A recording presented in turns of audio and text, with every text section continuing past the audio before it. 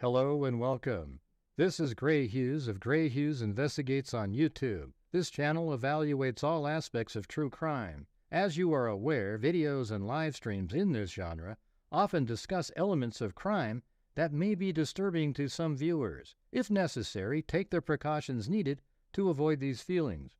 Factual information related to cases is the key to fostering rational true crime discussions. Fortunately, you will find that here. Please hit the like button only once, share the video, and subscribe if you like my content. Thank you very much for watching.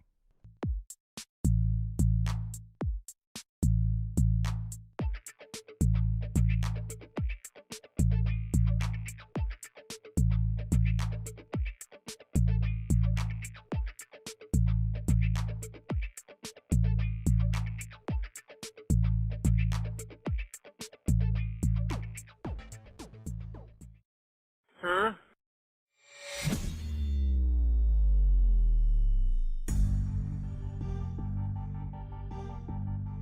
Oh. Hey, yeah, look at the cameras working over there, but no Clancy. He's over there in his cave.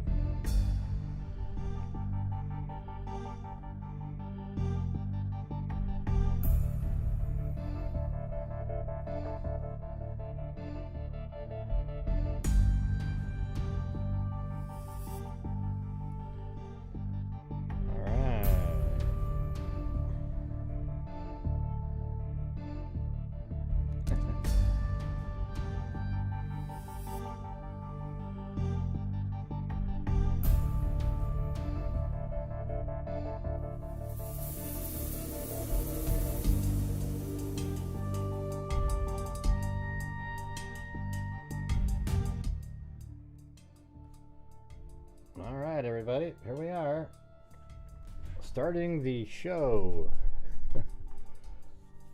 The sentencing hearing, but before the sentencing will be the victim impact statements. Could last all day, who knows?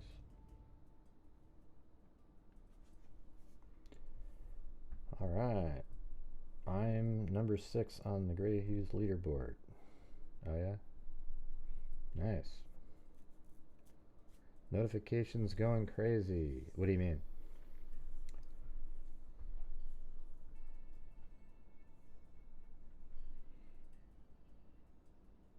I'm sure everybody's live streaming it. That's what I'm saying. That's why the true crime community is just, it's too hard now. And it's just so many people. Everybody's doing you know, used like 3 years ago, it was just like, you know, 15 of us or something. It's too diluted. And just every Tom, Dick, and Harry, you know, oh, look at me, you know. Very frustrating.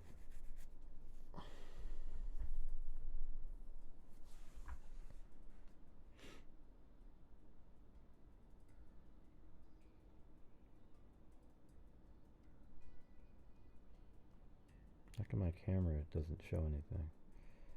Oh, is it on? Oh, that's right. There. It was on top of... Right, my camera's way over there now. It's crazy.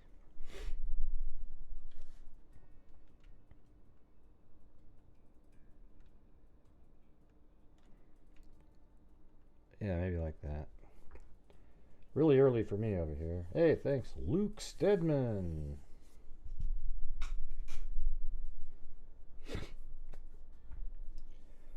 Cool, I'm glad you come to my show.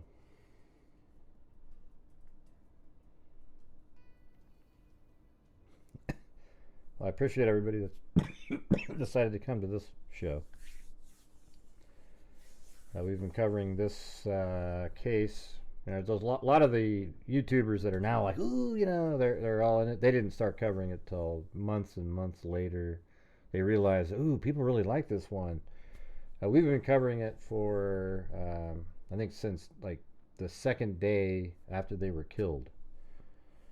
You know, like literally just following everything, trying to put it all together. But it wasn't until the probable cause document came out that You know what's interesting about this case is like after the probable cause came out, Kohberger was already so boxed in that for me there is no other option. It's sort of like Richard Allen. He was the killer right after we went over that. Like we went over it once, and then we went over it twice, and then a third and fourth and fifth. Every single time, the perception when you go over it was that much worse. And then over all these months, when all these other documents were put out during all the court filings, it just got worse and worse and worse. And there wasn't ever a moment where something got better for Bryan Kohberger. Like a document came out and you went, oh, wow. Hey, thanks, Ridag Culture Consultation. RD Agriculture Consultation. Yeah, I mean, we've been saying the only thing that's changed over time is kind of the way the vehicle is moving around behind Willanta Drive and all those different places. Like it seemed like before it was just kind of doing these loops, but it turns out he was being even more sort of like trying to hide what he was doing by driving around and going down different way, doing a U-turn down by Paradise Drive. Like right in this area here. See, I've always had this. Like I was the first person on social media that had this. See this little outline right here that goes like that and around. Looks like kind of like a gun itself. I developed that based off of reading the probable cause. It doesn't mention any of that. All it mentions on the probable cause is that the vehicle came in like this and then drove into here and then it left on Willanta Drive. But this is the part that worked here. This is how it worked. And I've had this outline for a long time. But now it turns out, like I think I used to have it where it would come around and I think just keep going around in circles like that. But what it really did was it came in like this, and then about 8:30 it comes back in here, and then still even on the networks and stuff, they don't ever know that the vehicle actually drove back around here. They actually have their animation driving up this street here, which is just blowing to me. So the vehicle comes around, and then it leaves, and then it goes out this way again. And then what it does, though, is that when it comes around over here, the first time it goes around, I think it goes like this. On Paradise Drive, it actually drives right here, and then it stops somewhere for a couple minutes. Now, is that maybe a time that it drove over here to view the police station, which is, I think, just right there? You can just see it. Or did it just park right there? And then it comes back around and goes back in here again, comes around, then exits out again, and then it does a U-turn here like that. And then on some of the passes, it actually comes around. You see it on this street here. And then, unfortunately, I think the footage is missing from this Linda Lane camera right here. Because even the version on YouTube is missing from 3:30 to 4:05. However, the vehicle drives by here, but it does not go inside the complex. So we think that maybe it parked right over in. There's these. Can you see these parking spots right here? So it could have just pulled in, and right there you can see through this alley right to the house. And then the vehicle is seen driving this way again.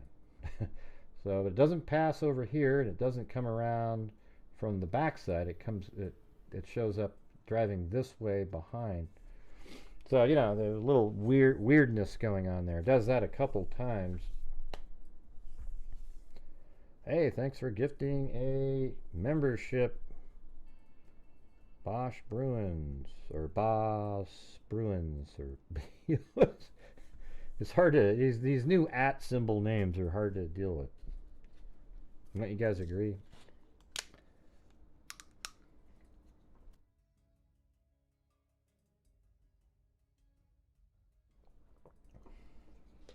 Yeah, and everybody always, these people, the trolls out there, the Kohberger or just my trolls, they always go, Gray, why do you keep making videos on the Elantra and where it's going? Well, because I think that's actually the single most important element other than the DNA on the knife sheath. I mean, it absolutely is incredible. This, they should build a shrine around this house right here. This house right there. That's what it looks like right now. That's a wow, that's crazy. That's a July. That's when I was there. I mean, this is right now. This photo, this just came out. That's what it looks like. Just dirt. See that right at the top of the screen, July 2025. This is a new image. I wonder if they're starting to think of building something there. It looks like they've removed more. But they should build a shrine around this house right there. This house right here captured like 40 pieces of surveillance that, you know, uniquely identified the same vehicle driving around, which is the white Elantra 2015 missing its front license plate. And, you know, throughout the day when you're watching the show, if you want to help support the Grant Hughes Investigates YouTube channel, you can always buy the coffees, super chats, whatever, you know, floats your boat. It's going to be a long day in here. Good morning. Justice for Kaylee, Maddie, Ethan, Xana, and Ethan. Yep. I would think that Steve Gonzalez might not think that there is justice given the way it's turned out.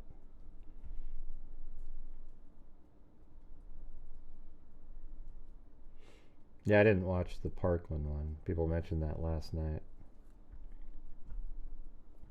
I saw some of the Dahmer one before.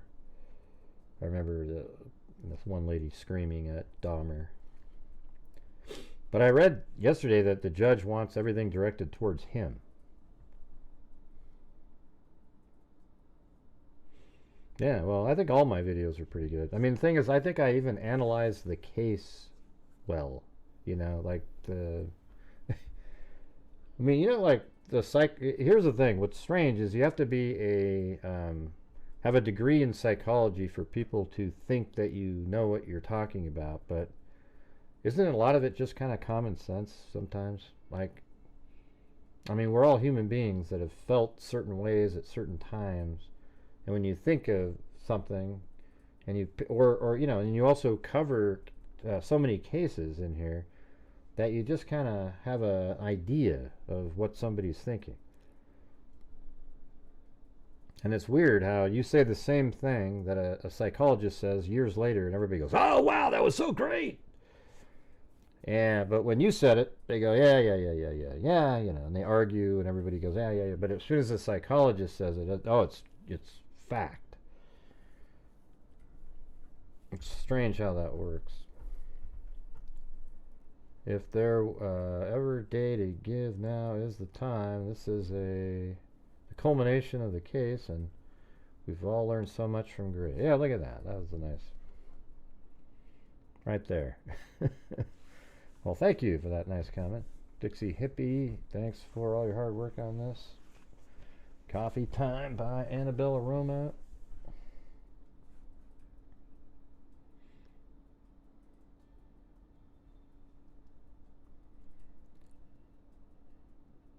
Right. Right. And the thing is, your dad's a retired clinical psychologist, and if I said the exact same thing he did, it would have no weight. Yeah. Hey, thanks, RMZ. All right. Thank you. And yes, I do have the screen right here. I mean, here's the thing. Like, I've said this before, but like back in December 25th of 2022, I said I made a video comparing not Bryan Kohberger, nobody knew who he was yet, but the killer in the case to Elliot Rodger.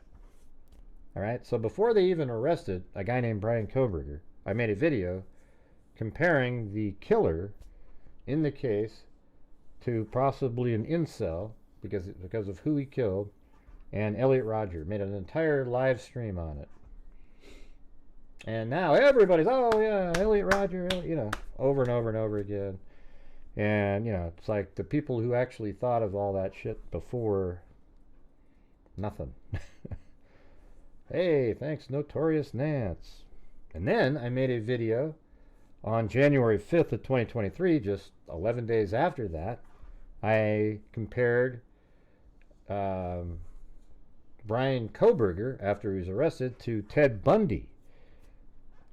So I had the Kohberger-Bundy thing all within an 11-day period, and within 5 days before and after the arrest. But I wasn't a psychologist or something, so yeah, it doesn't mean anything. Hey, it's awesome. Thanks, Mike and Mal's and Notorious Nance. And you should go back and watch those. I heard Ethan Chapin.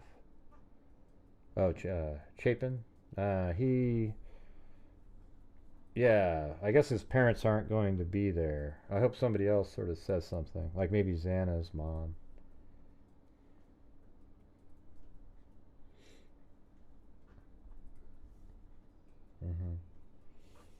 Yeah, but I mean, even like today, I should probably have 5,000 people watching, but I won't. I'll probably get 600 maybe at the most, and it just is what it is, It's all the newbies that came from the bigger stations, and thanks, Abigail Laney.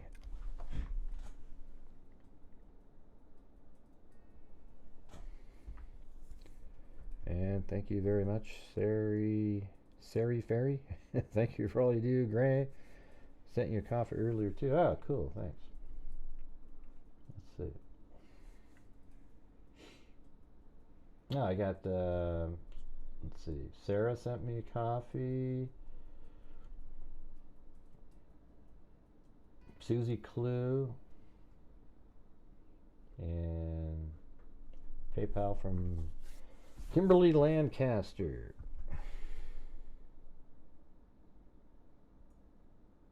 Yeah, I'll definitely, if the audio's low, I'll fix that. Hey, you should probably tune in for other reasons, though, AKD. Yeah, I'll definitely get you zoomed in on some speakers and, yeah, everything. Like, who's ever speaking, I'm going to get zoomed in on the screen. We got 40 minutes and 47 seconds.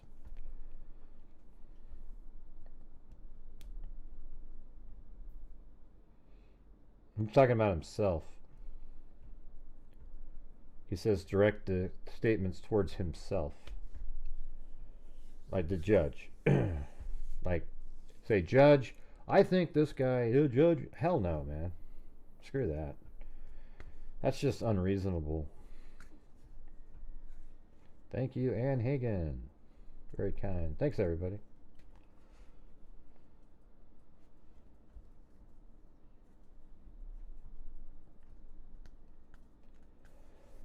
Oh, man, what a crazy ride this has all been, though, huh? Just all these months, and I gotta tell you, though, the last 6 months or so have been so interesting. And that's when all these awesome documents have come out. I mean, for me, that's where it became really, like, amazingly interesting. The 911 call, the transcript of that first. I got to hear the 911 call before.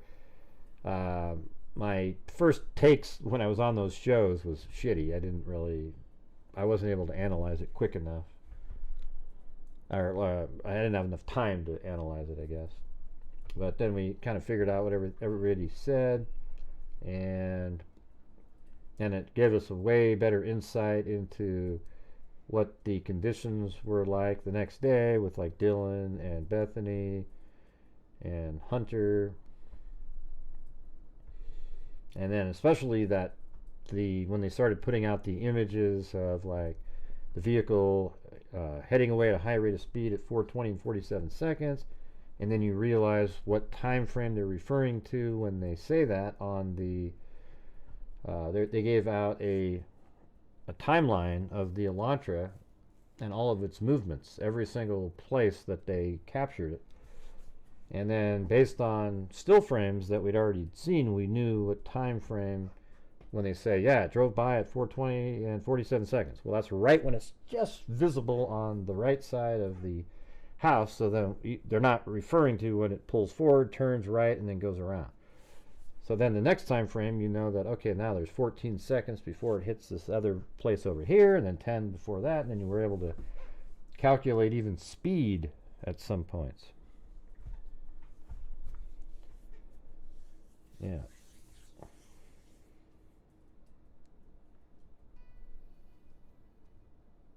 Yeah, I think I still got like 3 hours to go out of the 10 hours on the James Patterson book.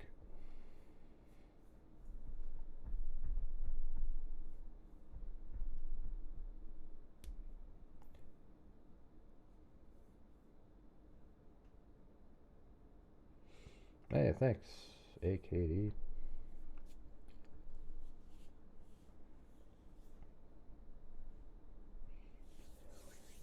Yep. Let's see.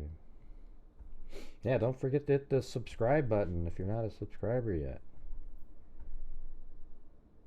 Hey, thanks, Virgo Alex. That's very nice of you. Look at that. 5 memberships gifted. That would be cool to have a big membership gifted day. I'm listening to the book. I do, I like try to walk every, I'm, getting older. I'm 59 years old, so I walk a lot, and every day I try to, lately for like a month or so, I do like a walk about a mile on a treadmill for the beginning of the day, just to move around, and then usually like at 2 o'clock or something, I go out on a 3-mile walk where I go up these hills and around, and it's pretty crazy. So I listen to it in my earbuds for like an hour and 20 minutes. Yeah, it feels good just to get outside. I used to just try to do the treadmill, but man, how boring. When you're outside, the time flies by like 20,000 times faster, even if you do the same loop. Just because you're out outside, you're listening to something. That's what I would say to everybody, is just get the hell outside and walk around.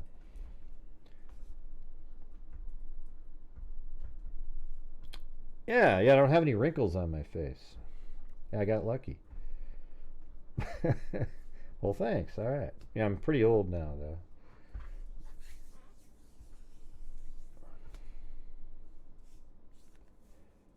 Thank you, Gray, for your coverage.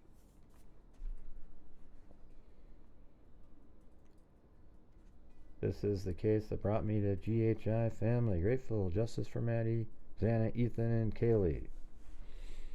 Yeah. Man, aren't you guys a little bit nervous about when Steve Gonzalez gets up there? I mean, I'm looking forward to hearing him. I'm just like, man, he's just makes me, I mean, I don't know. I'm just wondering if you might yell at him or something. Yeah, it starts in 34 minutes and 40 seconds.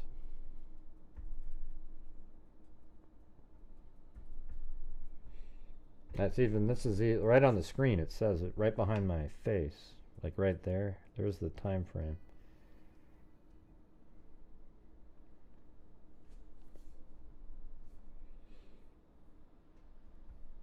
Yeah. I mean, it'll be cool when he talks. I'm just saying, I don't know, like, how that's going to go. I'm really hoping that Judge Hippler does some sort of questioning of Kohberger to verify if he's actually the guy, you know. Bryan, you know, before I sentence you, I just want to make sure, I know that you're admitting you did it, but there's some factual elements that I'd like you to walk us through. Okay? That's what I want, right there. Yep, he's just going to sit there like a robot, staring blankly into space, like he always does. What do you guys think was the most important, most interesting element that's come out in the last 6 months or so?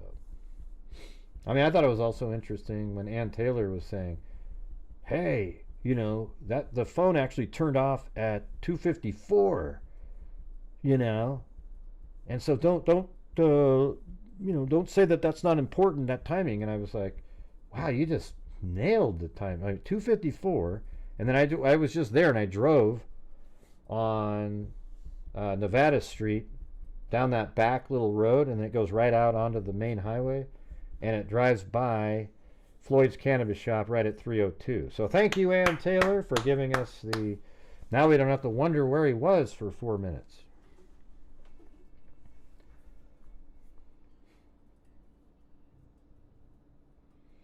Can't be worse than Stearns. Yeah, Stearns, he said. Well, I want to apologize that you guys feel bad or something. It was so stupid.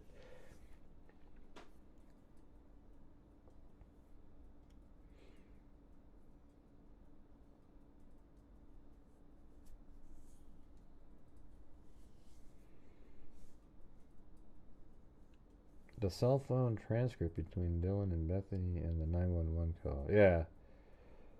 Yeah, the 911 call was probably the biggest thing.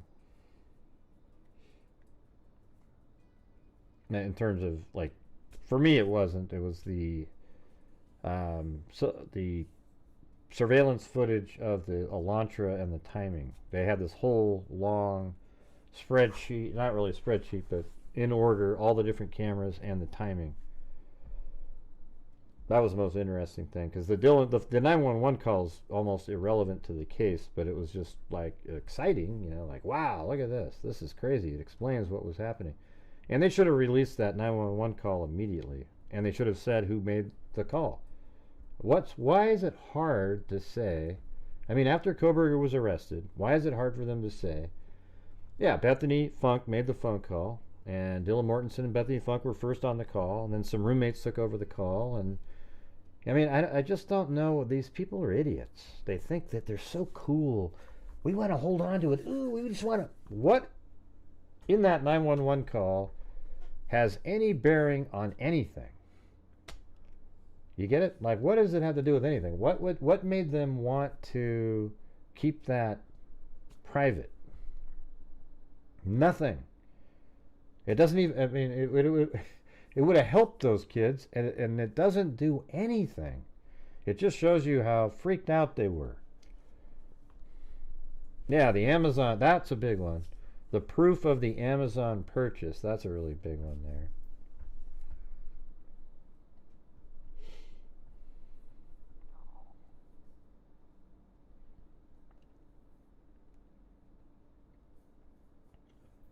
Yeah, and by the way, if you send in super chats and whatnot, it's not going to show up on the screen. I'm not even going to be on the screen, I don't think, when I'm doing the showing this hearing. All right. Now, if somehow my power goes out, I actually have a generator over there that'll plug the I actually have two sources of the internet.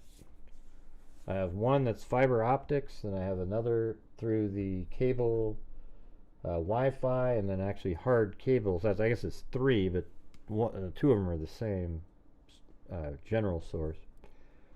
So then I would just plug in the power source into the generator, and then and then all my computer system here is also plugged into a generator as well, and then it's plugged into the wall. So if somehow the power goes out, it still works. But yeah, you guys, if you're out there, if you could please help support the channel. These are the types of shows that the channel sort of relies on to sort of make it. You know, you can do the coffee, super chats, whatever. Hollering like it, the red carpet. What are you talking about? Why were you even over at another one? This is where you got to be, guys. We're the OGs of the people that have been streaming about the Kohberger case and covering it.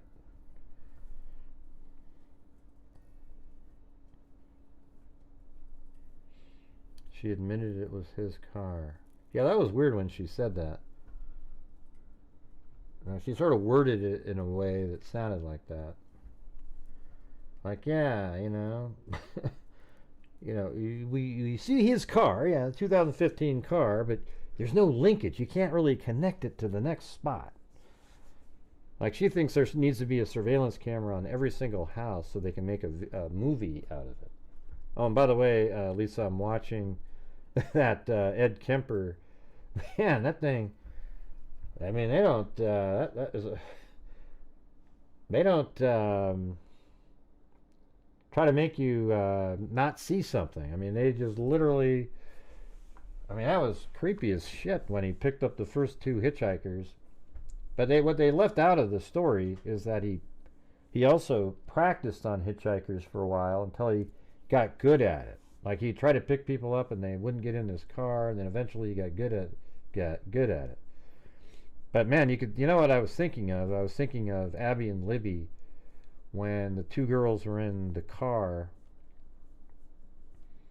and they knew that, oh man, we're being abducted now. The way they were feeling, I was thinking that. I'm only about like halfway through it, the movie. Just Ed Kemper. Yeah. Hey, thanks so much, Lisa Pickle.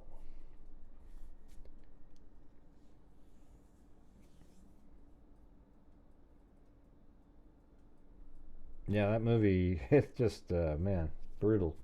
At least, I mean, the first 40 minutes, I'm sure it gets worse because his mom is just a pile of crap. I'm sure that's probably how she really was. I mean, I'm sure they're basing it on records and what he said. But if you haven't seen it, you guys should go check that out. The Ed Kemper, you can get it on Amazon, rent it for like $5. Do you think President Trump had any influence on Judge Hitler? No. I think Judge Hitler is kind of like he's like a Supreme Court level type mentality. He doesn't care. By the way, I haven't heard anything from him on Trump on the case this whole time. Somebody must have said something to him. Kind of a law and order thing. I mean, Kohberger is a person that absolutely deserves the death penalty. Doesn't everybody agree with that? Like, is there anybody out there? It's like, if you're an anti-death penalty person, I'm not talking to you. But out of the people, I mean, I think Kohberger is absolutely the exact type of person that you would want to get the death penalty.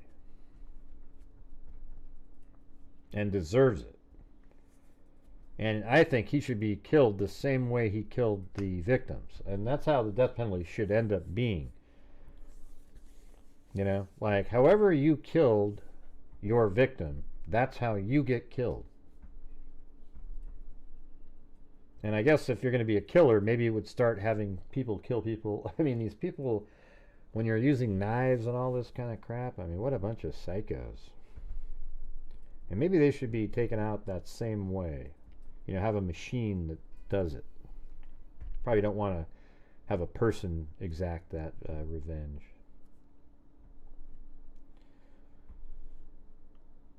Yeah, you'd have to have like a robot do it. Yeah, exactly. Yeah, thanks up there to Roger Sellers and Lisa Pickle. Well, I guess we'll see today if Trump had an effect on the judge. I guess we'll see, right?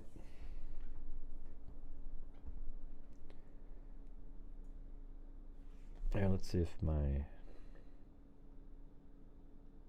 No. Oh, there's Clance, Benny over there. So he's got the cone on his head. See that?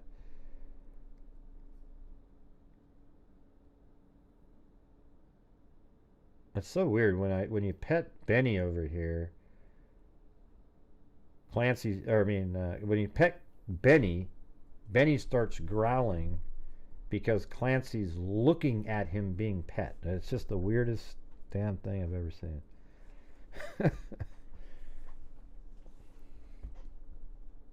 Breath Row Hunger Games. We can live a dream. It's way too easy for some killers. BK fall into the category for me. Yeah.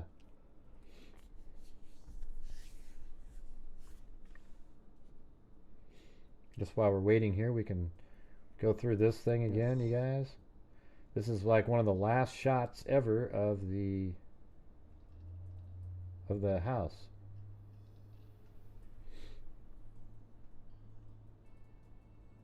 This is filmed the day before it got torn down, but there it is. See, isn't this 360 amazing? There's the 500 King Road. This might be where he parked on pass number 3, somewhere right in this area. And that's why the DoorDash driver, when they pulled in, was parked next to him. And I guess, you know, she could have even been like right there, and then he drove up and stopped here for a moment to look, and then drove away.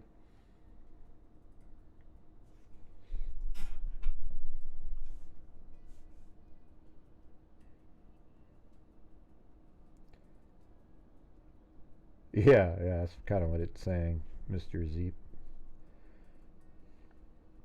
Or Miss, what does it say? Ms. Zeep. Yeah, and then this is the building 1112 King Road. And, you know, maybe that's why Kohberger, he drove around. He probably didn't think there was any cameras because that light right there was the camera. So he didn't really recognize that's what that was. So what a huge deal that is. That camera right there was just insane. And then when the car would come around behind 500 Queen Road, the lights would hit the top of this house right there. Is there anybody in here that didn't know that? So when it drove around, when the vehicle came around, each time it would loop around behind this apartment. It would come around, and right here, as it's turning, the headlights hit the top of this house, right there. And that is right there. See that? So the headlights would hit that, and that was filmed, again, on that camera right there. So just the headlights of it turning back there. I mean, that's pretty amazing. That means that camera is likely not motion activated. And this one right here is 1119 King Road. Now, see how you can see Willanta Drive back there? That's that little line. That's where the vehicle, when it would drive up there, again, that camera would pick up the vehicle driving back behind there. And then look at up there, how you can still see the road.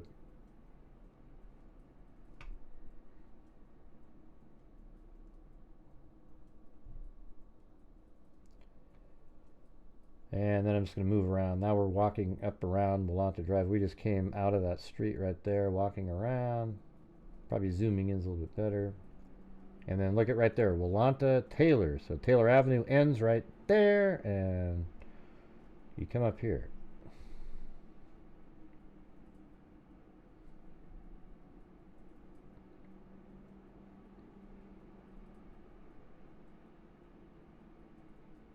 Yeah, now look right there. See, this is that spot I was just telling you about. Boom.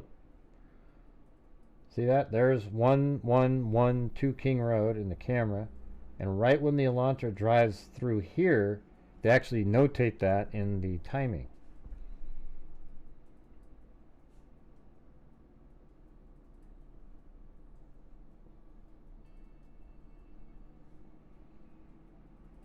And then when he was driving, he could see really easily. Back up in there, there's the parking spot right up there.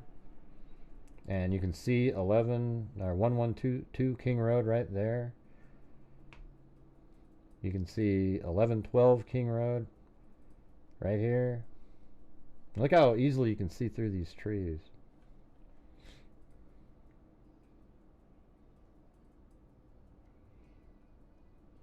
And you can see the parking spot right there. Anyways. And then we're going back. I'm just moving it forward now. Now we're going back in like one of his routes. Driving back here. I mean, I'm just doing this for the people that probably, were watching other channels during this whole time and have no clue. So the Elantra drove back here behind 500 Queen Road. That's what this building is 500 Queen Road. Now that building right there is number 52. And in the probable cause document, that's part of this complex, but it's number 52. It does a 3-point turn right in front of that building. And so that's on the 1330 Linda Lane footage. The car comes around this corner here, and right there does a 3-point turn. And there's a camera right back up in there. Right? And then the vehicle drove right back here like this. Yeah, it starts in a couple minutes. 18 minutes from now. My God, you guys. Now here's behind 500 King Road.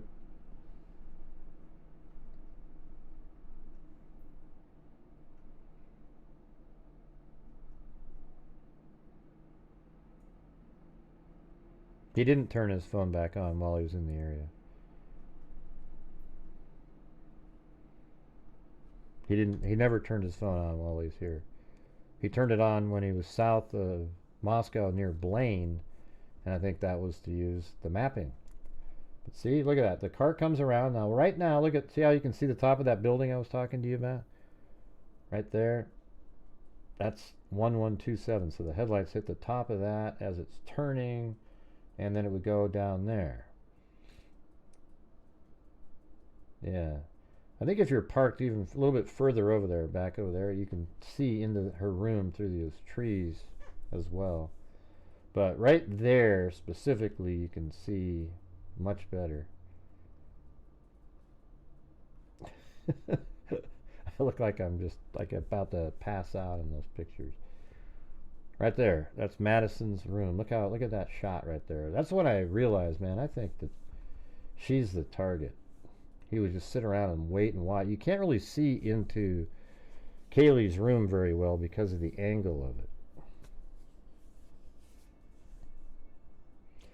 But hey guys, if you could help support the channel today, that would be great. The stream's going to start here in a minute. It looks like they're already, they've got, this is already playing in here. Alright, so I'm going to get rid of my face. Maybe we'll just leave it here, but it is playing, it's live. But it shouldn't start for another 16 minutes.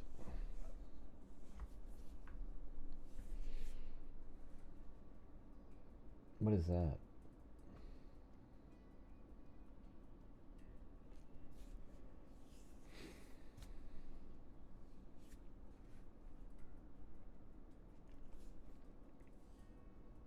Why is he in a well, this isn't today.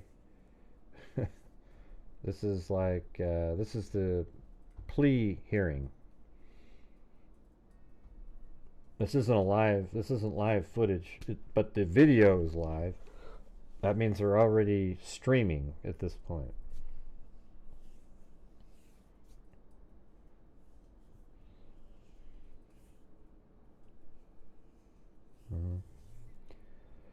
The finale here. Yeah, well, the thing is now the floodgates are going to open up after this. I wouldn't even be shocked if tonight there was an interview with somebody that has a lot of the details. Because I think basically they're waiting until after sentencing. And I think investigators will come out and they'll be, you know, I'll probably make a lot more videos and whatnot on the new information that's going to be coming out.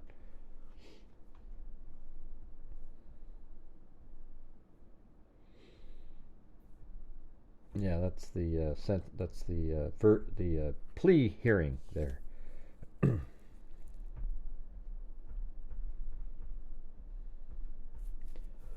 Yeah.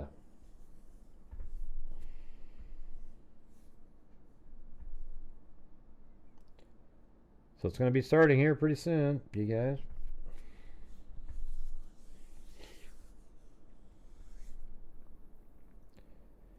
If you was there to target only Maddie, still plenty bold to go into the house with, nah. Yeah, I mean, sure. But he thought he could just sneak up to that one room and kill Madison. And then Kaylee just happened to be there. And now he had to deal with something he didn't want to deal with. That's probably why he was so angry at her. Because she's fighting back and he just wanted to get in there and do what he wanted to do. And then that sound probably alerted Xana. And then that led to Xana's room. And now there's 4 people dead when only 1 was going to be killed. That's how I look at it.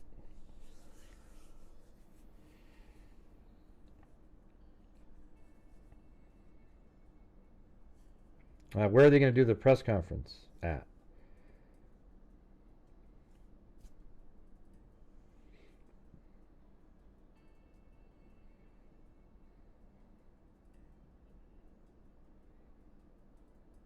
No.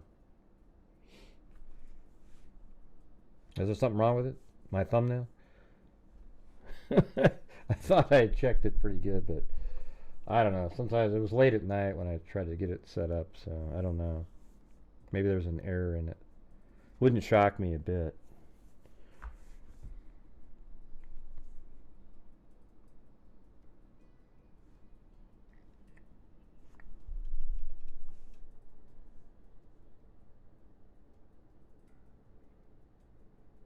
So are they going to keep streaming it then? Or how's it going to work? I don't understand that.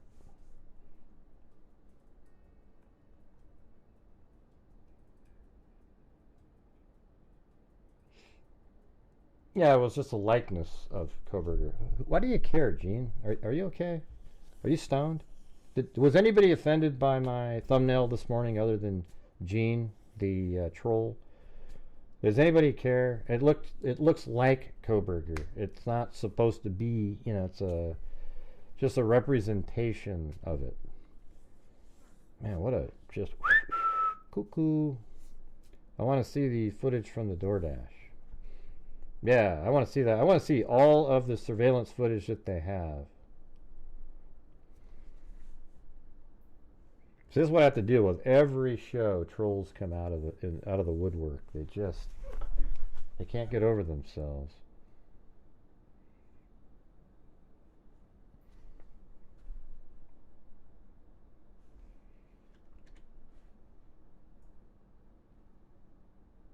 Let's see. Just want to make sure that I'm. Yeah. All right. Well, it's playing.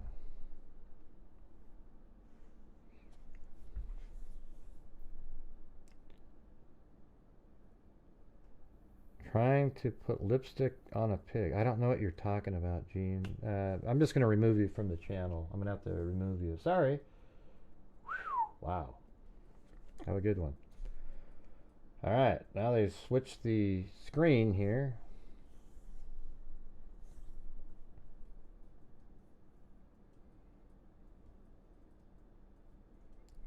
All right. Powerpuff Girl. Thanks.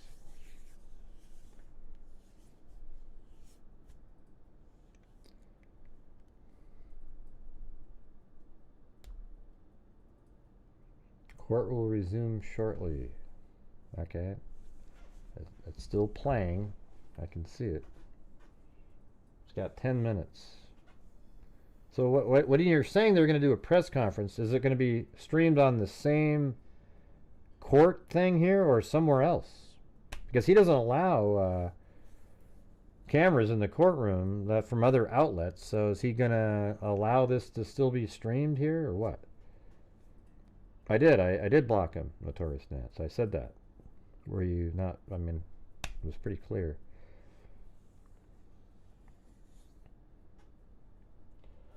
But yeah, we're still only about 50% of a normal goal kind of day here. It'd be nice to sort of get to the goal and just sort of get into the stream and see what we can do for the rest of the day.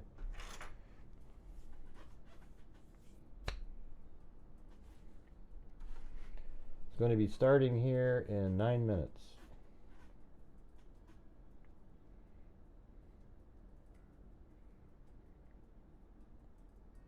Are they saying that it's going to be streamed, Court TV? Because maybe we'll switch over to that.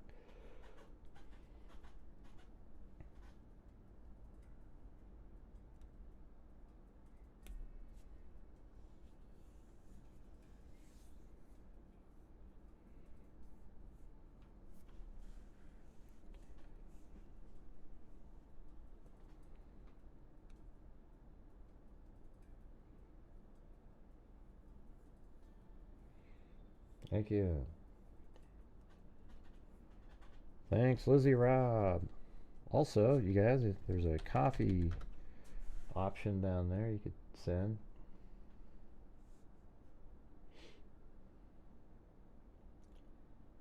Ghoulish. Checking an email.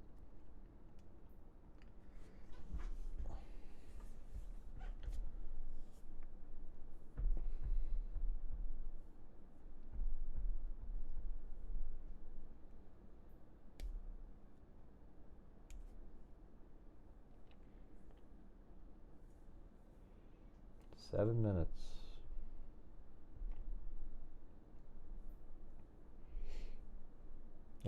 I think Olivia will do a really good speech. The sister of Kaylee. Hey, H-Doc gifted a membership. That's what I wish everybody would do, is just gift a bunch of memberships to all the people out there that can't afford memberships, but you know, maybe they'd stick around because there's an option for $1.99 a month. So that would be cool.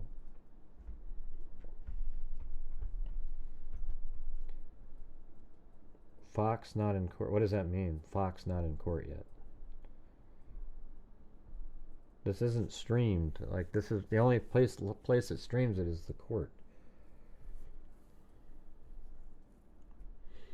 Hey, thanks.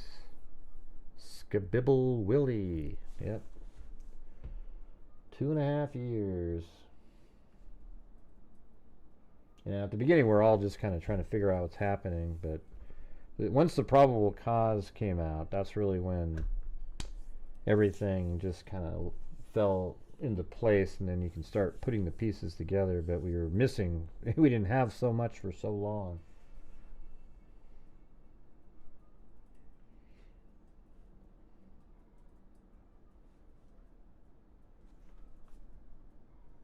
And now I can hear the chickens because I have this window open over here. Oh, jeez. Press release saying immediate after the hearing will be the news conference. All media allowed, so it'll be streamed for sure. Oh, wow. Okay. And where will they be doing that? Inside the courtroom or just... Hey, thanks. Aga Gaga.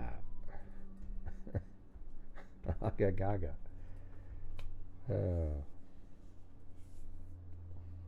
And thank you to Zoli, or I'm not sure how to pronounce that. Zoali Boyd or something. All media allowed. Okay, well, we're going to definitely have to, send me links really quickly afterwards if you can to my email.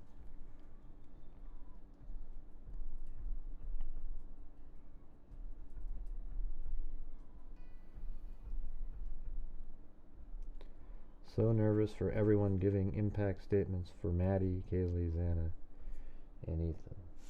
Well, it should be starting in 4 minutes.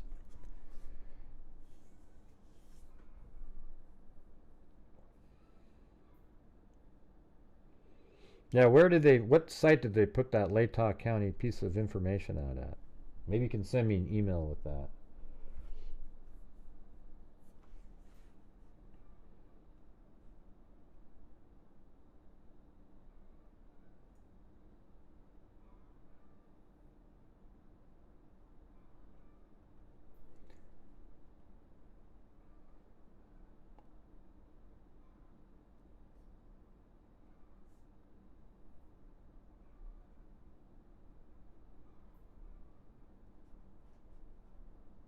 Can you guys hear my chickens? I'm gonna go turn that on.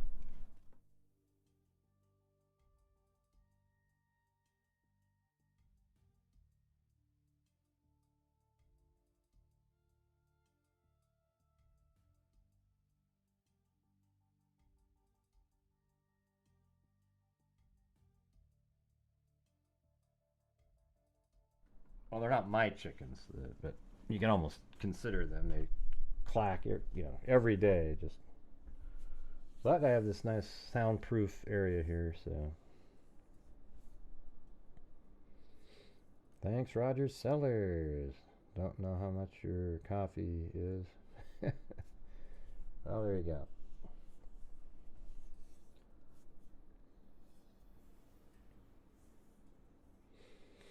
Hey, thanks, Laura.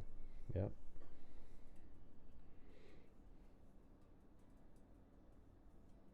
It's weird. After all the work that I did on the case, I never really got into the algorithm like other channels. I don't know why or how that works, but I mean, when I made my animation, the first one only got 40,000 views, which you might think, wow, that's a lot, but it's really not for something like that. So then I reposted it after that girl made her animation, and that one got like 90,000. So I was sort of like, why did I have to do that?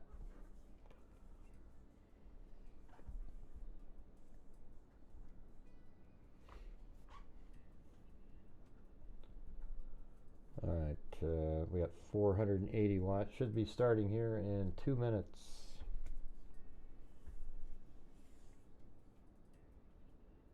Do they give you any of the eggs? I don't know what that means. No, they don't. The neighbors.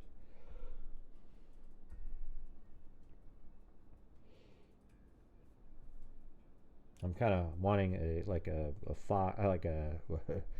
coyote to get in there or something.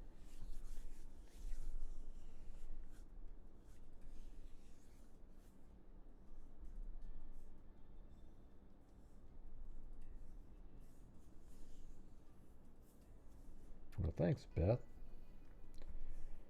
I don't know if he'll speak. I actually don't think he will. I didn't think Stephen Stearns was though either. So, that. So who knows at this point?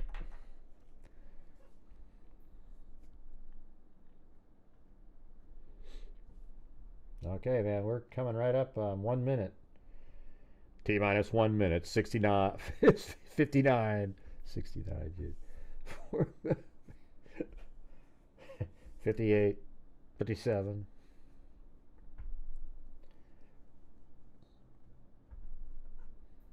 You went to the Stearns hearing?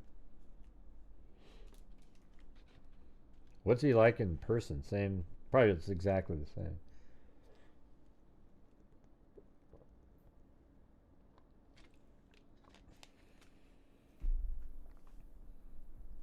So on the fly, I'll fix the audio if it's too low.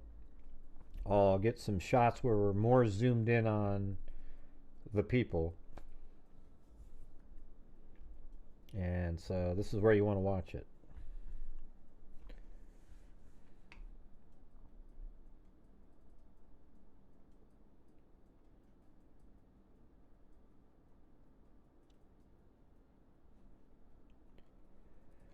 All right.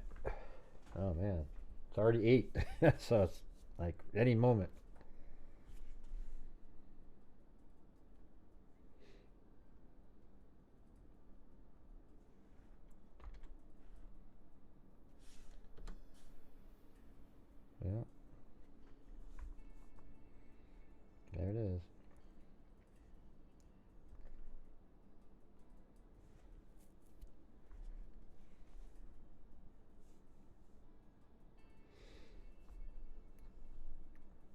Loving that this is all over the news channels today. I don't know what that means. Like, what does that mean? Why are you loving that? Hey, thanks, Joseph Brennan. Thank you.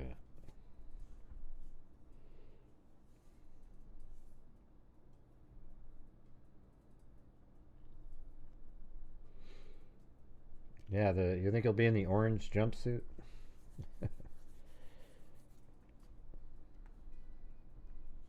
A deviant. Well, he's got the low ears, so.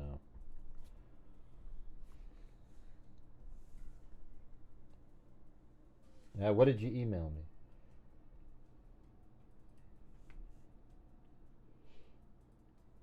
Hey, thanks, Cassandra, for the coffee. I don't have an email from anybody.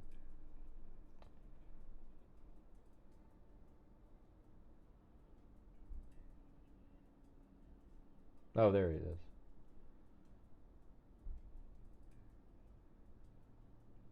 Tomorrow, we just got word of a press conference immediately following the court sentencing. That'll be with Chief Anthony Dollinger,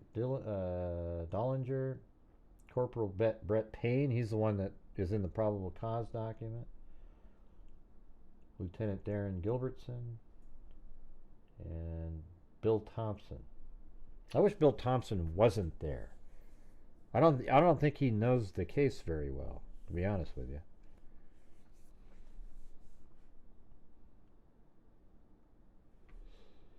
But thank you up there to Joseph Brennan.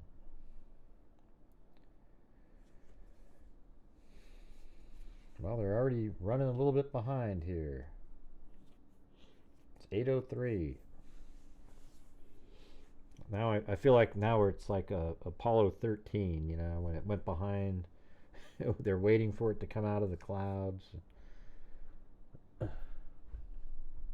The 3 minutes window has passed.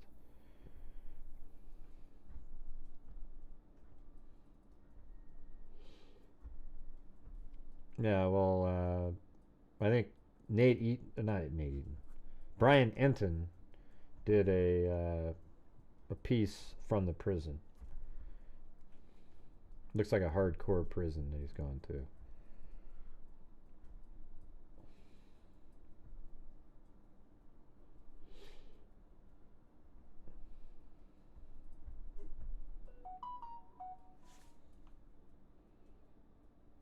I think a judge that would admonish somebody for swearing is a pile of shit on an impact statement. All right, here we go. 8 will come to order. The Honorable Judge Kipler presiding. Be seated. Thank you. We need about 5 minutes. Need 5 minutes?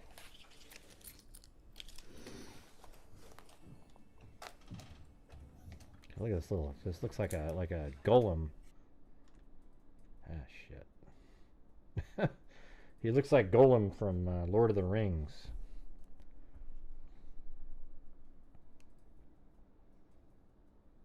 Yes, the orange jumpsuit. Woo-hoo! Awesome.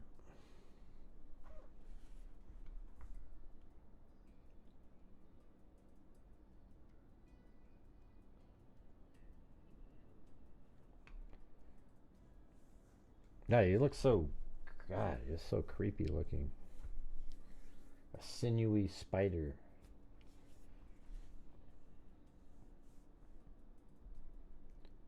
Alright, well anyways, I have this little window here was focused in on Kohberger's face, so I guess we'll have to see if it still works the same when it comes back. Maybe I'll undo that. Get it back to where it was originally and start over again. There we go.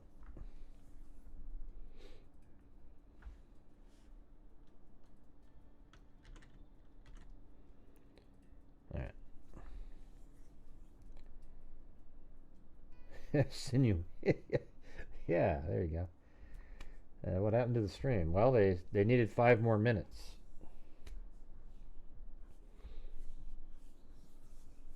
That looked like a lot clearer stream, didn't it? I mean, that was the best one they've had so far.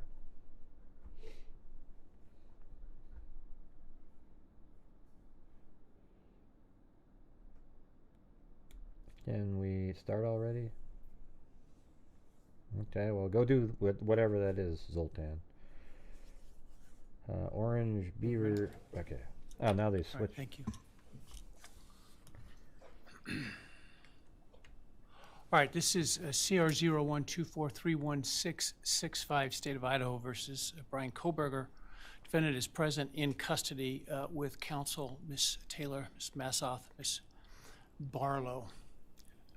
The state is represented by Mr. Thompson, Ms. Jennings, Mr. Hurwitz, Mr. Nye, and Ms. Allen.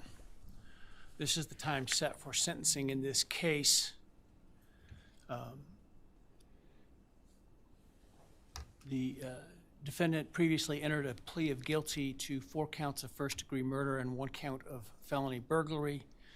In exchange, the parties stipulated to recommend a sentence consisting of, on burglary, 10 years fixed, on each of the 4 counts of first-degree murder, life fixed. The parties waived pre-sentence investigation. To my understanding, neither party submitted a sentencing memorandum or other materials for the court. The court is familiar with the file and the evidence submitted previously by the parties as it has reviewed them throughout the case and in anticipation of trial. Is there any legal cause why sentence should not be imposed at this time? No, Your Honor.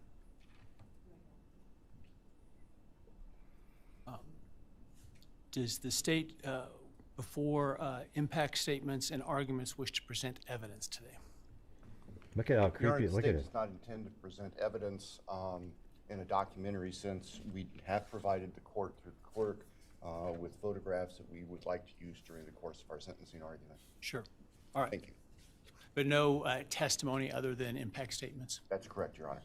All right, so with that, let's start with then impact statements.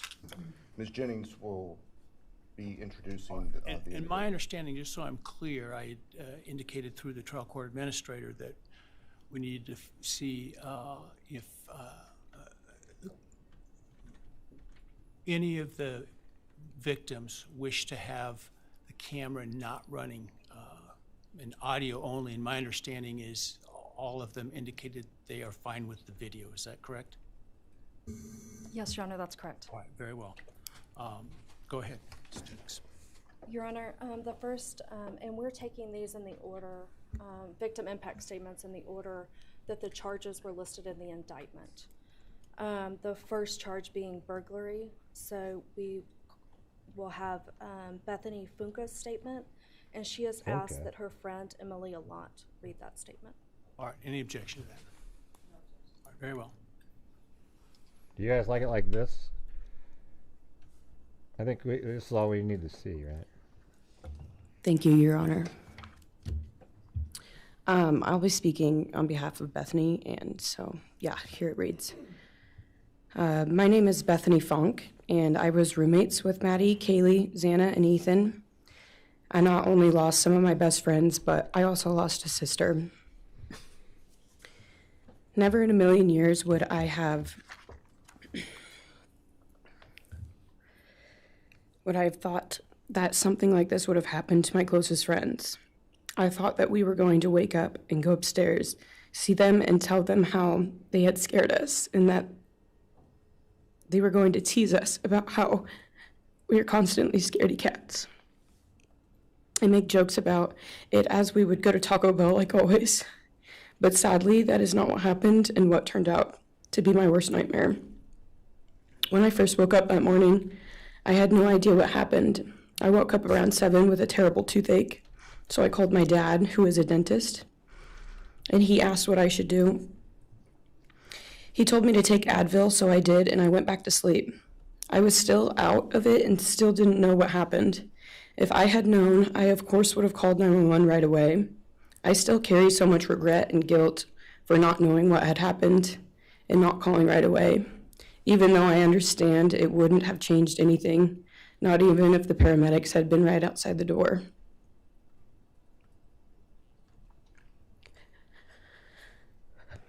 I was so frantic that morning and scared to death, not knowing what had happened. And when I made the 911 call, I couldn't even get out the words. And from then on, I don't remember a thing. It was like my brain wiped that whole memory. That was the worst day of my life. And I know it always will be.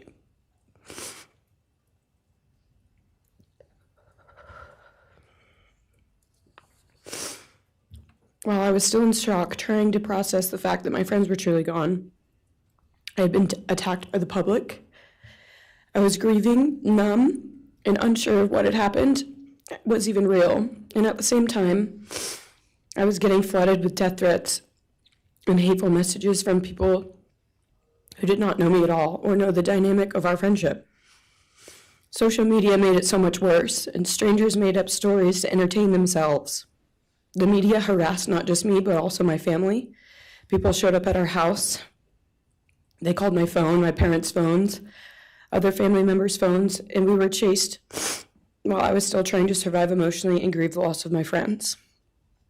I hated and still hate that they are gone, but for some reason, I am still here and I got to live. I still think about this every day. Why me? Why did I get to live and not them?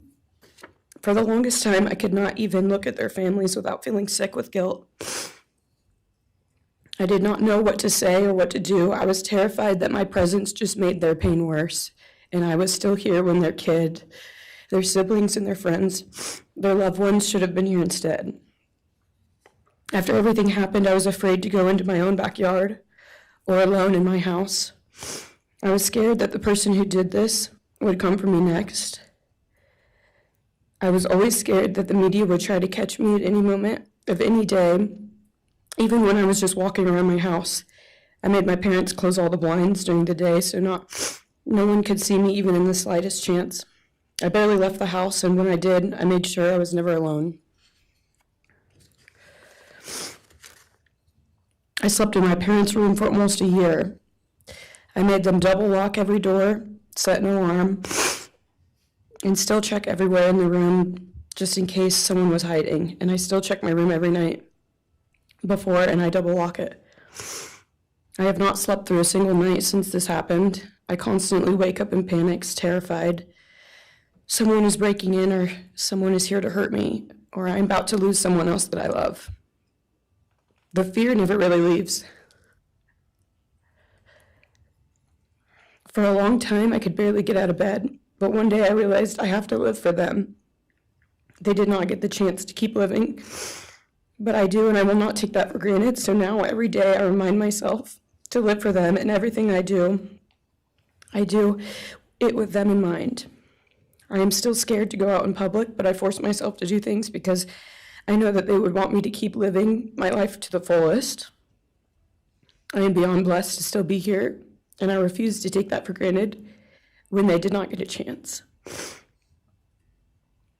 Our house was not just a house, it was a home. It was where we laughed till we couldn't breathe, make meals, did crafts, binge watch reality shows, played games, and spent lazy days on the couch. It was movie nights, wine nights, morning debriefs, pranks, hot chocolate, cookies, and warmth. I will cherish those memories forever, and I will not let what happened erase how special our home was or how much those memories meant to me. Now I would like to share some bits and pieces of who they were as people and some of the memories that we shared. One of my favorite memories was Halloween, and we all went to Sigma Chi. But instead of partying, we just sat in an apartment, talking and laughing all night long. I do not think I've ever laughed that hard in my life. We did not care about the party, we were just happy to be with each other. Xana was 1 in a million. She was the life of the party.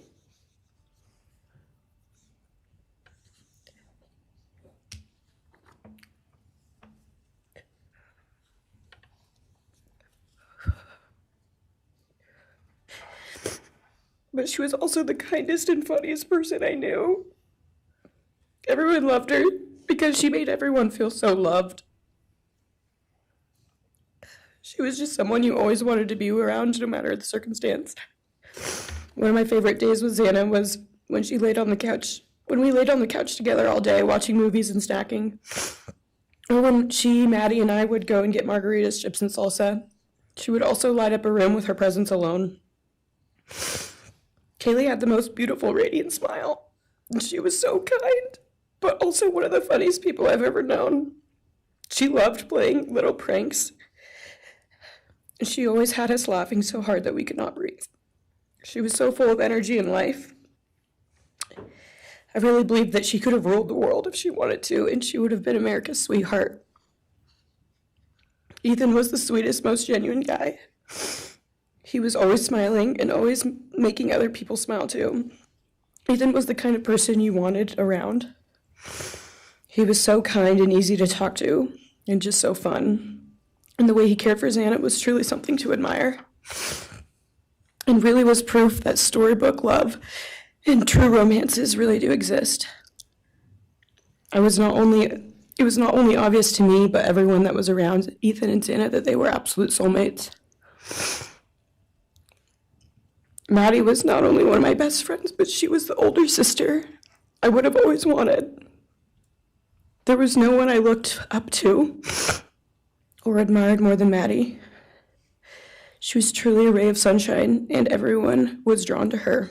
She was so kind, loving, funny, fun, and passionate. She had the sweetest soul and wanted nothing but the best for everyone, and to love and show love to everyone. She took me under her wing and always made me feel so safe and included, and above all, loved and valued. She never failed to make me laugh or put a smile on my face. Still to this day, I am beyond grateful that she chose me to be her sorority little, and I thank God every day that I not only got to know her, but had her as one of my best friends. Honestly, I cannot pinpoint one favorite memory with Maddie because I have so many, and this would be a very long read if I did. But if some little memories with her that I cherish is when the two of us made a nice dinner and split some wine, or when we would binge watch Jersey Shore or Summer House. When we came up with a whole dance routine on Halloween and danced and sang all night, like no one was watching. All the late night walks home from going out, and just little shopping trips and so much more. I am beyond blessed that I had the chance to know each and every one of them. They changed my life in ways I would have never put into words. I hope that they are remembered for who they are and not what happened to them, because who they are were so beautiful, and they deserve to be remembered in the highest way. My heart breaks every time I go to text one of them or how badly I wish I could see and hang out with them. And then I remember I cannot. I will never be able to again. But I still talk to them in my prayers every single night, and I always will. I wish more than anything I could hug them one last time. And I wish I could tell them how much I love them. And even though I cannot, I still tell them every night. I will keep living for them as long as I am lucky enough to still be here. And they were all truly one of a kind, and they will be in our hearts forever and always. Thank you, and please convey to Bethany my appreciation for her courage, and I hope that she heals. Next is Dylan Mortensen. We're asking for some accommodations for Miss Mortensen and that she be allowed to sit in my seat. Sure.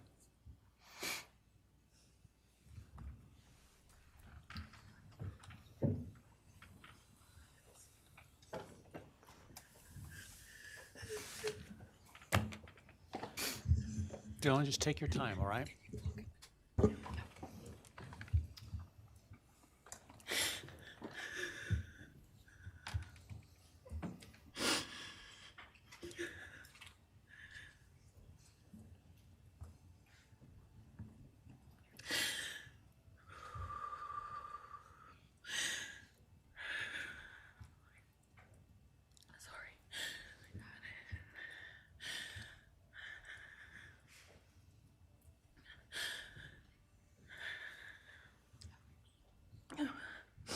Thank you, Your Honor.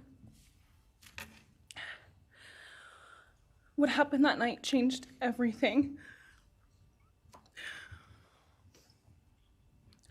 Because of him, 4 beautiful, genuine, compassionate people were taken from this world for no reason.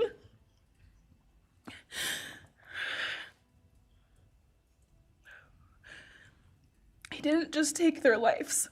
He took the light they carried into every room. He took away how they made everyone feel safe, loved, and full of joy.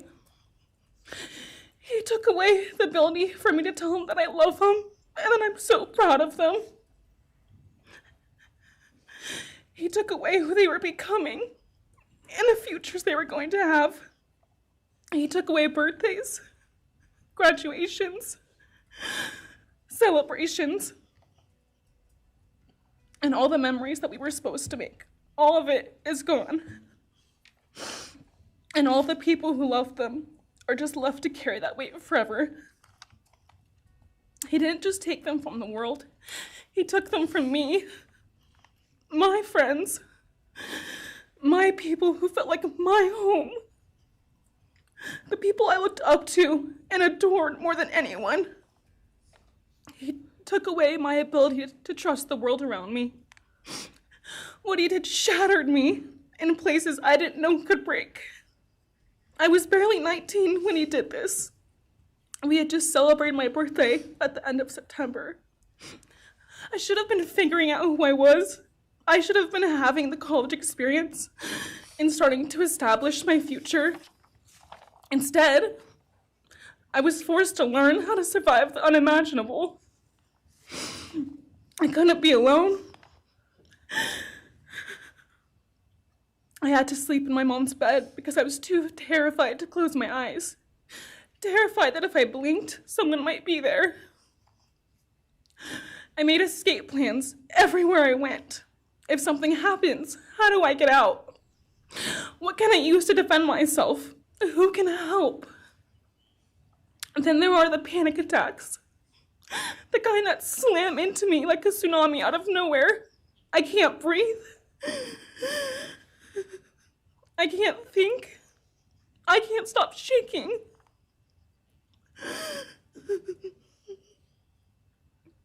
All I can do is scream because the emotional pain and the grief is too much to handle. My chest feels like it's caving in. Sometimes I drop to the floor with my heart racing, convinced something is very wrong. It's far beyond anxiety. It's my body reliving everything over and over again. My nervous system never got the message that it is over, and it won't let me forget what he did to them. People call me strong. They say I'm a survivor, but they don't see what my new reality looks like. They don't see the panic attacks, the hypervigilance, the exhaustion, the way I scan every room I enter, the way I flinch at sudden sounds. They don't know how heavy it is to carry so much pain and still be expected to keep going, and that's because of him. He stole parts of me I may never get back. He took the version of me who didn't constantly ask, what if it happens again? What if next time I don't survive?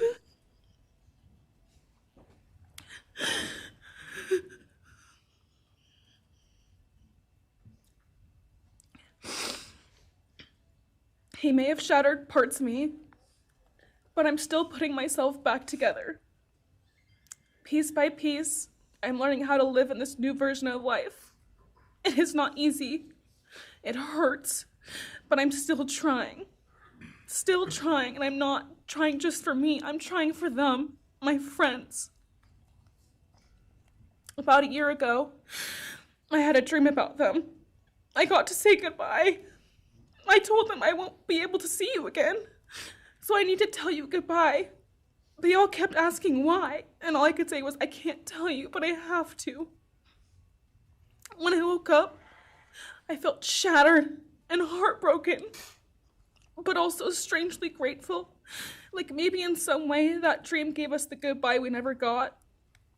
Still, no dream can replace them, and no goodbye will ever feel finished.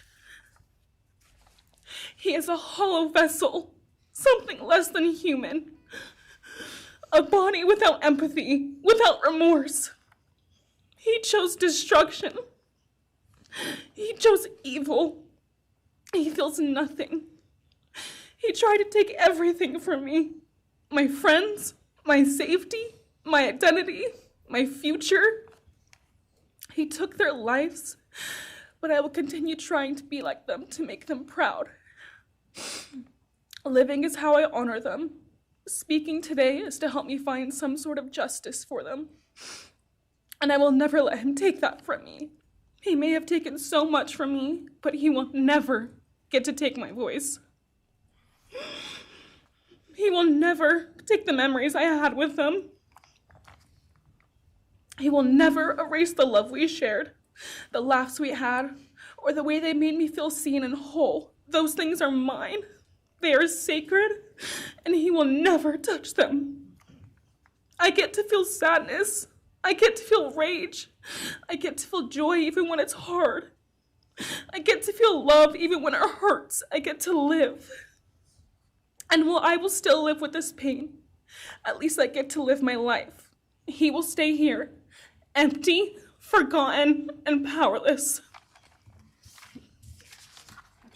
Dylan, thank you so much for your courage. I appreciate it.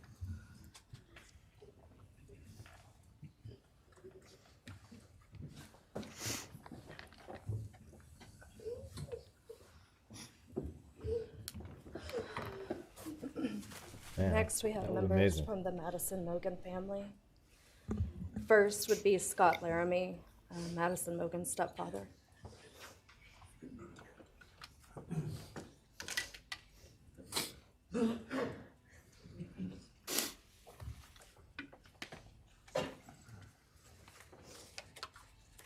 Standing by him is Karen Laramie, Madison's mother. Thank you, Your Honor. My name is Scott Laramie. I'm Maddie Mogen's stepfather and the husband of Maddie's mother, Karen Laramie. I will read this victim impact statement on behalf of Karen and myself. Maddie was our gift of life, our purpose, and our hope. Maddie quickly became Karen's joy, identity, and purpose in life. I joined Maddie's life when she was 2.5 years old. The experience transformed me into a life of joy, love, and family. Maddie was bright, beautiful, kind, empathic.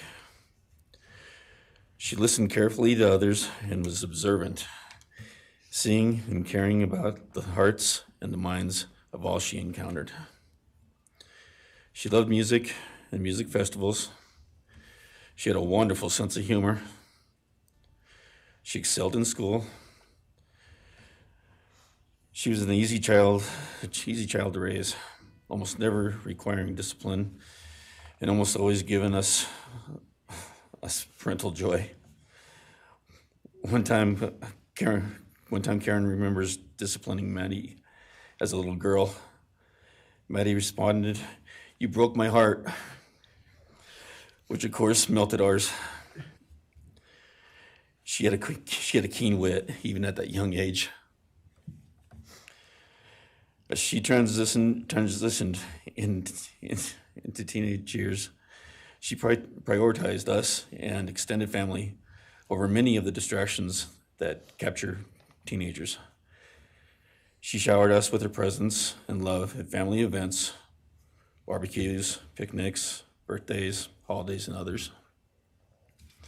She spent countless hours with her papa, her Uncle David, Aunt Nadine, and her other close family and friends.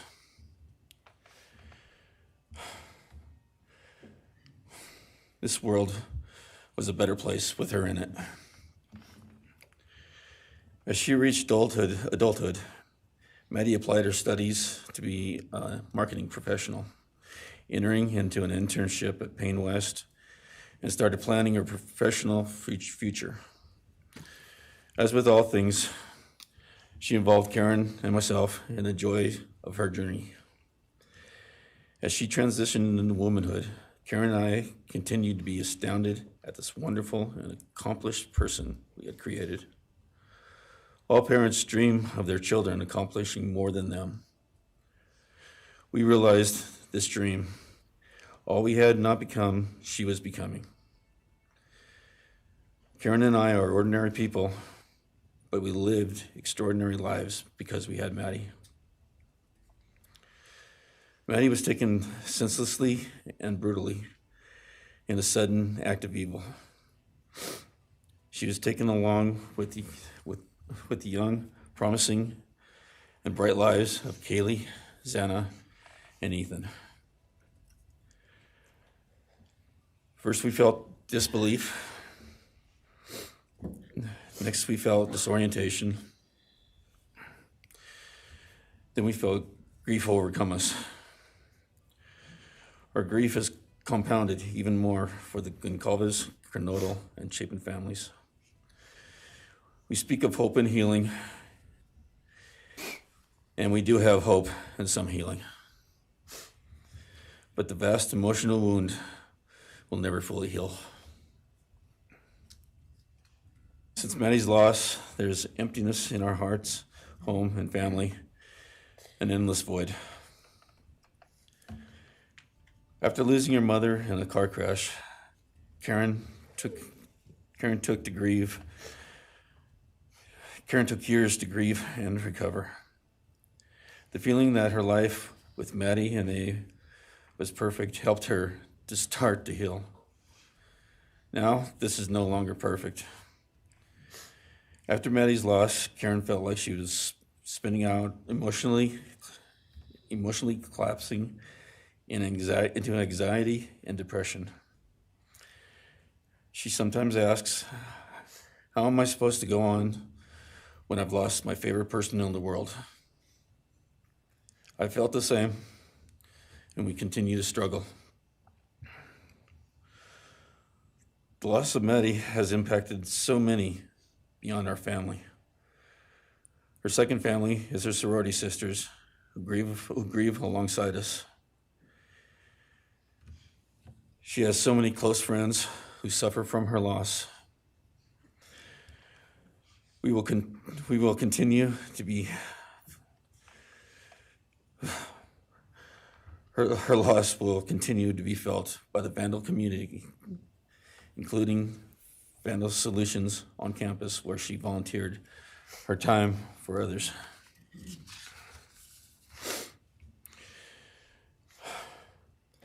It helps us to know Maddie is in heaven now, freed from the trials of this earth. We, however, continue to live on without the grace and support of her presence. We will grow old without our only child, our bright, beautiful friend and daughter. In the end, there are no words that can accurately capture the devastation of losing Maddie. We will endure, and we will go on. For Maddie, we will not let our grief consume us. For Maddie, we will continue to love and care for our family and friends, including the families of Kaylee, Xana, and Ethan. We will remain united with them. We can only hope that others out there suffering similar losses can look to us and see that we can overcome hatred, darkness, and evil.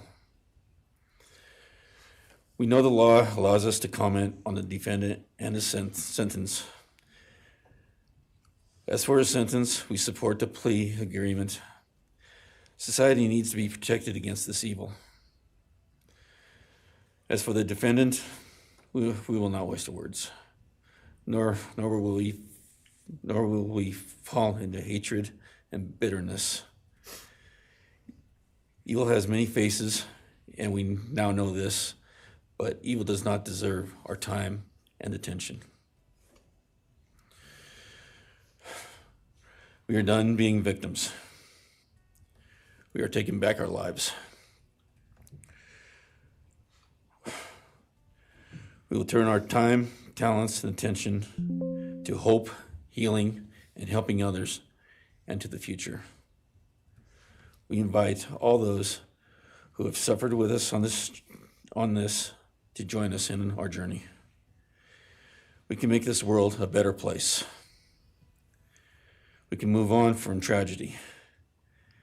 Adversity will visit us, evil will visit us, but we will overcome. We can and will endure. Karen and I express our gratitude to Your Honor and to the prosecution team for allowing us the opportunity to make this statement. Thank you. Thank you so much for your courage, and I am so sorry for your loss. God bless you. Your Honor.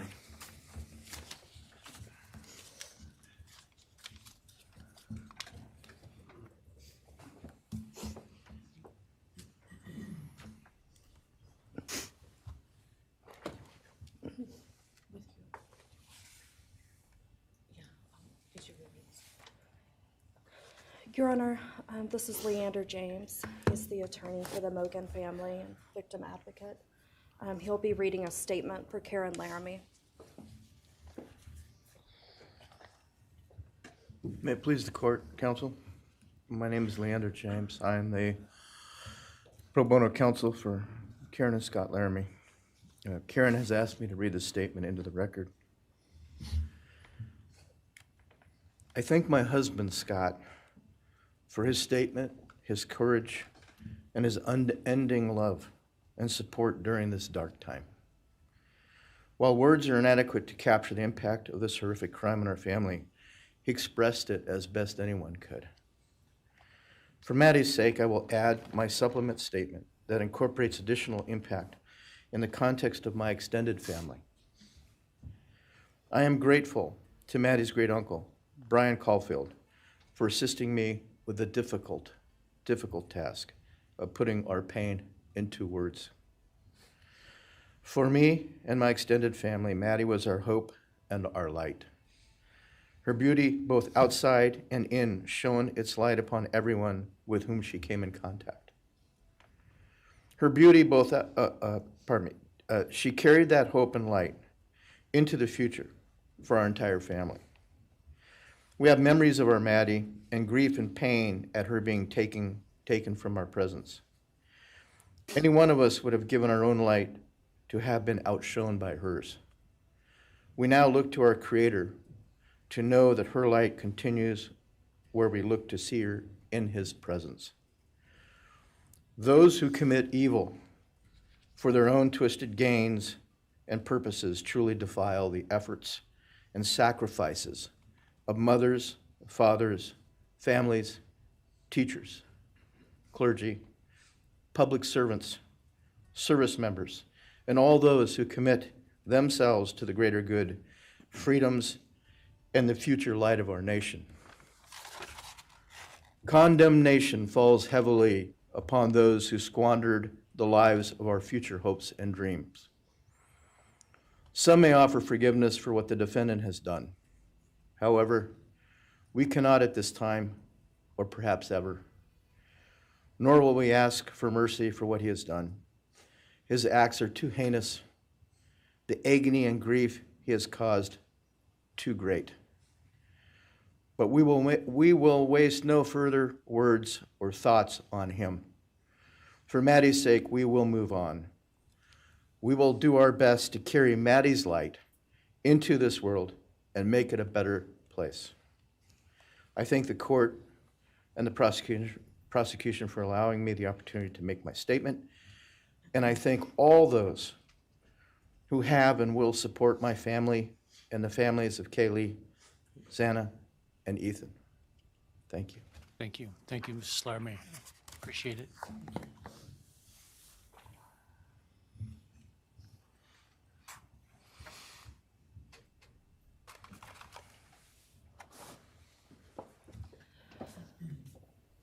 Next is Ben Mogan, the father of Maddie Mogan. Yes, of course.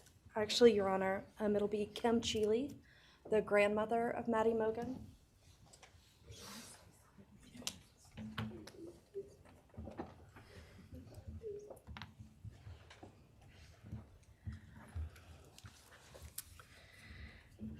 My name is Kim Cheeley. I was Maddie Mogan's paternal grandmother, as Ben Mogen, her father, is my son. I'm here today with my sister Lori Cheeley, Maddie's great aunt, and my son Ben Mogen, and my daughter-in-law Corey Hatrock. I'd like to begin by thanking a number of people involved in bringing this case to closure. In my daughter's words, the plea deal the prosecution team reached this month is one that punishes the perpetrator of this horrendous crime, protects the public from further harm, and allows all of us who knew and loved these kids the time to grieve without the anxiety of the long and gruesome trial, the years of appeals, and potential for mistrials along the way. My family and I are so grateful to Bill Thompson and his prosecution team for their dedication and painstaking work that forced the perpetrator to admit his guilt. We want to thank the Idaho State Police, the Moscow Police Department, the FBI, and Judge Hippler. We'd also like to thank the University of Idaho officials who have treated the families of the victims with such dignity and kindness, and who have honored the 4 victims beautifully. Maddie was my first grandchild, so when she was born, all her grandparents had the distinct pleasure of deciding what we'd like to be called. I chose Nana, pretty original. But when Maddie was about a year and a half old, her papa, Ben's dad, and I were planning to visit the new little family in Oregon. Maddie didn't have an extensive vocabulary at the time, but for some unknown reason, she called bananas ba-deedle-deedles. When Karen and Ben told her Nana was coming to visit, she figured, I say deedle-deedle for that word. So I became deedle-deedle, shortened to Deedle when she was about 6 or 7, and I was Deedle all her life. I don't think her stepdad, Scotty, ever knew my given name was Kim. Maddie's and my birthdays were one day apart, and a couple years before she was killed, she gave me this necklace with Deedle and Maddie engraved on it, and I added an angel wing, and it's one of my treasured possessions. I also got an angel wing tattoo, never thought I'd see the day, but along with many members of our family, replicating the one that Maddie and her sorority sisters had. I wanted mine where I could see and touch it often. From preschool through grade school, I stopped teaching piano lessons early on Wednesdays and picked Maddie up for bubble baths, brownies, and books. It was our special time together, and she went home those nights in her jammies with a pan of warm brownies for her family. Although Karen and Scotty raised Maddie and did such a lovely job of parenting, we Mogans were lucky to have her for holidays and many other family gatherings. We'll always have our treasured memories of Maddie growing up in our big, extended, cooperative family, and I thank Karen and Scotty Laramie for being so generous and open and sharing Maddie with her Mogan side of the family. When the 4 kids were murdered, the foundation fell out of our world. Initially, the fear was truly debilitating. The first 6 weeks were excruciating. Despite the vigils, memorials, candlelight gatherings of students, friends, family, community members. After the arrest, in the past 2.5 years, my family has lived with grief, with the effects of traumatic grief, of which I was blissfully unaware before all of this. I now have a stack of books on grief. I've attended grief classes at hospice. I've tried EMDR, a technique that helps replace disturbing visions with something more comforting. My son Ben, his 2 sisters, Maddie's aunts, and I have all experienced depression and anxiety and sleep disturbance requiring medical intervention at times. We've all sought counseling off and on. The struggle with media attention was extremely difficult, especially for Ben. No one should live through the violent murder of one's child. Some days it's beyond me how the parents of these kids are still upright. I'm thankful for the strong families and communities that are supporting the survivors. At the time, I could think of only two blessings surrounding the horrific murders.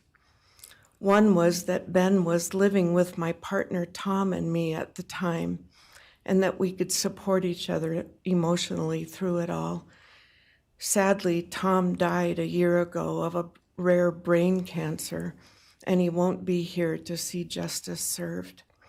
He was our family's rock, and we all miss him every day. A second blessing is that my mother died of COVID several months before the kids were killed, and she didn't have to live through the horror. It was difficult to identify blessings. So we've all lost our dear child and a future with her. I ache for the loss of the dreams that she and her true love, Jake, held. And my heart goes out to Karen and Scotty and your side of Maddie's family. You've had more than your share of loss.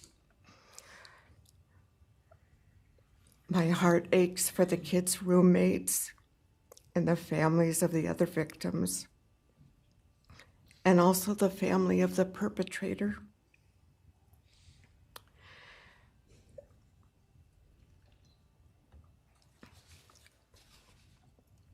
Going forward, we Mogans are choosing to put our energy and focus into honoring Maddie's too short life and sweet spirit by celebrating Maddie May Day, which my two daughters established. On May 25th each year, Maddie's birthday, we encourage folks to do random acts of kindness in Maddie's name. In my daughter Katie's words, may we all protect our peace in whatever way possible, unite in community, and focus on joy. Please do an act in kindness in Maddie's honor during this week, so a glimmer of Maddie's light may live on. Thank you. Thank you, and I appreciate your courage, and bless you and your family. Thank you.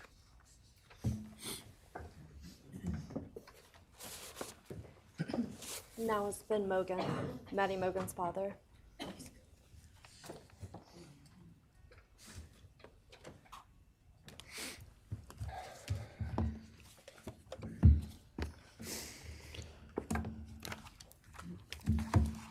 I'm Benjamin Mogen. I'm Maddie's dad. And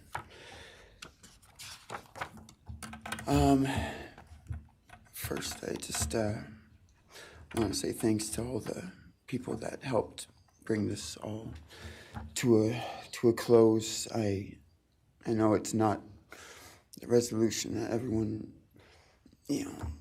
wanted, but I think that that everyone worked so hard, and we really appreciate all their efforts. It was such a hard thing to go through for everybody.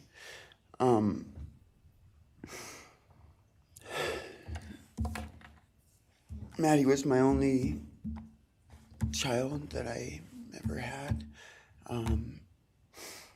She's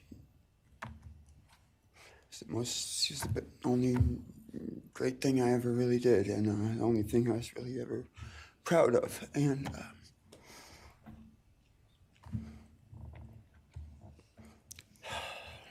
I thought we would have the rest of our lives together to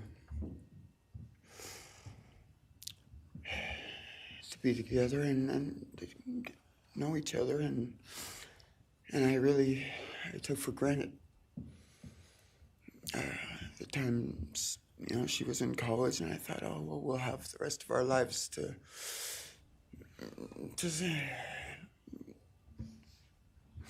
do all the stuff that we're supposed to do, and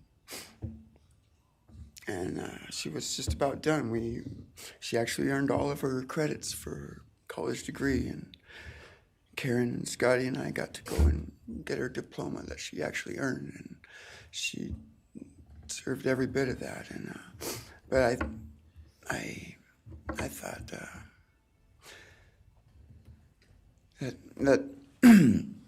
that was going to be just the beginning of a long life together, and we never got that. Karen and Scotty did such a great job raising her after Karen and I split up, and I'm so thankful for Scotty and the role that he played in her life when I wasn't able to. But we got to spend a lot of great times together, Maddie and I. She was my favorite person to go to a concert with. We got to see some fun shows together, and I told her, if there's ever a show that you want to go to, let me know, and I'll get you tickets for you and your friend, or if we want to go together, we'll make it happen. And my favorite memory with her was when the Mac Miller show sold out here in Spokane, and you know, everyone wanted tickets, no one could get them, and on the last day before the show, they did a radio thing, and I got 4 meet and greet tickets for Maddie and her friends and me to go and see the show, and that was her favorite artist at the time, was Mac Miller, and he's gone now too, and my little cousin Zach drove us all there that night, and he's gone too, tragically, and anyway, the last thing that she ever wrote to me was this Father's Day card, and I'm so glad I still have it. I'm just going to read what she said. It says, "Happy Father's Day. I hope you have the best day. I can't wait till we can hang out again soon. I'll be in Coeur d'Alene, 624 to 74. Hopefully we can find a time then. I love your birthday card that you sent me, by the way. Maybe we can see a concert sometime soon. I'd love to see the gorge when it's not so smoky out. I hope you're doing well. I'm proud of how far you've come. Thank you for always encouraging me to do my best. Love you lots and lots. Love, Maddie May." She did encourage me to not just to do my best, but to live on. I went through a lot of issues with addiction and with substance abuse, and when I wasn't wanting to live anymore, she was what would keep me from just not caring anymore, and knowing that she was out there and that she was just such a beautiful person kept me alive a lot of rough moments, and I'm so glad that she was able to meet Jake. He was the only one that actually ever got to take her to the gorge. They went and saw Watershed together, and yeah, they had a heck of a time. I'm just glad she got to. That's a really special place for me, and she always wanted to work out there with me in the summer sometime.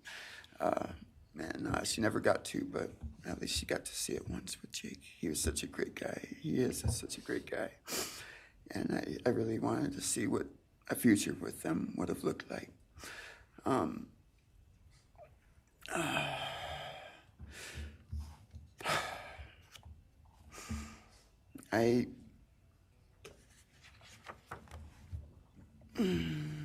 never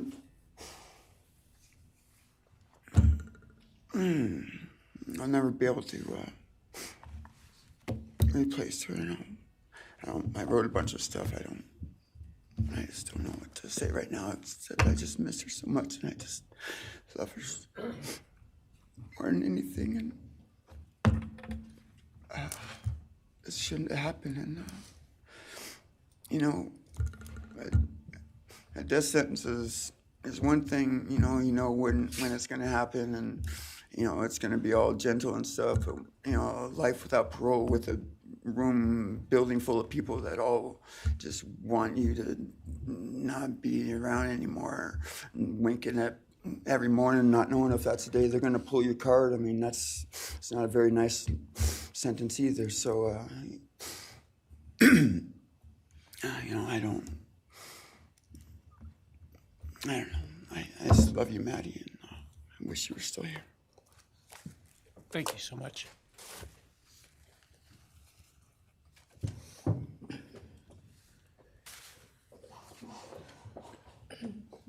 Your Honor, next would be members from the Christi Gonzalez family.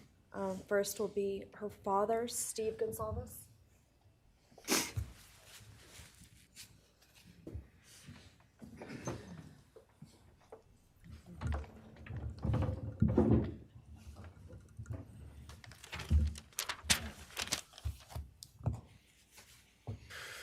Today, we are here to finish what you started. Today, you've lost control. Today, we are here to prove to the world that you picked the wrong families. The wrong state, the wrong police officers, the wrong community. You tried to break our community apart. You tried to plant fear. You tried to divide us. You failed. Instead, your actions have united everyone in their disgust for you. I just learned from these lead investigators, to their shock, they worked in an investigation and actually worked with Pennsylvania police officers and the federal FBI. You united everyone. Everyone was united after you. None of us are divided. We are united in our disgust and our love for these children. Today you have no name. Because when this all started, we all came together and we said, let's stop even talking about his name and just use initials. So even the media just calls you BK. That's all you are. Looking back when the police officers knocked on my door, told me what happened to my child, told me what happened to Maddie Mae, I don't think he was even out of the driveway before my kids turned around, looked at me and said, what do we do, Dad? I told them, you get to work. You get your ass to work. And we started calling, we started texting, we started emailing. And you know what? Within hours, we had your white car on the camera. We knew from the very beginning we had you. The police officers tell us within minutes they had your DNA, like a calling card. You were that careless, that foolish, that stupid. Master degree, you're a joke, complete joke. But we took this disaster and we did what we could. We put everything online. We took our kids, we took our images, we took everything that they did, their videos, their photos, the girls' pranks, Ethan singing. We put it out there, we shared it with the world. And the world united. And all they ended up, when they talked about this case, is they talked about Kaylee Jade, Maddie Mae, Xana, and Ethan. Everything what these people meant to us, a father, a mother, a brother, a sister, we shared that with our community.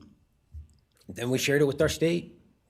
We shared it with the country, and eventually we shared it with the world. The world's watching because of the kids, not because of you. Nobody cares about you. You're not worth the time, the effort to be remembered.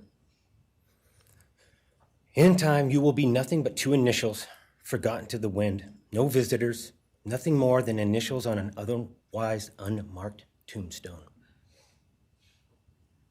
From this moment, we've all started. From this moment, we will forget you. We want to all leave in closing. One last thing. You picked the wrong family, and we're laughing at you on your trip to the pen. That will be today or tomorrow. I'll close with, God bless all the men and women that worked on this case and all the hard work that you guys did. You guys allowed us to grieve and allowed us to get through this. The amount of work that you guys put together and the way that you guys put it together was beautiful. There was hard times to be expected, but thank you all. God bless. Thank you.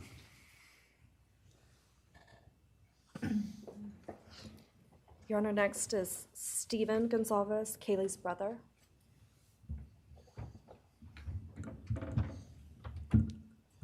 Stephen's actually gonna pass. I'm gonna go. Okay. Olivia Gonzalez, Kaylee's sister. Hello, I'd like to start by thanking the court for allowing me the time and opportunity to speak today. My name is Olivia, and I'm the big sister of Kaylee Gonzalez, and I was blessed to love Madison Mogen as a sister too. I'm not here today to speak in grief. I'm here to speak in truth. Because the truth is, my sister Kaylee and her best friend Maddie were not yours to take. They were not yours to study, to stalk, or to silence. They were two pieces of a whole, the perfect yin and yang. They are everything that you could never be. Loved, accepted, vibrant, accomplished, brave, and powerful. Because the truth about Kaylee and Maddie is they would have been kind to you. If you had approached them in their everyday lives, they would have given you directions, thanked you for the compliment, or awkwardly giggled to make your own words less uncomfortable for you. In a world that rejected you, they would have shown mercy. Because the truth is, I'm angry. Every day I'm angry. I'm left shouting at the inside of my own head everything I wish I could say to you. The truth about me is when I heard the news, I didn't cry. I listened for them. I promised them I would, that I would fight for them, that I would show up no matter what it cost me. I swore I'd never let them feel alone. Because you see, I've always been their heavyweight.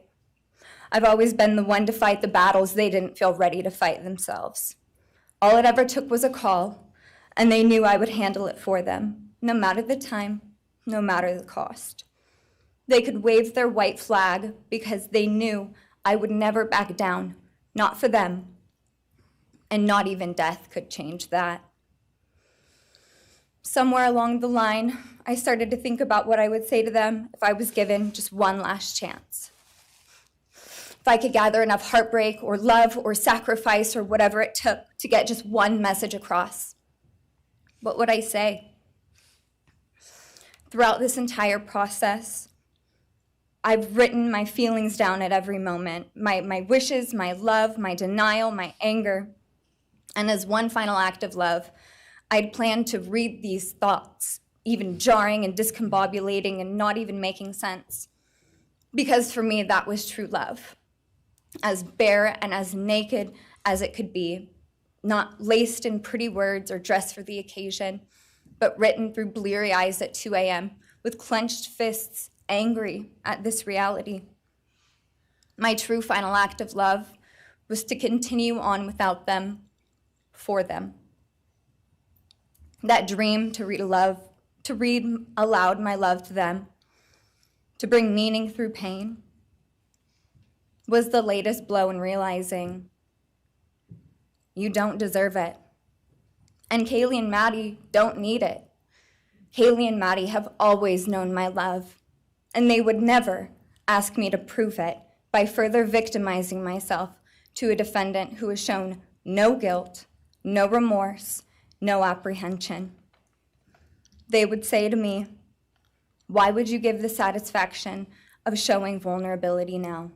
You promised you would never back down." And for that clarity, I'm thankful. I won't stand here and give you what you want. I won't offer you tears. I won't offer you trembling. Disappointments like you thrive on pain, on fear, and on the illusion of power. And I won't feed your beast. Instead, I will call you what you are: sociopath, psychopath, murderer. I will ask the questions that reverberate violently in my own head, so loudly that I can't think straight most any day. Some of these might be familiar, so sit up straight when I talk to you. How was your life right before you murdered my sisters? Did you prepare for the crime before leaving your apartment? Please detail what you were thinking and feeling at this time. Why did you choose my sisters? Before making your move, did you approach my sisters? Detail what you were thinking and feeling. Before leaving their home, is there anything else you did? How does it feel to know the only thing you failed more miserably at than being a murderer is trying to be a rapper? Did you recently start shaving or manually pulling out your eyebrows? Why November 13th? Did you truly think your Amazon purchase was untraceable because you used a gift card? How do you find it enjoyable to stargaze with such a severe case of visual snow? Where is the murder weapon, the clothes you wore that night? What did you bring into the house with you? What was the second weapon you used on Kaylee? What were Kaylee's last words? Please describe in detail the level of anxiety you must have felt when you heard the Bearcat pull up to your family home on December 30th, 2022. Which do you regret more? Returning to the crime scene 5 hours later, or never, ever going back to Moscow, not even once, after stalking them there for months? If you were really smart, do you think you'd be here right now? What's it like needing this much attention just to feel real? You're terrified of being ordinary, aren't you? Do you feel anything at all? Or are you exactly what you always feared? Nothing. If you're so powerful, then why are you still hiding, defendant? You see, I'm here today as me. But who are you? Let's try to take off your mask and see. You didn't create devastation. You revealed it in yourself. And that darkness you carry, that emptiness, you'll sit with it long after this is over. That is your sentence. And it was written on the wall long before you ever pled guilty. You didn't win. You just exposed yourself as the coward you are. You're a delusional, pathetic, hypochondriac loser who thought you were so much smarter than everybody else. Constantly scolding, turning your nose up to grammar mistakes, nitpicking and criticizing others. You wanted so badly to be different, to be special, to be better, to be deep, to be mysterious. You found yourself thinking you were better than everyone else, and you thought you could figure out the human psyche and see through it, all while tweaked out on heroin. Lurking in the shadows made you feel powerful because no one ever paid you any attention in the light. You thought you were exceptional, all because of a grade on a paper. You thought you were elite because your online IQ test from 2010 told you so. All of that effort just to seem important. It's desperate. There is a name for your condition, though. Your inflated ego just didn't allow you to see it. Wannabe. You act like no one could ever understand your mind, but the truth is you're basic. You're a textbook case of insecurity disguised as control. Your patterns are predictable. Your motives are shallow. You are not profound. You're pathetic. You aren't special or deep, not mysterious or exceptional. Don't ever get it twisted again. No one is scared of you today. No one is intimidated by you. No one is impressed by you. No one thinks that you are important. You orchestrated this like you thought you were God. Now look at you, begging a courtroom for scraps. You spent months preparing, and still all it took was my sister in a sheath. You work so hard to seem dangerous, but real control doesn't have to prove itself. The truth is, the scariest part about you is how painfully average you turned out to be. The truth is, you're as dumb as they come. Stupid, clumsy, slow, sloppy, weak, dirty. Let me be very clear. Don't ever try to convince yourself you mattered just because someone finally said your name out loud. I see through you. You want the truth? Here's the one you'll hate the most. If you hadn't attacked them in their sleep, in the middle of the night, like a pedophile, Kaylee would have kicked your fucking ass. Thank you. Thank you.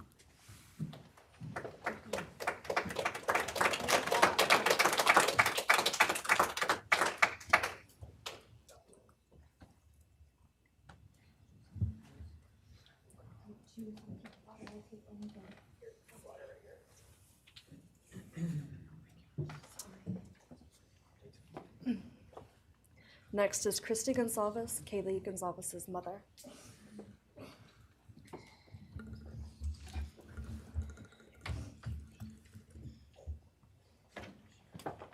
Can I get a boom?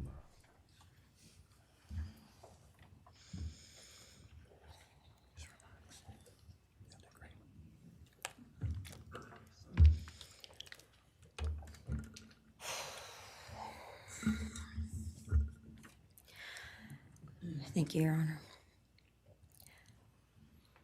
I never imagined having to speak to someone so devoid of humanity. For a long time, I didn't think I'd find the words low enough to meet you where you are. But now I realize this isn't about you. It's about what you've done to me, and I need you to hear it. When you murdered my daughter, Kaylee Jade Gonzalez, you didn't just take her life, you shattered others. You attacked what you could never be, and in doing so, you left a trail of devastation far beyond that house. You stole my peace. You've altered my every waking moment, every sleepless night, the way I view the world, people, safety, trust. It's all been changed by your cruelty. I no longer recognize parts of myself. Joy is harder to find. Laughter feels foreign. The world moves forward, but I'm suspended in a place of sorrow and rage. You've taken from me something that can never be restored. The grief sits with me every day, some days quietly, and other days so loud it drowns out everything else. The emotional toll you've inflicted on me is immeasurable. I live with a constant ache, with birthdays that are now memorials, with holidays that feel hollow, with empty chairs that scream louder than words ever could. I am forever changed. But for you, as a person working on a PhD in criminal justice, you really didn't think this one through. You're not that good. In fact, you're not that good at anything. You couldn't secure a job. You couldn't get along with others. You couldn't even get a female to look in your direction. All because you are pathetic. Now you're a joke in this courtroom. I wish I could crown you with a jester hat to complete your orange jumpsuit clown look. A dead killer doesn't kill again. So while I'm disappointed the firing squad won't get to take their shots at you, I'm confident that the men in prison will have their way with you in more ways than one. You will finally get what you wanted, physical touch. Just probably not how you were expecting it. See, you haven't beat the system. You've simply entered a new one, where the rules are cruel and the consequences will never end.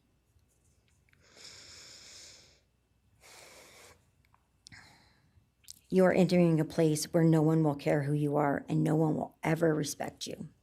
You will be forgotten, discarded, used, and erased. You will always be remembered as a loser, an absolute failure. And when those prison doors slam shut behind you, I hope that sound echoes in your heart for the rest of your meaningless days. I hope it reminds you of what we all already know. You're nothing. May you continue to live your life in misery. You are officially the property of the state of Idaho, where your fellow inmates are anxiously awaiting your arrival. But it's okay, because they're there to help you. Hell will be waiting. Quick message from our youngest daughter. Aubrey wanted to say, you may have received A's in high school and college, but you're going to be getting big D's in prison. Thank you.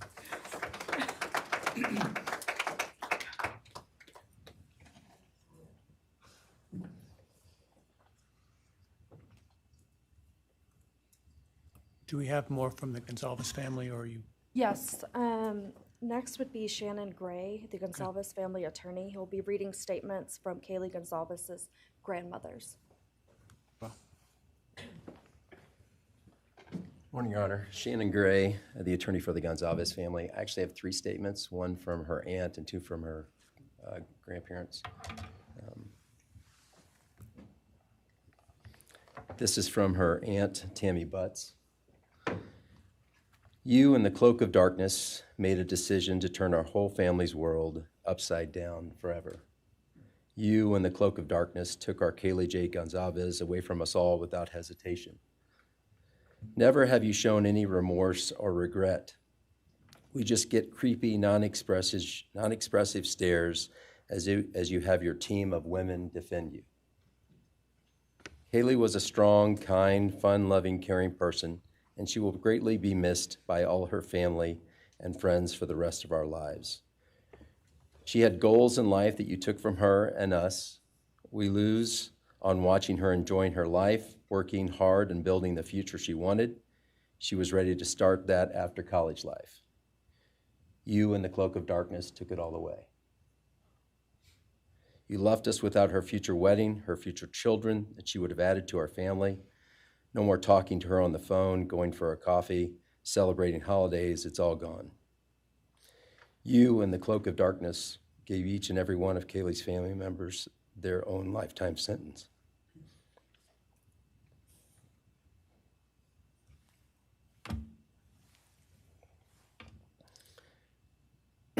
You, in the cloak of darkness, also took our Maddie Mae from all of us.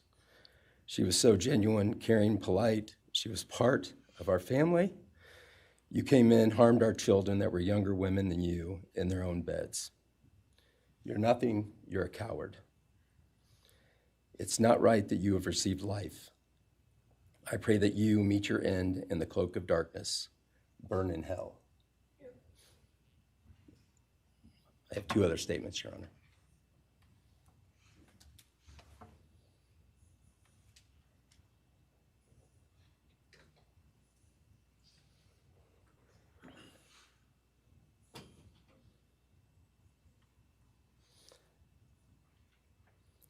This is Linda Lucan's statement. This is Kaylee's grandmother. I really don't know how to address something so inhumane, but I will try. Nothing in the past 2.5 years has made any sense. All I get is you cowardly went into a home at night, filled with what I'm sure you thought was all sleeping girls, and went on a vicious killing spree for no other reason but to appease your demonic urges. You took my granddaughter Kaylee from us, plus 3 other beautiful lives. You took my granddaughter Kaylee, beautiful, sweet-souled, doll-faced Kaylee, who was getting ready to start her amazing life, who had such a bright future, who was loved by so many, who you were so envious of. She had a life you could never have. You are so beyond human. You're definitely a demon from hell. I truly wish your punishment would be the same death you inflicted on our kids. But I think you will meet some new friends in prison who will be there just to help you. Thumbs up.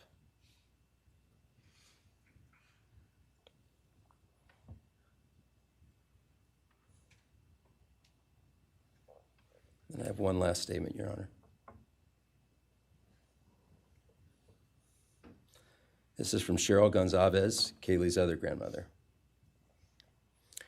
John 1:5 says, "Light shines in the darkness, and the darkness overcomes it not." Somewhere in your life, some jealousy, envy, ego, something went dark. It pushed out all light until you became dark and evil. And when you saw my granddaughter and her friends, their light, because they have such a light, you couldn't stand it. Because the darkness in you could not stand the light in them. And so you decided to destroy it. Cowardly, you walked into their rooms in the dark and took their lives, hoping to get rid of your darkness. But you didn't. You failed. Because you know what was once a light shown only to their friends, families, and loved ones is now all over the world.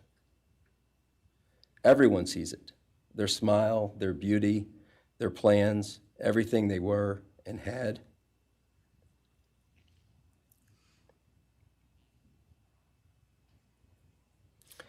And you think you put a close to it, even that, but you didn't. Because they still exist. They are still light. They are still beautiful. You can never take that away. They will always be in the light of all eternity. And you will be in the darkness because you could not overcome it. You failed. I want you to be gone, more than gone. I want you to be cast out. Cast out from my life, from my family, from this earth. I will not allow your hatred to penetrate into my own soul. You did not get that power. You are evil, and in the end, evil is eradicated. You didn't take Kaylee's light, you spread it into the world. Thank you, Your Honor. Thank you. All right, are you moving to a different family now? All right, why don't we take a 10-minute recess, all right? Wow. I mean, that was absolutely insane right there. Right? I mean, let's see if I'm even here. Hey! I mean, Olivia, it's spelled Alivea, by the way. I didn't know that until I communicated with her a little bit on Facebook. When she even to me on Facebook, she's so articulate. It's amazing. I mean, just like the way she describes something, she should be a writer or of some sort. I mean, that was just incredible, really. You know? But hey, guys, if you want to support the channel, that'd be awesome. We do live streaming every single day. Hit the subscribe button, hit the like button. We've only got 394 likes. That's ridiculous. Come on, everybody, hit that like button. Hit that like button. It's the easiest damn thing to do in the world. Just hit that like button. Use your nose, use your toes, whatever blows. Just hit that like button. Very simple. All right. The creepy bastard. Look, yeah, he looks like Gollum from Lord of the Rings. You know, he's turning into. It's sort of like what Richard Allen did. Like after a while, they sort of wither away into like a sinewy looking creature of some sort. Yeah, that was amazing. I've already put out the one of Bethany and Dylan on as videos as we were streaming, but we also need to get Olivia's out there. I mean, hers was just the only thing that Steve's was great too. Unfortunately, he moved the podium, and when they moved it back, now we can't see anybody. Hopefully, they get that fixed. I don't know. Pretty crazy. But yeah, see if you guys can get some channel memberships for all these people in here that aren't channel members. That would be awesome. I've got a few minutes. There's a break going on. It's not spelled that way, Smitty. It's Alivea.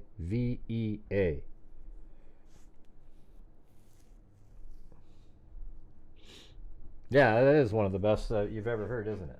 I mean, you hardly ever hear clapping, and then I think the other people were clapping because now it was like, oh, okay, we're going to clap, but they wouldn't have clapped for anybody had Olivia not given her speech. Let's see, Alan said, you wouldn't believe what the Kohbergers are saying. Well, you probably would believe, but wow, they're crazy. They think the judge should stop and object to what's being said about poor BK. You could see the prosecutors were looking at each other like, this isn't what we, agree. Well, shut up. That female prosecutor, whatever her name is. I could tell that she was sort of like, wait, is he supposed to do this? Yeah, that was a good comment. You may have got A's in school, but in prison the big D's. You'll get a big D. That was awesome. Yeah. Let's see.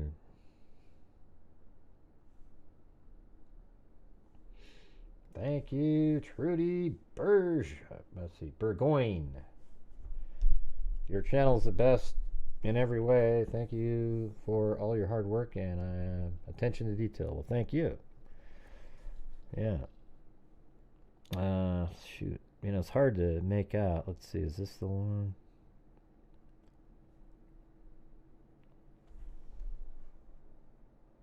Olivia. So it was after. So Steve got in there and he sort of turned the. No, let's see. I'm looking for the. Is it this one?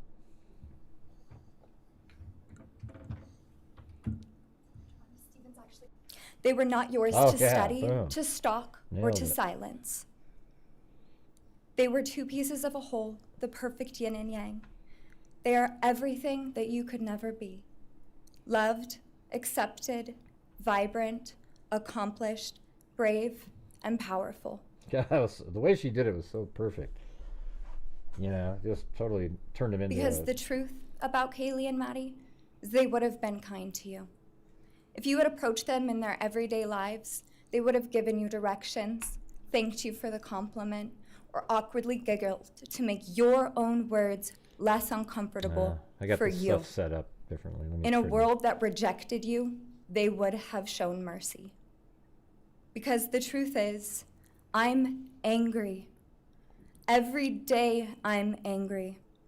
I'm left shouting at the inside of my own head everything I wish I could say to you. The truth about me is when I heard the news, I didn't cry. I listened for them. I promised them I would, that I would fight for them, that I would show up no matter what it cost me. I swore I'd never let them feel alone. Because you see, I've always been their heavyweight. I've always been the one to fight the battles they didn't feel ready to fight themselves. All it ever took was a call, and they knew I would handle it for them, no matter the time, no matter the cost. They could wave their white flag because they knew I would never back down, not for them, and not even death could change that. Somewhere along the line, I started to think about what I would say to them if I was given just one last chance.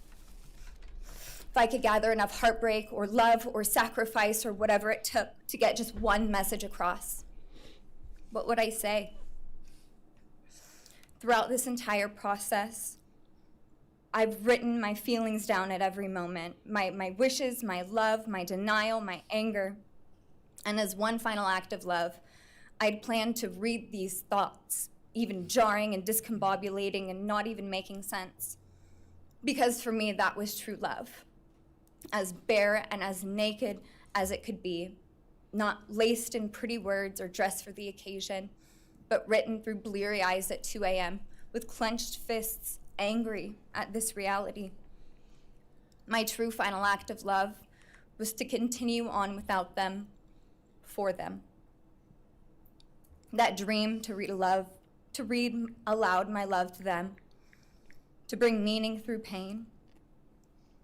was the latest blow in realizing you don't deserve it. And Kaylee and Maddie don't need it. Kaylee and Maddie have always known my love, and they would never ask me to prove it by further victimizing myself to a defendant who has shown no guilt, no remorse, no apprehension. They would say to me, "Why would you give the satisfaction of showing vulnerability now? You promised you would never back down." And for that clarity, I'm thankful. I won't stand here and give you what you want. I won't offer you tears. I won't offer you trembling. Disappointments like you thrive on pain, on fear, and on the illusion of power. And I won't feed your beast. Instead, I will call you what you are. That was so good. Sociopath, psychopath, murderer. I will ask the questions that reverberate violently in my own head, so loudly that I can't think straight most any day. Some of these might be familiar, so sit up straight when I talk to you. Sit up straight. How was your That life right before you murdered my sisters? Did you prepare for the crime before leaving your apartment? Please detail what you were thinking and feeling at this time. Why did you choose my sisters? Before making your move, did you approach my sisters? Detail what you were thinking and feeling. Before leaving their home, is there anything else you did? How does it feel to know the only thing you failed more miserably at than being a murderer is trying to be a rapper? A rapper. Did you recently start shaving or manually pulling out your eyebrows? Yep. Why November 13th? Did you truly think your Amazon purchase was untraceable because you used a gift card? How do you find it enjoyable to stargaze with such a severe case of visual snow? Where is the murder weapon? The clothes you wore that night? What did you bring into the house with you? What was the second weapon you used on Kaylee? What were Kaylee's last words? Please describe in detail the level of anxiety you must have felt when you heard the Bearcat pull up to your family home on December 30th, 2022. While you sat in your living room. Which do you regret more? Separating trash. Returning to the crime scene 5 hours later, or never, ever going back to Moscow, not even once, after stalking them there for months? If you were really smart, do you think you'd be here right now? What's it like needing this much attention just to feel real? You're terrified of being ordinary, aren't you? Do you feel anything at all? Or are you exactly what you always feared? She'd be a great prosecutor Nothing. or something, you know. If you're so powerful, then why are you still hiding, defendant? You see, I'm here today as me.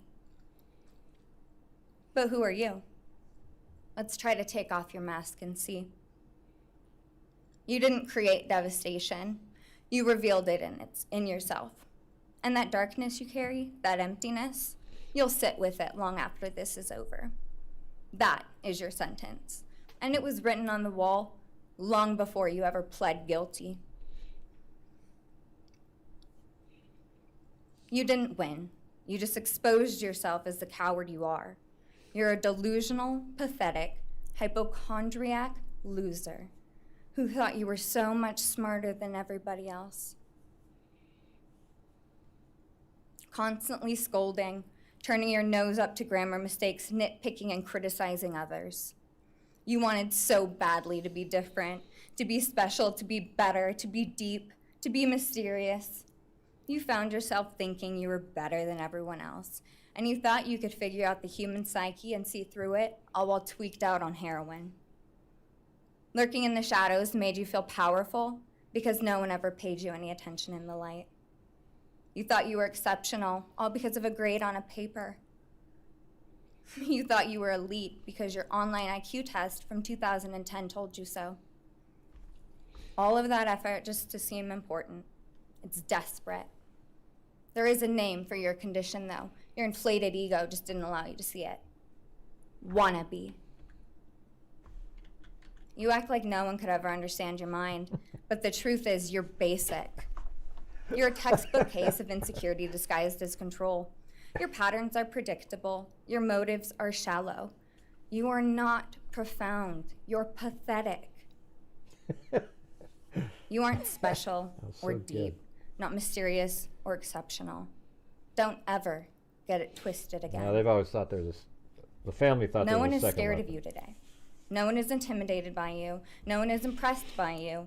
No one thinks that you are important. You orchestrated this like you thought you were God. Now look at you, begging a courtroom for scraps. You spent months preparing, and still all it took was my sister in a sheath. You work so hard to seem dangerous, but real control doesn't have to prove itself. The truth is, the scariest part about you is how painfully average you turned out to be. The truth is, you're as dumb as they come. Stupid, clumsy, slow, sloppy, weak, dirty. Let me be very clear. Don't ever try to convince yourself you mattered just because someone finally said your name out loud.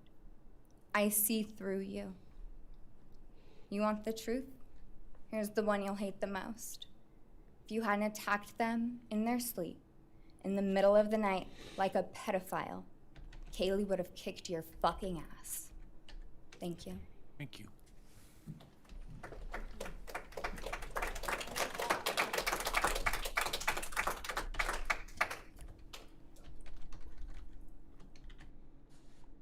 Gee, that was so. I don't know if you could have anything better than that. That's probably will go down in history as like one of the greatest impact statements there ever was. You know, if there's a history of something like that, I mean, it was just freaking amazing. Yeah, wow. Olivia lays down the hammer, as they might say. You. And don't forget how to spell her name, you guys. It's Alivea. All right? Just spell her name right. Man, that was awesome. And by the way, I don't think we have 2,000. I think there's maybe 900 or so, but that number is just one of those crazy little jolts that it has sometimes. Here, God, it was so good. My God, we'll have to go over these later. All right, but hey, if you're out there, let's get some channel memberships for people. We got a lot of people in here that aren't channel members. It'd be great to have them, maybe buy one for yourself or gift them to people. A lot of people can't afford them these days, so maybe people out there that can get some channel memberships. We're just on a break right here waiting for the next I don't know, round of people commenting. I think some friends might be commenting.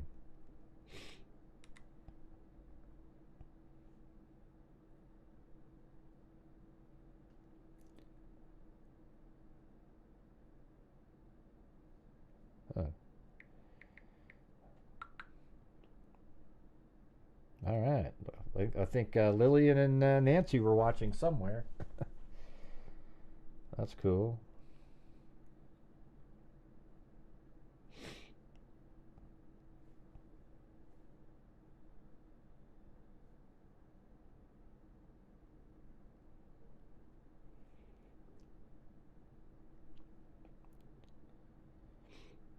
Oh, I just heard from Mike King. Oh, cool. Yeah, I was talking to when I was in Idaho a couple weeks ago, or whenever that way, a few weeks back.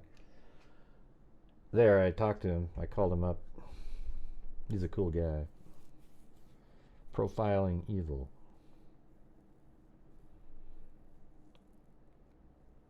Let's see. Yeah, we're just waiting now for it to start again. We're past the 10-minute mark here, but I'm going to I mean, you guys like the way I have the screen set up, or do you want to see the whole layout?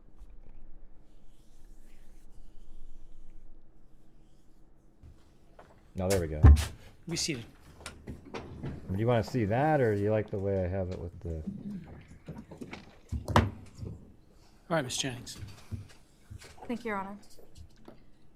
The next family is the family of Xana Kernodle, and first would be Jasmine Kernodle, Xana's sister.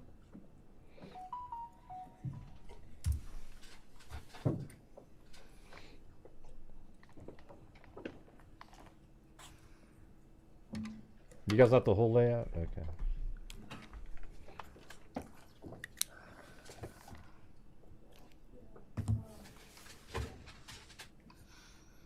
Thank you to everyone who's been involved in this, and just for all the hard work and dedication you guys have put into this. I also want to thank everyone for the support, and just my family and friends who've been around through this time.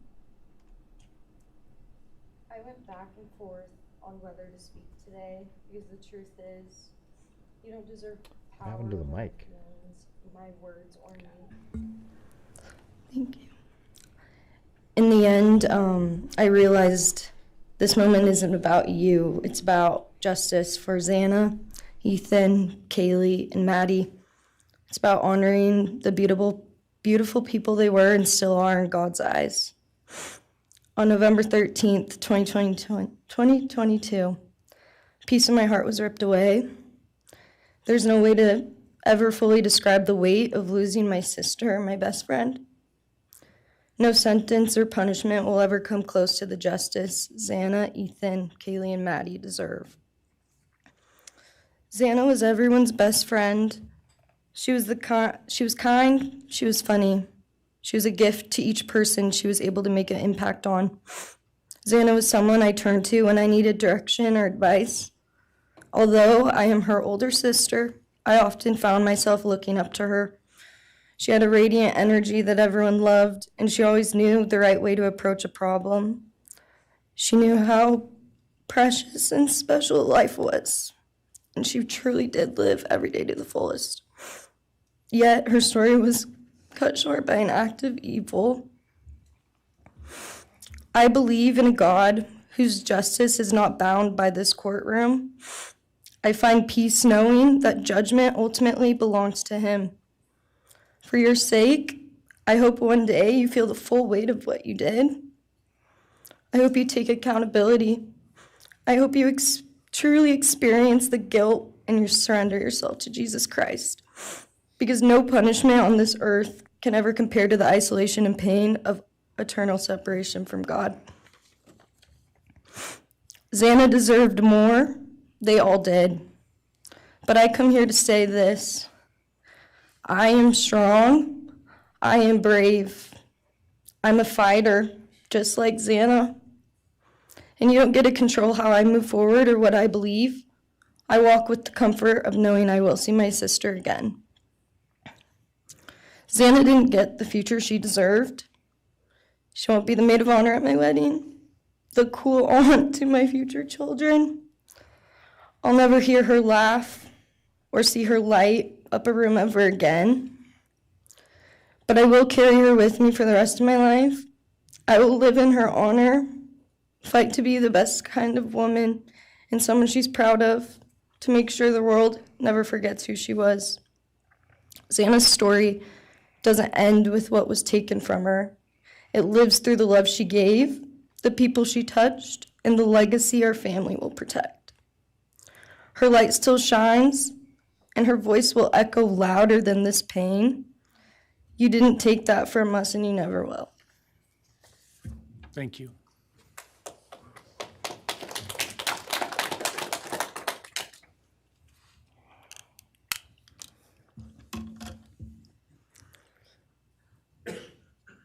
I just want to say before I start, I'm Xana's dad, Jeff Kernodle. It's been a hard road down, you know, because she's gone. And I want to thank everybody, other their families that spoke about things. I agree with everything they have to say. It all comes back to a lot of the same things that I've had to deal with and we as a family have had to deal with. And that brings me, basis of what I'm talking about a little bit is on my way up here, flying up here in the plane and about halfway through the flight, this little girl is calling out for her dad. Hey, dad, dad, dad. And then in my mind, I was kind of half asleep. It's dark on the plane. I heard Xana calling out for me like she did, back when she was little, 5 years old. And those times were hard. It was chaotic, but we always had something to work toward that was in a positive direction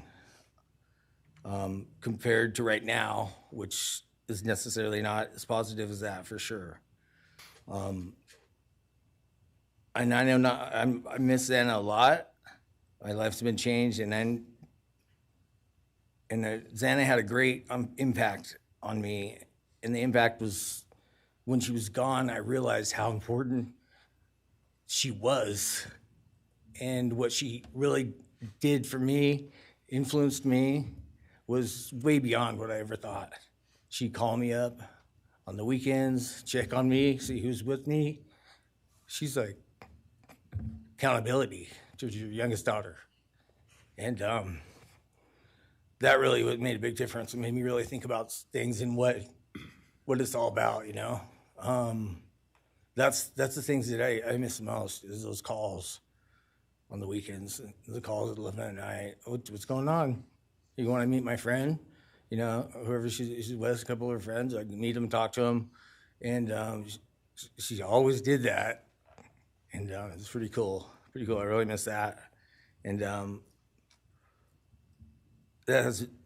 she made a big impact on me, on other people, her family.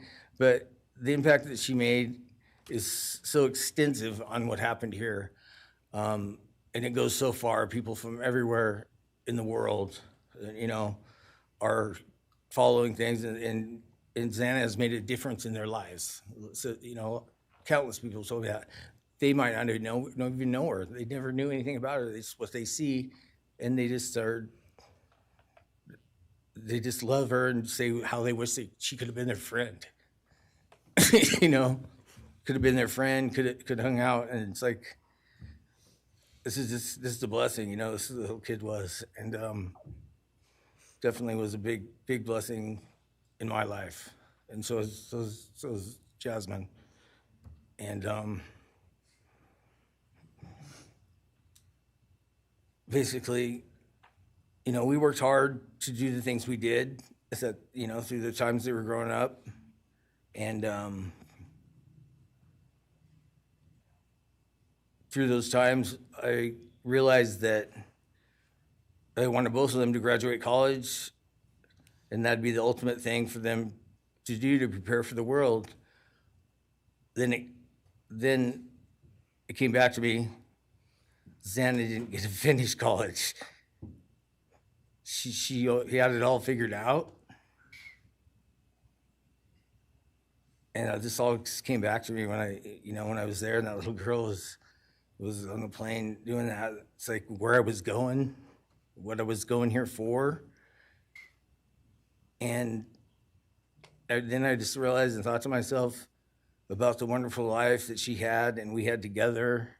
And I still get to have with Jasmine, but that's the part that really counted. It's the part that really counted is those memories. And those are what I have left, the memories with her and the ones I can make with her and the life that I can go on with now, which is what she wants. And I say that in present tense because that's what she wants, because I've been told that, I've been countless ways that she's out there and has a way to communicate, which I'm very grateful for.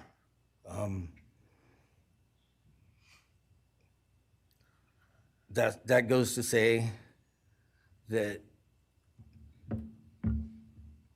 the impact of what happened to them, all 4 kids, goes so much further than just not me, the parents, the families, the community, it goes so far because a lot of kids, you know, in the colleges, just for an example, they lock their doors now.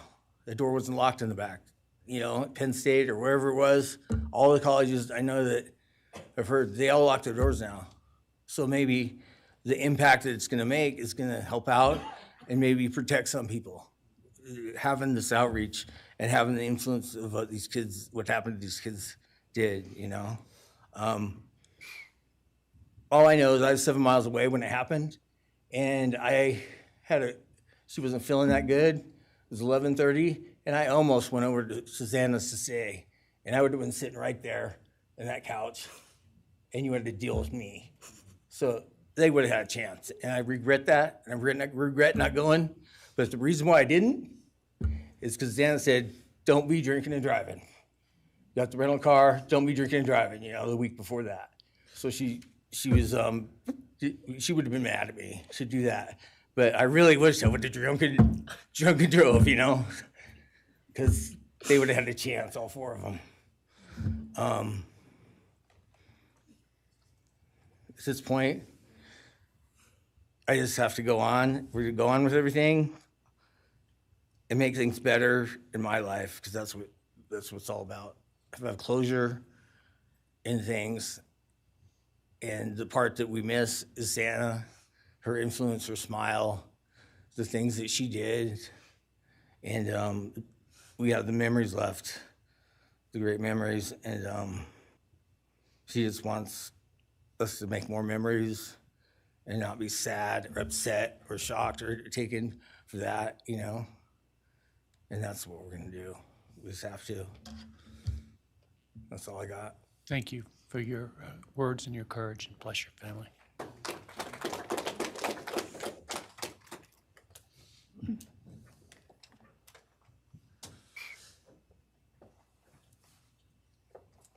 Next, Kim Kernodle would like to address the court.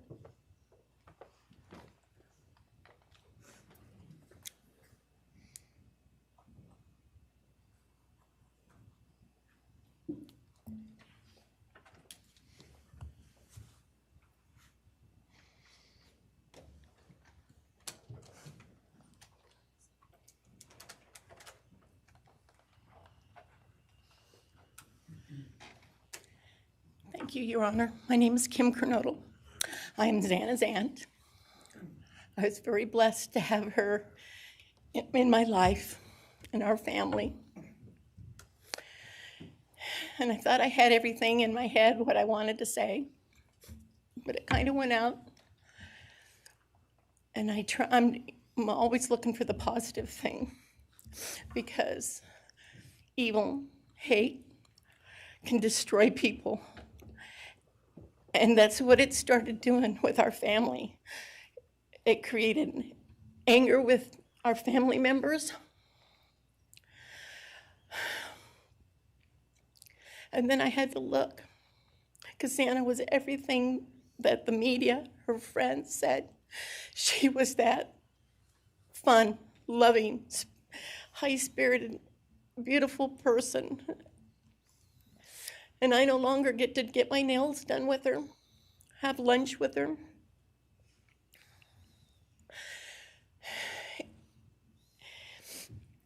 Sorry. But how I look at it now is this tragedy, this horrible tragedy on all of the 4 children, has brought us closer. You united us with your actions. We're united now, and we're stronger than ever. We have family and friends now that we never knew we had. And, you know, this is probably going to bother everybody, but Bryan, I'm here today to tell you I have forgiven you, because I no longer could live with that hate in my heart. And for me to become a better person, I have forgiven you. And anytime you want to talk and tell me what happened, get my number. I'm here, no judgment, because I do have answers or questions that I want you to answer. And I'm here. I'll be that one that'll listen to you, okay? Thank you, Your Honor. Thank you very much.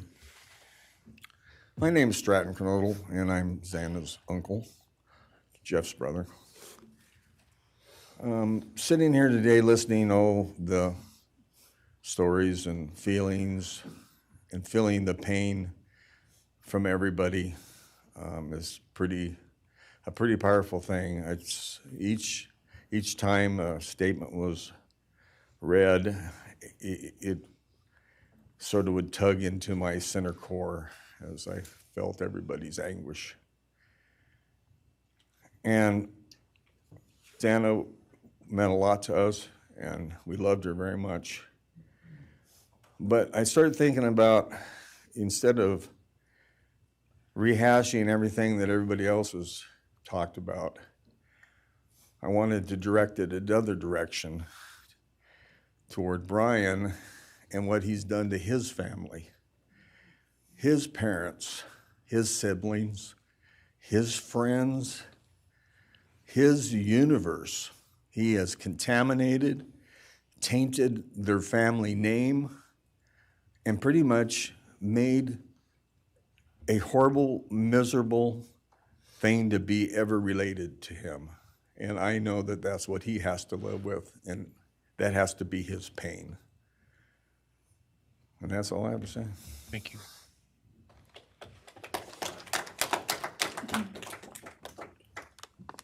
Next, Your Honor, I believe Randy Davis, stepfather to Xana Kernodle, would like to address the court.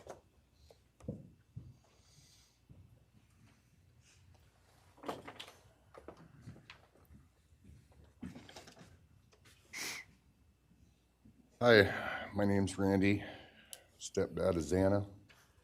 I just feel the same way we all do. All of us are united because of something that happened, and I'm grateful to know and have met some new family because of this awful event. But this is probably the last time we're all going to be in the same room together, let's be real. So I can say, I love you all, and I feel your pain, and just God bless us all, you know? Just get through it. I had stuff wrote up. It was probably best I didn't read it out. Probably get kicked out of here, so. You know, I'll share one thing to you guys, not to you, with Xana. So I was working in North Dakota and came home, and Jazzy and Xana had taken our son Elijah and put him in a dress, makeup, and it was awful, you know. I was like, I don't know. She was funny. I told her she'd be in the movies and be somebody great one day like that. And now she is just above us as an angel with all the other beautiful kids. So let's hold that to our hearts, because this evil thing is not going to take nothing from us. You, man, I don't know what my limits are here, but I'm really struggling, dude. I am struggling, because I want to just be out in the woods with you just so I can teach you about loss and pain. I love God. I wouldn't take your life. That's up to him. But I guarantee you, you are weak. God, I would just give a moment, man, 5 minutes out in the woods. Oh, man. Ooh. You're going to go to hell. I know people believe in other stuff. You're evil. There's no place for you in heaven. You took our children. You are gonna suffer, man. I'm shaking because I want to reach out to you, but I hope you feel my energy, okay? Go to hell.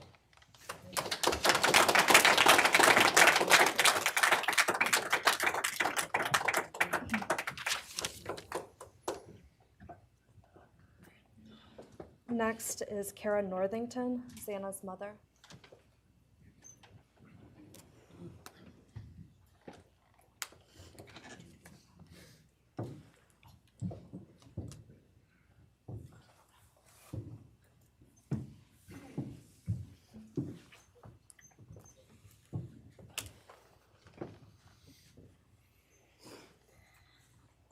I'm Cara Northington. I am Xana Kernodle's mother.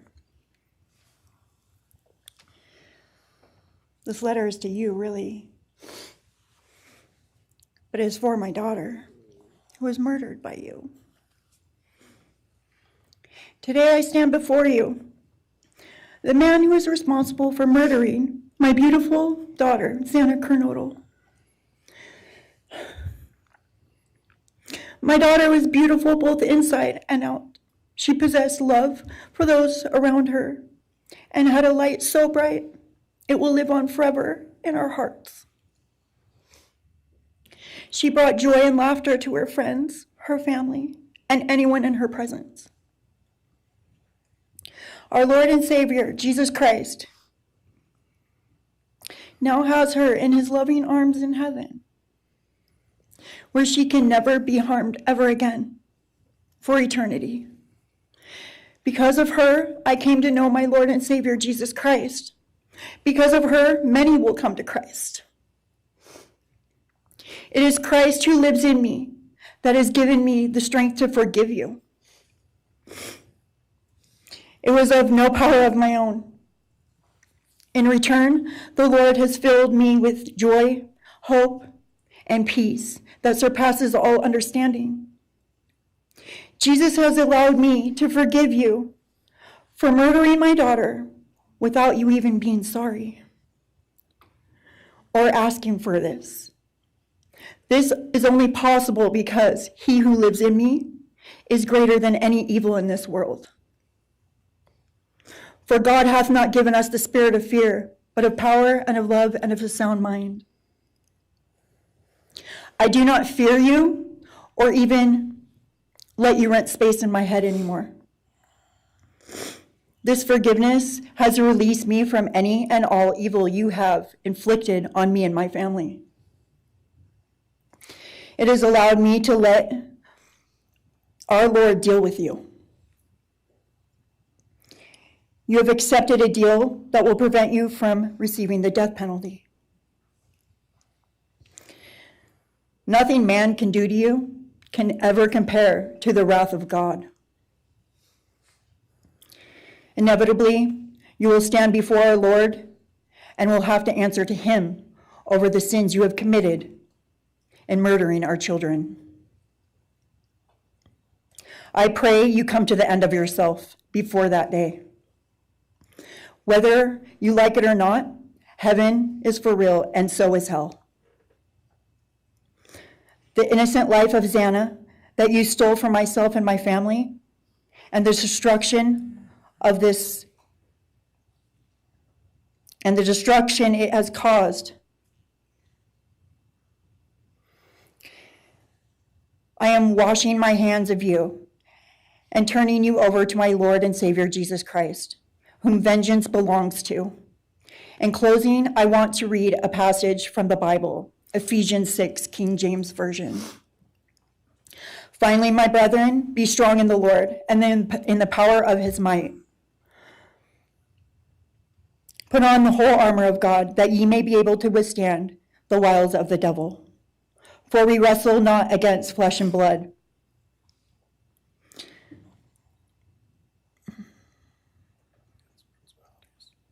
For we wrestle not against flesh and blood, but against principalities, against powers, against the rulers of the darkness of this world, against spiritual wickedness in high places.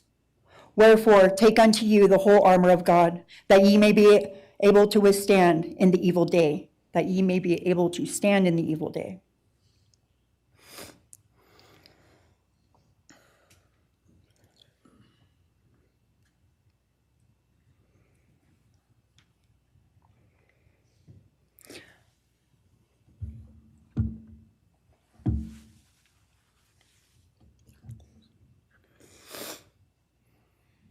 I'm not going to share memories of Xana or any more of the goodness of her with you, because I do not want that to be in your head.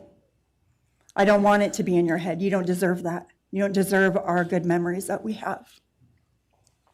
I do pray for you. I pray that you come to the end of yourself. I pray that before this life is over, that you ask our Lord and Savior in your heart and to forgive you.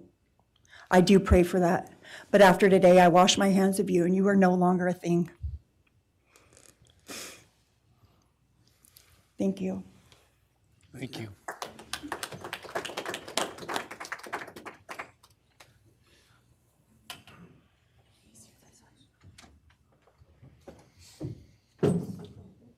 I don't believe the state has any other victim impact statements. Okay.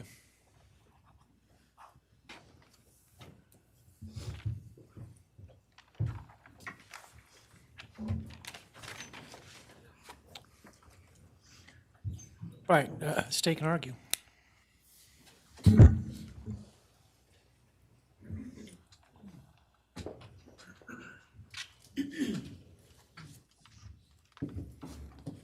Thank you, Your Honor.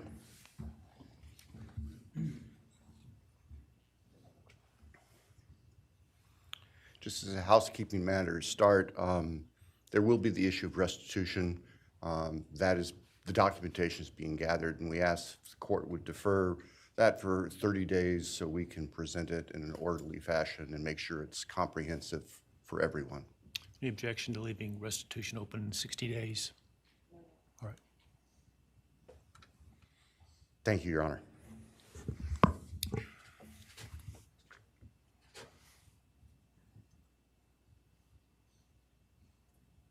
I think it's necessary and appropriate to share for everyone here, including the court, the background that brings us in front of Your Honor today for these proceedings. As the record reflects, and as everybody in this courtroom knows, the defendant has pleaded guilty to all 5 counts charged in the indictment. Under oath before Your Honor, he has admitted that the charges against him are true. He has reassured the court that he has not been coerced or threatened to make those admissions. And Your Honor did an extraordinary job in taking the pleas back on July 2nd. We appreciate the court's discipline and insight. The defendant has also waived appeal on the multitude of rulings from this court and Your Honor's predecessor in Latah County on dozens, literally dozens of motions seeking to dismiss the case, seeking to control or limit evidence, seeking to offer evidence that would not be appropriate. And we appreciate the court's consistent rulings based on the law, based on the facts. As Your Honor will recall, on June 18th, it's just really not that long ago, we appeared before this court for arguments on what became the defendant's final motions to this court. Motion where they wanted to offer evidence suggesting that other people were responsible for the defendant's actions, and the motion seeking essentially an indefinite continuance of the trial. It was readily apparent to all of us in the courtroom from Your Honor's comments that those motions were not going to be granted. So we returned to Moscow and continued with what we had been working on for months in preparation for trial. We had no qualms about going to trial if trial was what was necessary and appropriate. The following week after we were in court, we were approached by the defense with an inquiry about a possible plea. And I can tell the court this is the first suggestion ever that there was any consideration, because indeed, the defense had maintained from the beginning that Mr. Kohberger, the defendant, was factually innocent.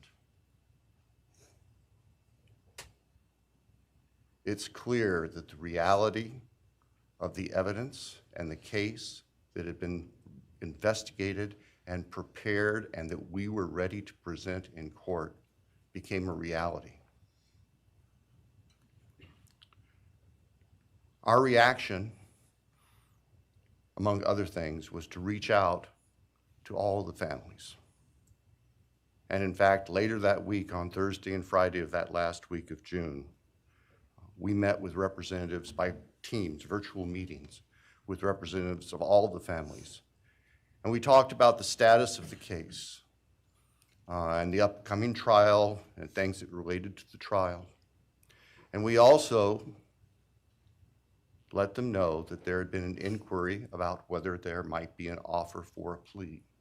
And we asked the family members for their thoughts and feelings. And they were candid.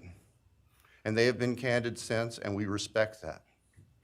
And we understand, recognize, and acknowledge that there was a difference of opinion among representatives of the different families. We understand that. One of the challenges of this case, one of the unique things about this case is we have multiple victims, each unique unto themselves, their families and friends unique unto themselves, and all of them entitled to their opinions, all of them entitled to their thoughts. Over the following weekend, our prosecution team, very skilled attorneys who were personally as well as professionally deeply invested in this case, met. And we talked, and the decision was reached. Well, to start with, were there to be any sort of plea offer or discussion, there's only one possibility. And that would be for the defendant to plead guilty straight up to all charges. There would be no bargaining about counts. There would be no bargaining about reduced sentences. And so we made the proposal to the defense that if the defendant was willing to plead guilty up front to all 5 counts as charged and waive appeal of the court's myriad decisions during the past 2.5+ years on all these motions that would have consumed years, if not decades, of time in the future. By the end of the weekend, we were notified the defendant was prepared to plead guilty as charged and factually acknowledge his responsibility in court for these horrible crimes. Obviously, those discussions and negotiations were confidential. And as Your Honor noted, I believe, that was necessarily so, because if the defendant had decided not to plead guilty, it would have been devastating to our jury pool for there to be public information that there had been consideration by either party to a plea resolution. And protecting the prospective integrity of a trial after so many years was paramount. So, the end of the weekend came. We notified the victims' families of what had occurred. I recognize and acknowledge personally, and I respect the fact that of these fine, suffering people here, not everybody agreed with the decision we make. I accept that.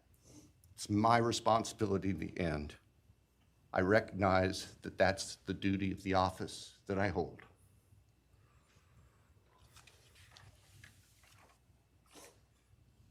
So now,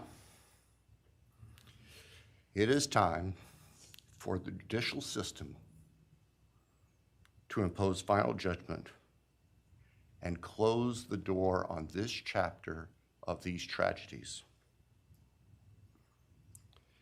As the court is aware, by the agreement of the parties, it is the state's prayer. Perhaps have the Elmo police turned on.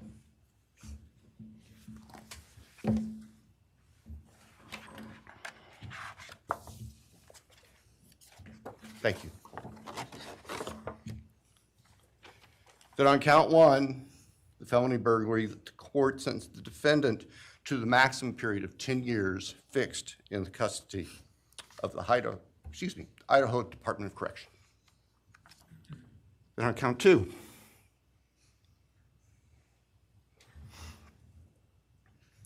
that the court sentenced the defendant to fixed life for the murder of Maddie Mogen. On count 3, that the court sentence the defendant to fixed life for the murder of Kaylee Gonzalez. On count 4, that the court sentence the defendant to fixed life for the murder of Xana Kernodle. On count 5, that the court sentenced the defendant to fixed life for the murder of Ethan Chapin. And the state further prays that these sentences be ordered to run consecutively, back to back, not at the same time, to recognize and respect the unique individuality of each of these beautiful young people whose lives were taken brutally and for no reason.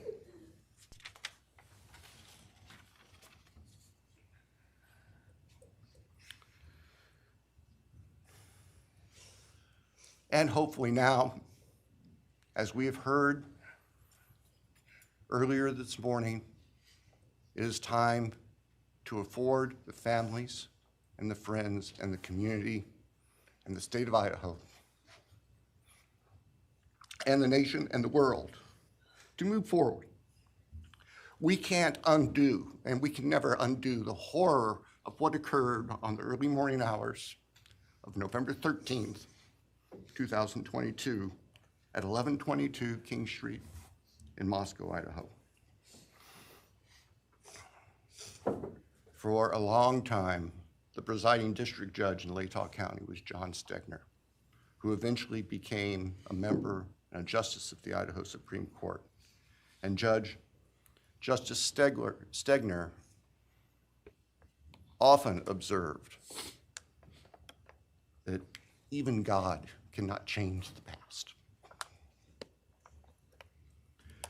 But everyone in this room has the ability to take themselves forward.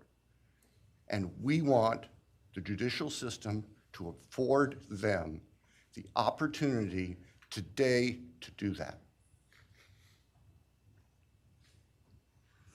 From today forward, our memories should be focused on these innocent victims whose lives were taken, on their families, on their friends, on the community. The court has heard discussion, talk today, reminiscences today about a special family that our victims shared, not just their natural, legal, and biological families, not just their university family within their sororities, for example.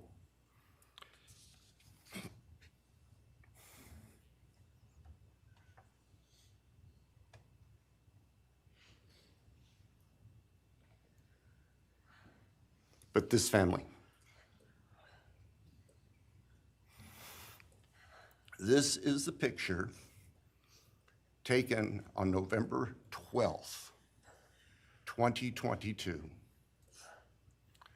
of the special family of 1122 King Road.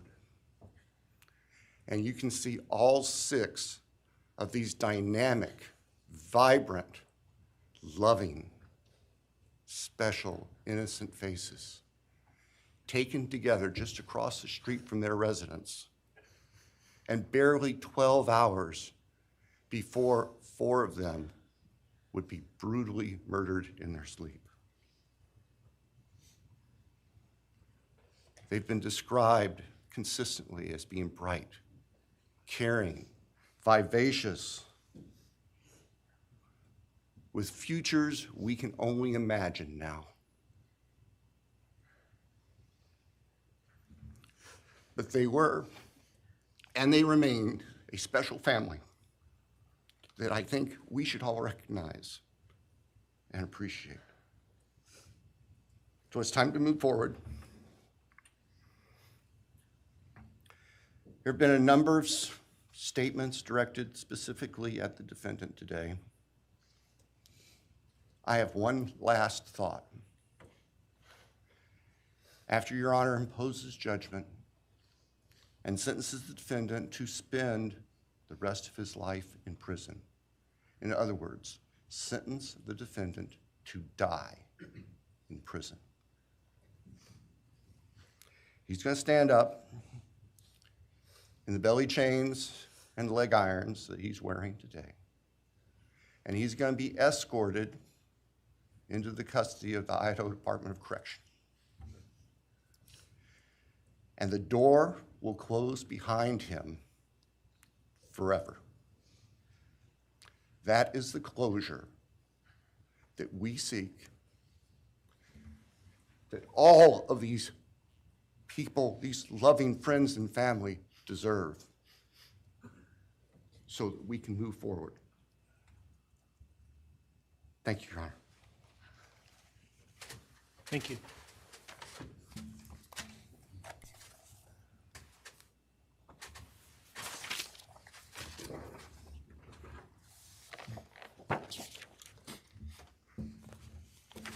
All right, does the defense have evidence to present today?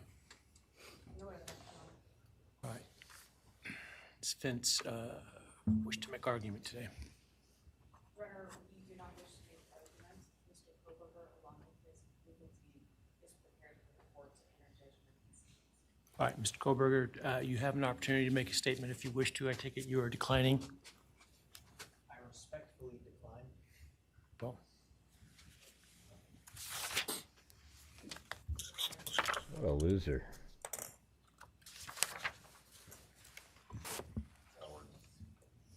Please. All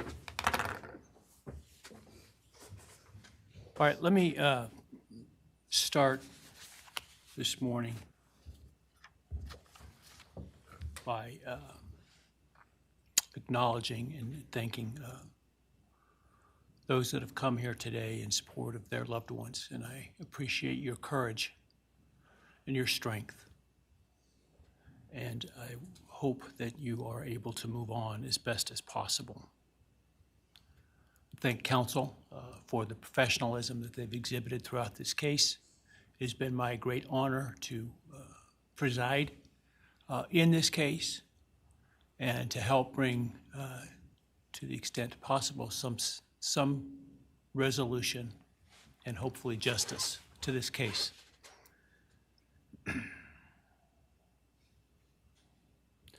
During the quiet morning hours of November 13, 2022, a faceless coward breached the tranquility of 6 beautiful young people and senselessly slaughtered them, 4 of them. Who committed this unspeakable evil was unknown for several weeks, but due to the killer's incompetence and outstanding police work by numerous local, state, and federal law enforcement agencies, the person that slithered through that sliding glass door at 1122 King Road now stands before the world and this court unmasked.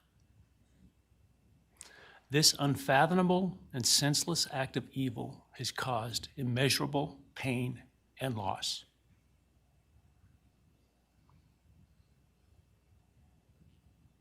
No parent should ever have to bury their child. This is the greatest tragedy that can be inflicted upon a person. Parents who took their children to college in a truck filled with moving boxes had to bring them home in hearses lined with coffins. The loss this killer inflicted was not just the death of these people's children, siblings, grandchildren, as we've heard today. It has ripped a hole in their soul, destroying a special part of their very essence. Any person who is a parent defines themselves foremost as such.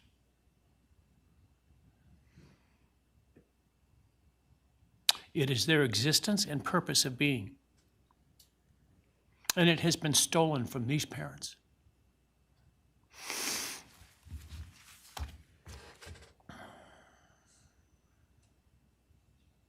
None of us have experienced the loss these victims have in the unspeakable way that they have. And therefore, none of us can, nor should we, question the way in which they have handled their loss. Whether that be in private mourning, removed as far as possible from this media circus, or in front of a camera demanding retribution with the loudest megaphone. I've listened intently to the stories and pain that have been shared today, with great awe at the courage and resilience of the surviving family members of those wonderful children. I've listened also to the surviving roommates, both in person and through their friends.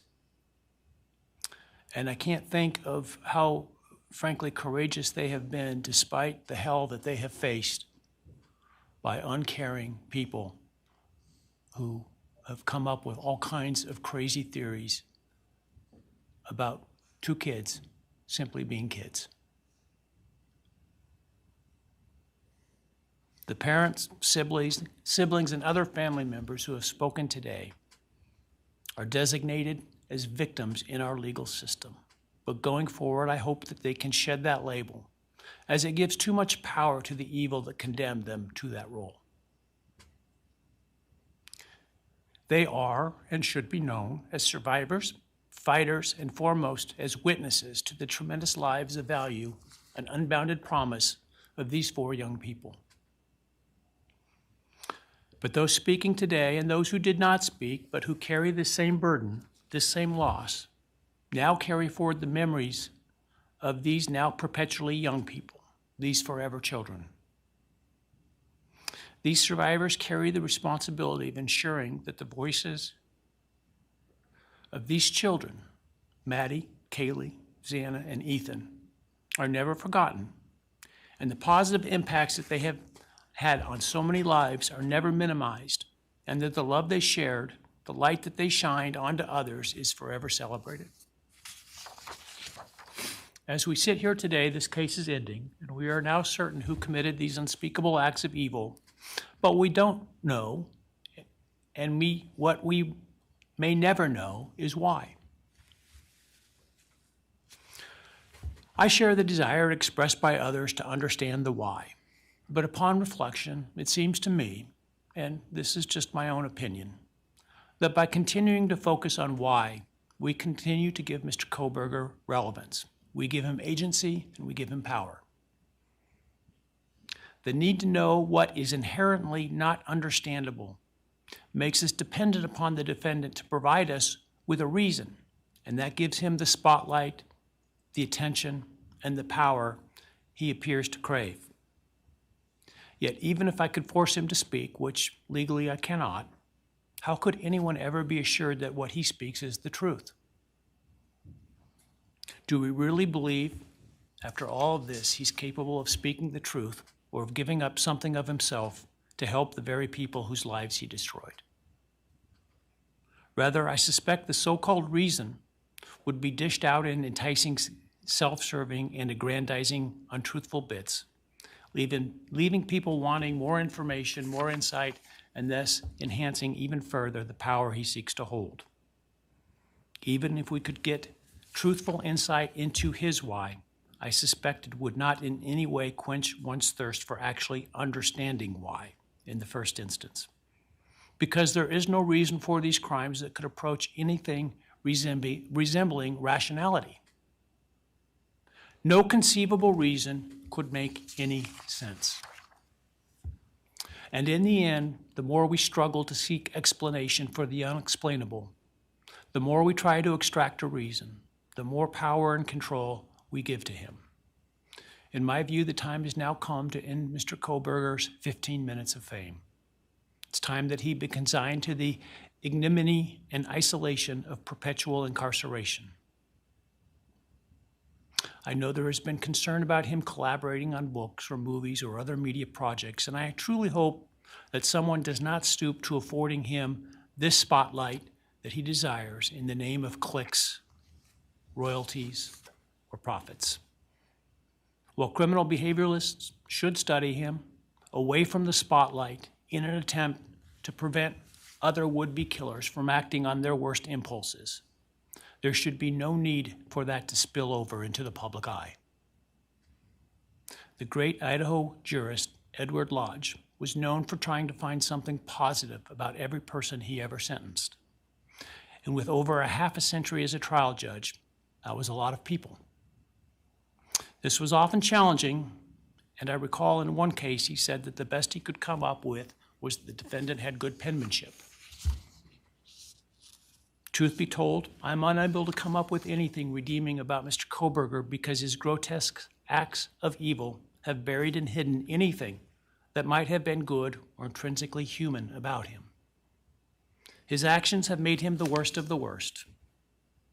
Even in pleading guilty, he is giving nothing hinting of remorse or redemption, nothing suggesting even a recognition or understanding, let alone regret for the pain that he has caused.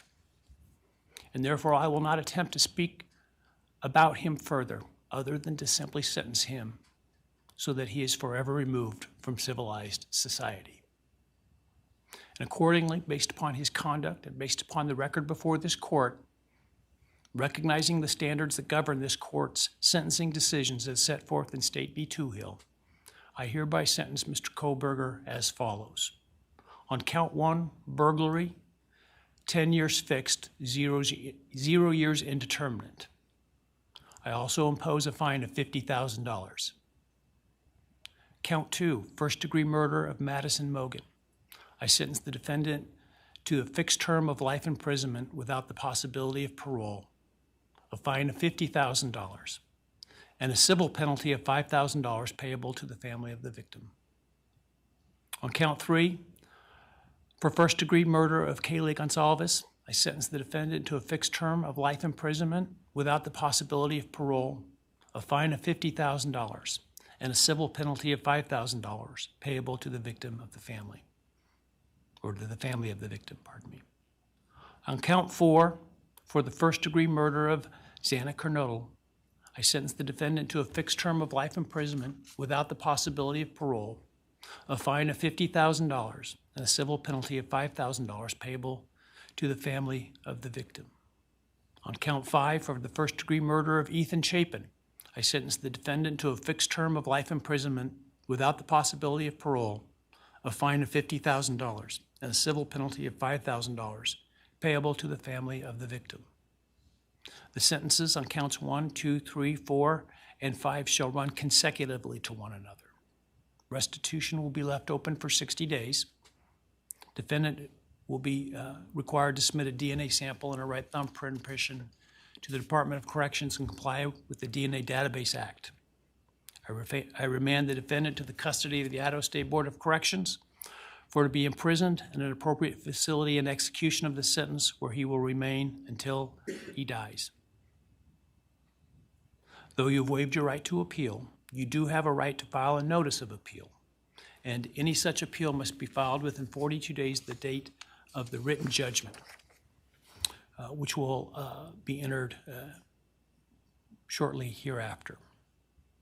Though the appeal, you should be aware, may be deemed a violation of the plea agreement, and so I certainly suggest you discuss that with counsel if that is your desire. I ask the media and public present to allow the families to be escorted out first before they leave. Again, thank you to everyone for your stories today. I am strengthened by them, and I am encouraged by your humanity and strength, and God bless you. We're adjourned. Wow. I mean, Judge Shippler's awesome too, so there you go. See, that's why I didn't want to listen to the person earlier doing their virtue signaling, just trying to trash Hippler into oblivion, because he dared to, you know, say something about not threat. Yeah, forget it. I don't even want to talk about it. Yeah. So I feel proud of my channel, the way we covered this case. There wasn't one show that I ever was questioning Dylan or Bethany, like wondering, hey, I just said, hey, these are kids, man. They were freaked out. And anytime somebody would come in there, I'd say, do you believe that the kids have something? This is what my standard reply always was. When people would say, well, how come they didn't call now? You know why? How come they didn't call 911? I mean, why didn't they do? Blah, blah, blah? And I go, do you think they have something to do with the murders? And they say, no, but what? Then I said, then who cares? What difference does it make? Why it took them a while if you don't think they're involved? And the truth is whenever you're asking those questions, you have a feeling that there's something off, that they might be part of it, but they're just not trying. They're trying not to be. They're being dishonest when they say that they don't think that. All right. So hey, while you're watching here, let's see if you guys can get some support up for the channel here. Get me some coffees, some channel memberships for people, super chats, whatever it is. I guess we're still going to be here because I guess there's going to be some sort of a press conference coming up. Is that right? Anybody have a link to that? But any support for the channel would be greatly appreciated.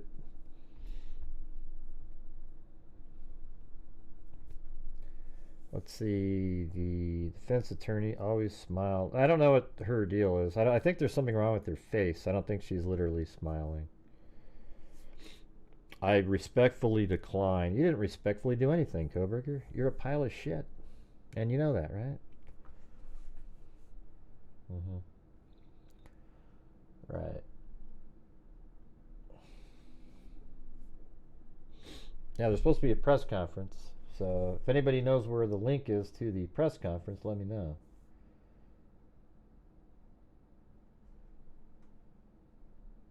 Ah, jeez. Even Agenda Free TV covered it, of course. What a dick. That guy did. My God, you know. Hey, thanks, Annabella Roma. Thank you for gifting 5 memberships, and welcome to all the new channel members. Hope you stick around. We have a $1.99 option. You get all of the emojis, etc. Yeah, everybody always says that on here. Like my channel, let me just tell you guys something if you're new here. Unlike other true crime channels, my channel has donated $251,000 since January of 2020. Okay? And we've made a massive difference out there outside of actually just covering true crime the right way. So when I'm on my show and I go, hey everybody, if you can help support the channel, you know, and there's good or bad nights, sometimes it gets frustrating, etc., because that is what the end goal is. You know, of course, I have to have an income to survive as a channel, but we've donated, like, we've given a couple months back, we gave $5,000 out, $3,000 last month, etc. And we have a DNA fund that we've put over $100,000 in for identifying Jane and John Does. See, I have this whole troll community that attacks me over and over and over again, and the truth is they never mention that part, that the channel has given $250,000 away. All right, and yeah, maybe it comes across not the way it, you know, that I'd like sometimes, like, hey, you know, please help support the channel. But without the support from the people watching on a nightly basis, we can't do all of those things. We also have a scholarship fund that for 2 years in a row, we've given out $6,000. The first year we did 2 $3,000 scholarships, and it's 4 in the criminal justice world. Then we gave 3 $2,000 ones. And we've already got it built up to $5,000 this year already, and we'll give it out again. So that'll be $18,000 to scholarships for students. Is there any, how do you complain about something like that? It's wild. Anyways, thank you up there to Tired of It All. I'm tired of it all too, to be honest with you. And Dirt Bike Pastrana.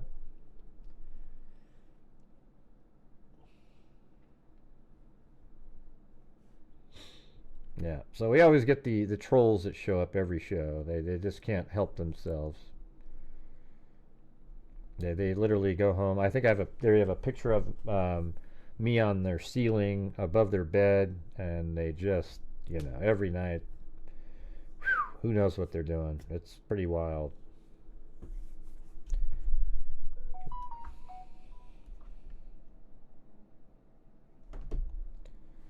Let's see.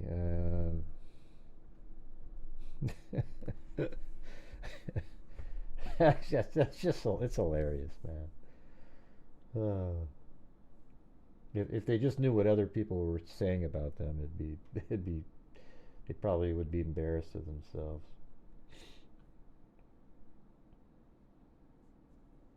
Now, thanks, Julie, for the Venmo there.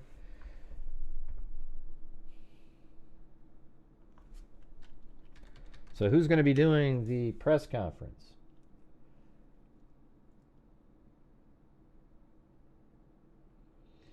I mean, is this a real thing that's happening, or is it just being recorded somewhere?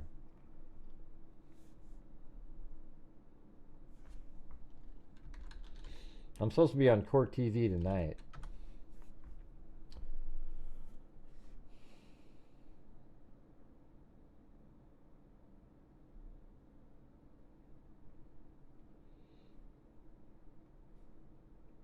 My email is right here.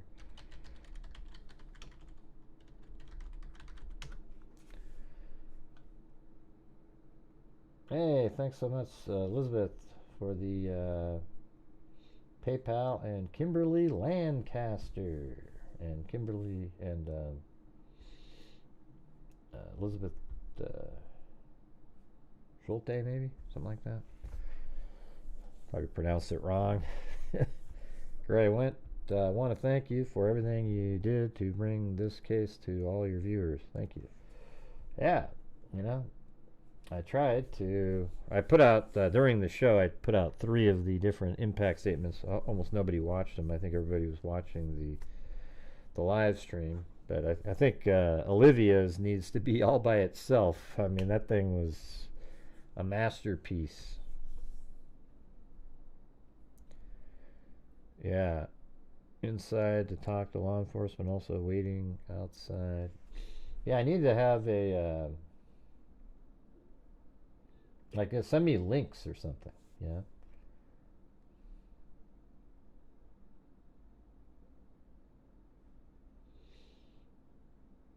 It's hard to leave and look for something. So if you can send me links to where there might be some streams happening.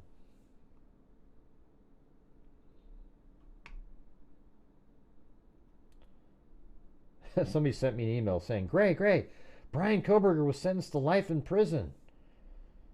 Yeah, I know. I just covered it for 3.5 hours.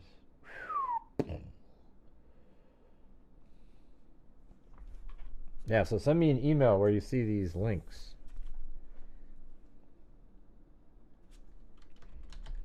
Or, I mean, send me an email with links in it.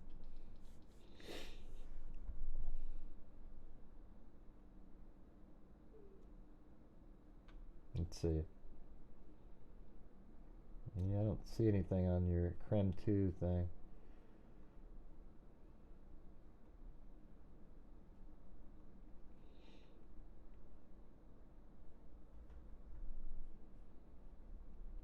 Yeah, I don't see it.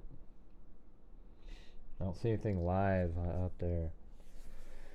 Bethany and Dylan. I know, but I got hell for it too. Whenever I would protect Dylan and Bethany and say, hey, you guys, why do you care? Why they took too long to call, you know, in your opinion, call 911?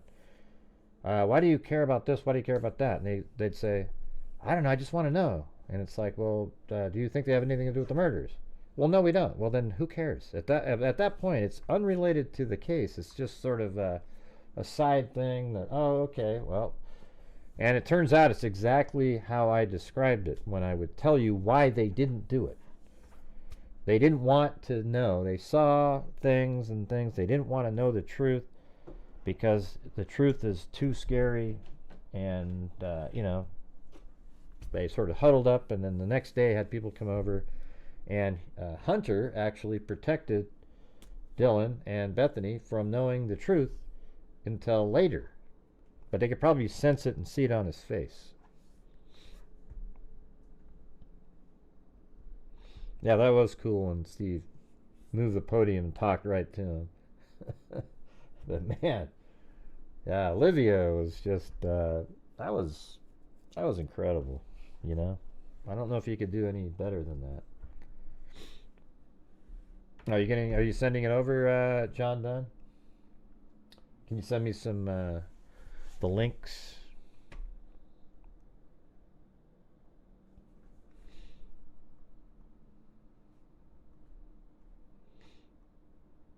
Yeah, so we like I said before, my channel's donated $251,000, which is $251,000 more than 99% of every other true crime YouTube channel that's covering this case. We've also given, I think, around $2,500 to the Ethan Smile, and then the other fund for the 3 girls. All right, so at least we're trying to do something. It's spelled Alivea. It's not Olivia with an O on it.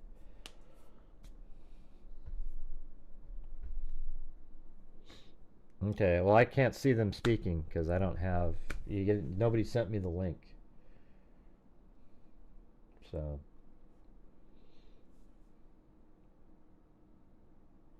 Does anybody know where they're speaking?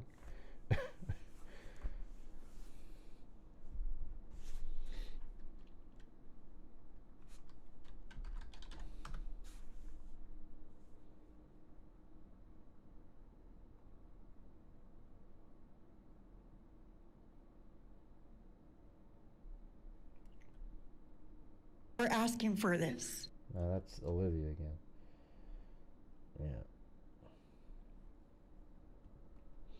Yeah. Well. Yeah, okay, good for you, Donna, but how do we know where Steve is speaking? You haven't sent me or told me anywhere to look for it. I mean, it's just so weird.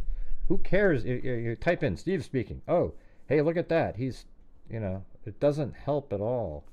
I can show it on the screen if you would just tell me where it's playing. My God. Like, I've asked like 10 times already. Oh my God. Here we go.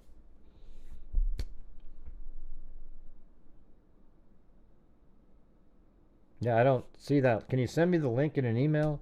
I looked for that link on Creme 2, couldn't find it.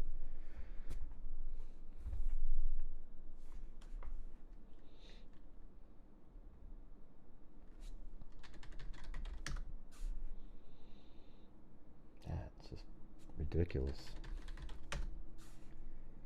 Hey, thanks, Magnetic Janet.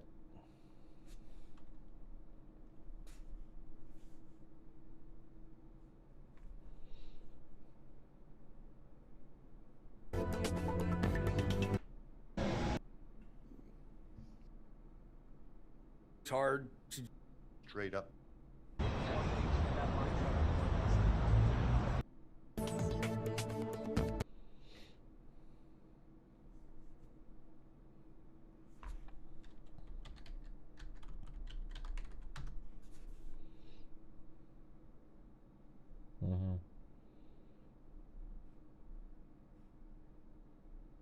Yeah, I don't know.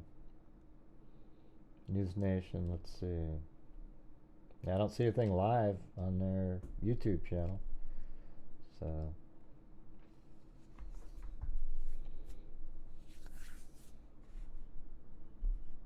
Still no emails from a soul letting me know where we can do this.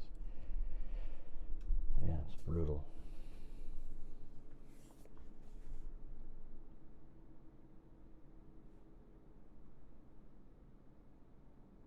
We're trying though, we're trying. Okay, let's see. Thank you. John Dunn, let's see. You made everything better just by being in the room.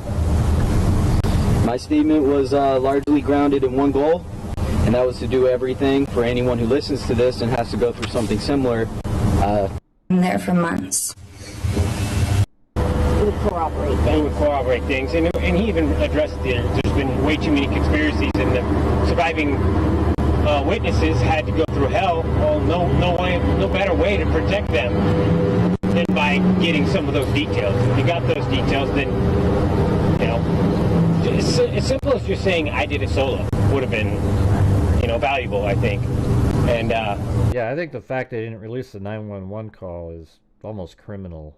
I almost feel like Bethany and Dylan should be able to sue for not getting that. Yeah, we stand by the negotiation wasn't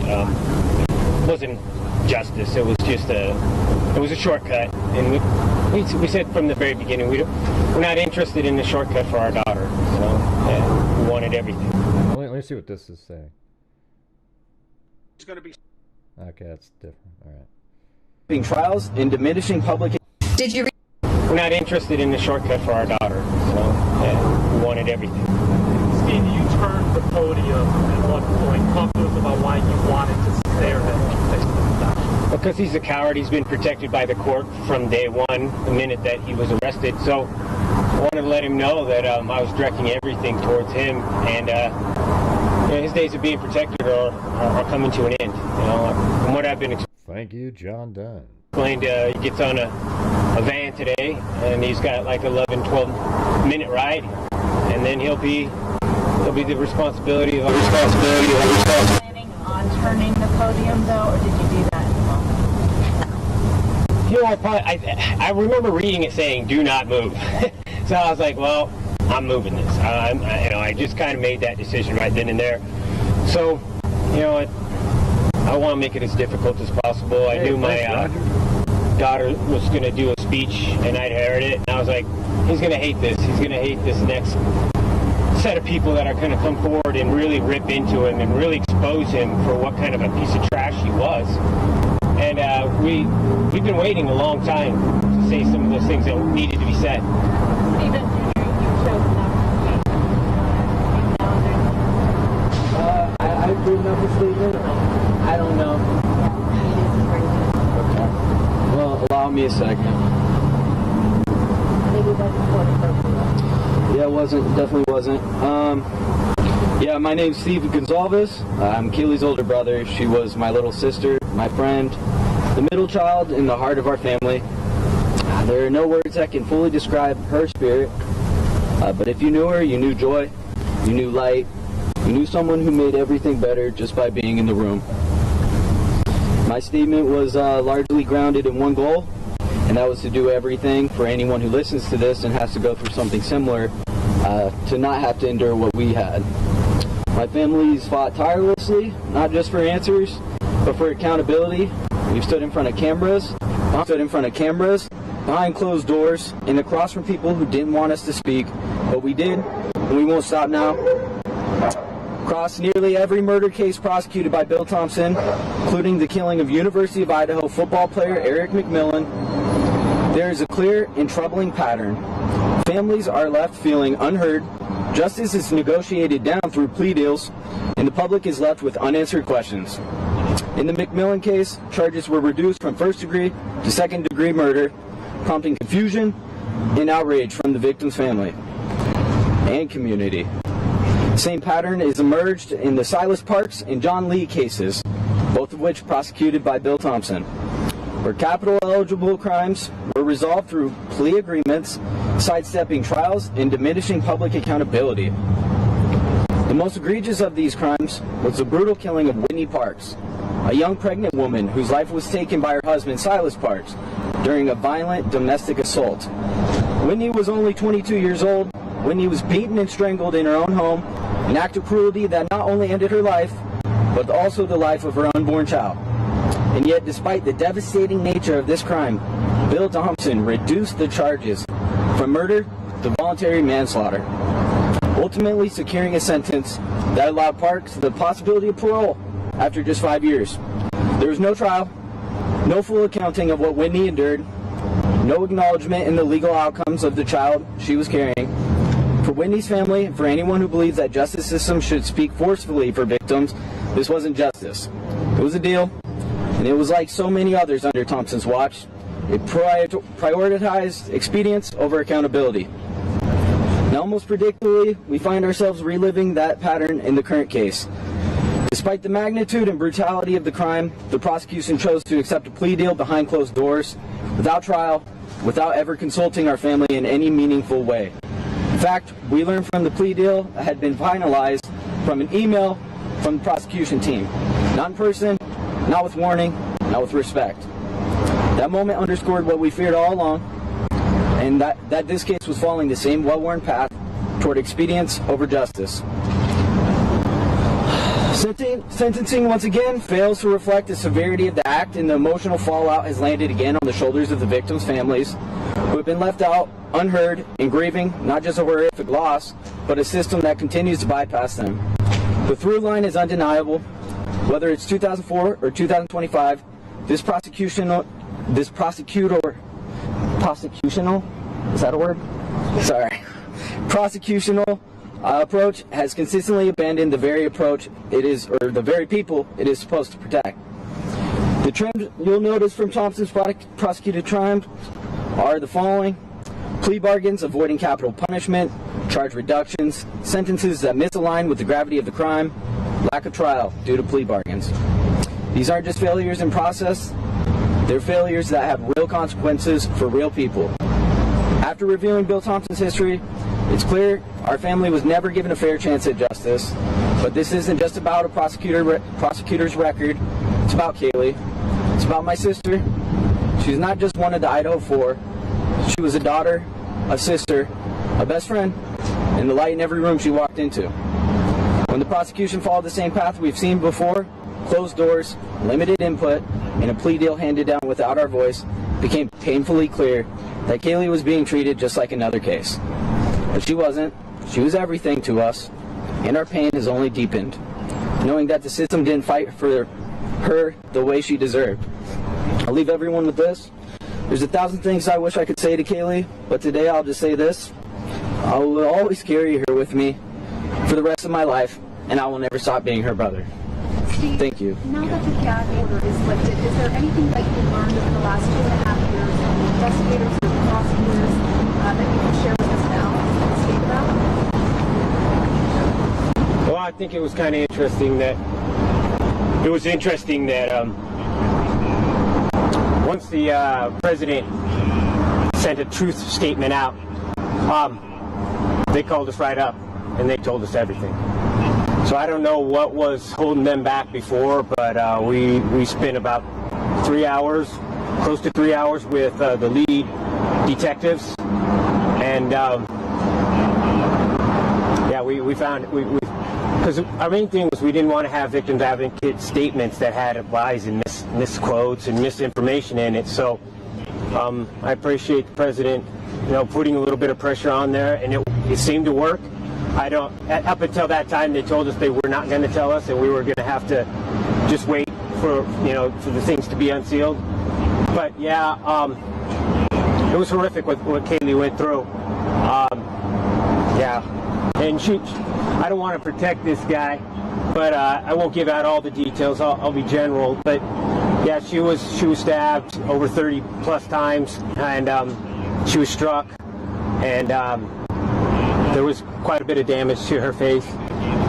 So this guy's just an absolute monster. Anyone who thinks that he's otherwise, I just looked at pure demons out there. When I was looking at him, we had to stare down, and he's just filled with demons. He's dark pits of eyes, and there's something seriously wrong with that man. Steve, why was it important for you to look them directly in the eyes? And what did you see as you spoke to them? I looked him straight in the eyes, and I just seen black holes and just anger at me. He was telling me with his face that he fucking hated me. He absolutely fucking hated me. And why did you want to speak to him directly that way? It's the most personable. Like, look at me in my eye. You took my daughter's life. Look at me. Yeah, Did your family get something today that you needed? Yeah, 100%. It's a little early to actually even answer that for myself. I think that kind of stuff needs to set in and sink in, and you regret maybe saying some things, or you wish that you would have said things. So I think right now we're just kind of in the mix of the tornado and the real feelings. As the spotlight then fades, what do you want the public to remember? Did you always our main thing is hopefully this could be a template for another family that you can use the media as much as they're using you. You can use it to keep people accountable, keep people honest, keep the court system, treating you with a little bit of respect. And I think that's what we did. And the more that you get active, I think the more chance that you're going to get that justice in the end. I think you really got to try to make your kids stand out, or you know, whoever you're trying to protect, you make them real. Get on the internet and talk to people. Before you go, and I know you want to go, I want to ask Olivia today was spectacular. But Olivia asked you a question. What was the sister? Despite this meeting we had with the prosecutors, there still sounds like there's something we don't know there. Can you explain that to us? No, we do know that another weapon was used on Kaylee. So we don't know what that weapon was, but They didn't recover it. along with the knife wasn't recovered, but Kaylee was not just stabbed. There was other things that happened to Kaylee. Talk about that a little. The conversation we had with the prosecution was about healing more than anything. It was about giving the victims' families answers. And they may share some of that information at a later date, but today's not the day for that. Today is about the sentencing. It's about putting the defendant in prison for the rest of his life. So there may be more details to come about that, but that conversation that they had was about the healing process and finding some answers that they had. And so we may share at a later date, but today's not the day. Okay? Thank you guys. Thank you. Thanks. Head out.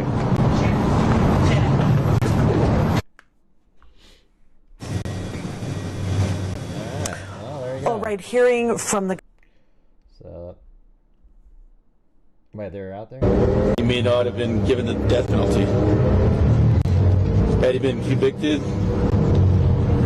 sentence under the plea agreement. The sentence will ensure. So is this where it's going to be, out here with when Thompson gives a press conference, or is it in a more controlled environment than this? This just sucks with the loud sounds in the background and everything. Anybody know? That this evil will never again terrorize a family as he did ours and 3 others. Trial would have involved risks. Had the defendant been convicted, he may not have been given the death penalty. Had he been convicted, of the hope. We remain That's much better without audio. It. But we will find our way. It's quiet though. Thank you.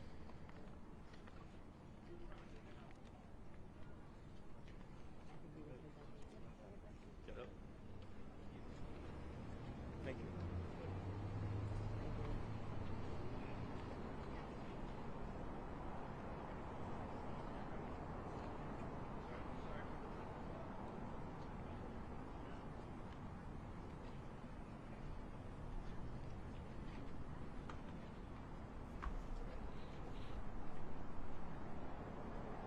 Testing 1 2.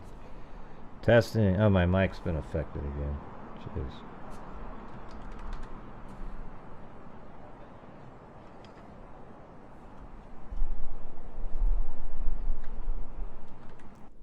Yeah.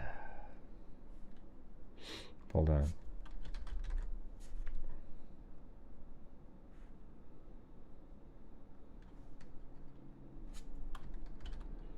Audio, sound.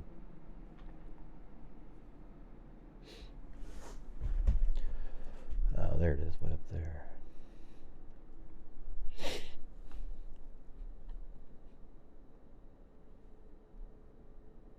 Oh yeah, it has me at like 40%. There you go. God, that was crazy. I wonder why that happens.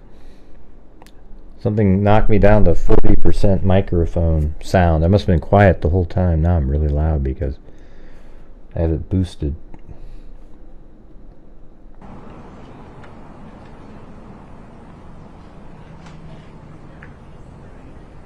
So the press conference must be inside if they're going back.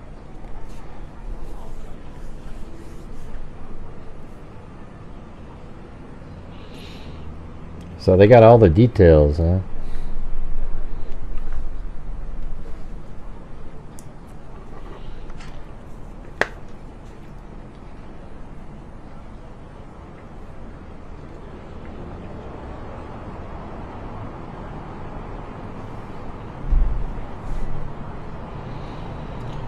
I don't know. What do we do here? Do we just wait around? Yeah. I think I was really quiet before. It's weird.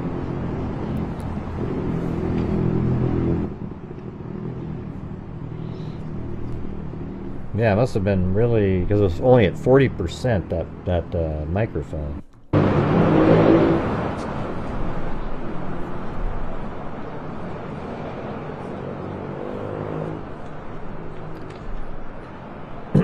It's inside. Bill and detectives taking. Where is it?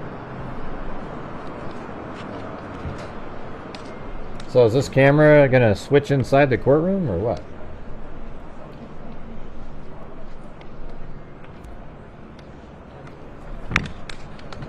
Or will the Creme TV one do it? Death penalty.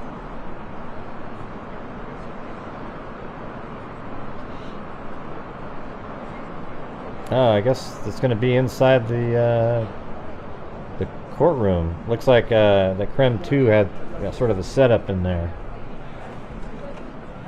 Yeah, I saw that just now. Alright. So we'll check that out. Let me know if you see it.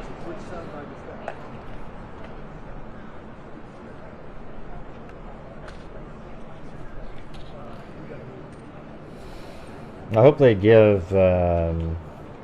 wow, so another weapon was used on Kaylee. I don't know if he's talking about an edged weapon or something, or if it was something else, but something to, you know, hit her with, maybe. Maybe he did have brass knuckles.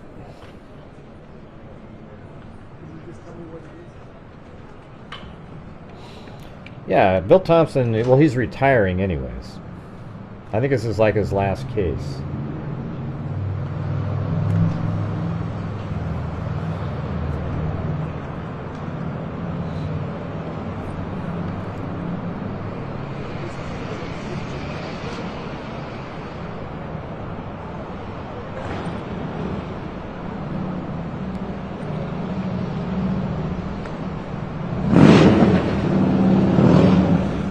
Put that right there for now. Let me turn this. I'll be back in a second.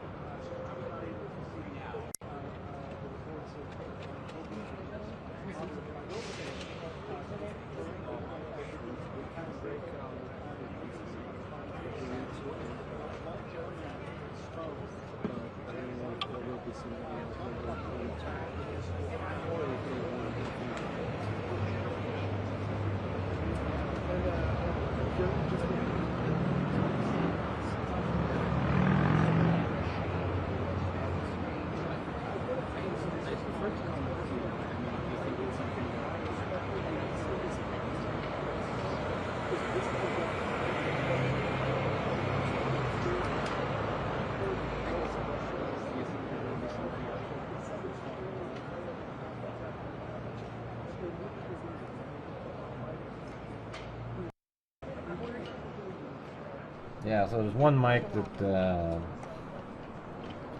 okay, well, it's probably going to be on the this one here. I don't know if Reuters will have it also. Don't know yet. Ugh. I'm trying to eat something. I'm getting kind of dizzy.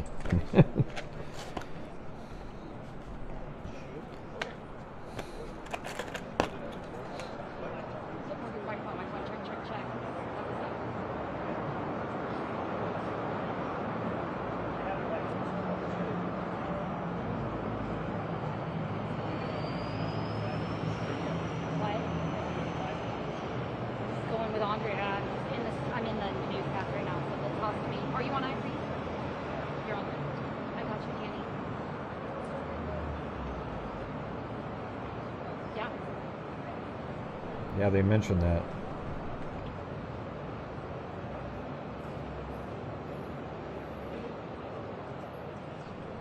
No, they had all the evidence in the world. Prop was 6. Obviously, it was premeditated.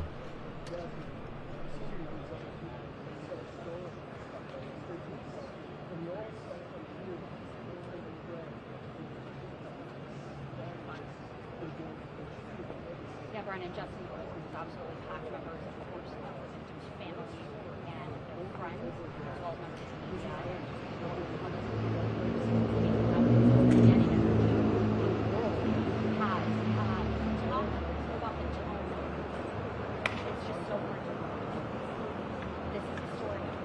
Oh yeah, that container. Well, maybe that's the other weapon. Real friends, and we are seeing and hearing from many of them for the first time. One of the survivors remains. We are I don't know why Reuters is filming the steps.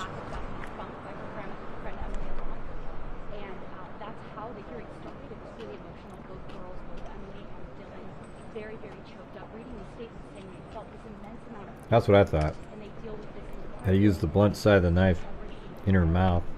Maybe that's what it looked like, gagging.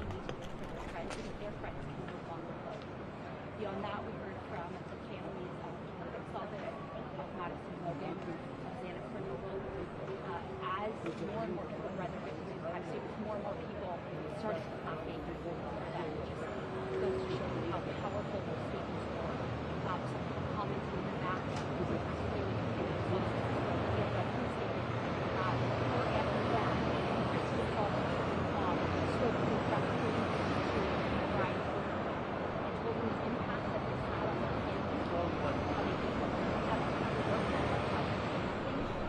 I bet that new attorney probably wanted to go for the death penalty.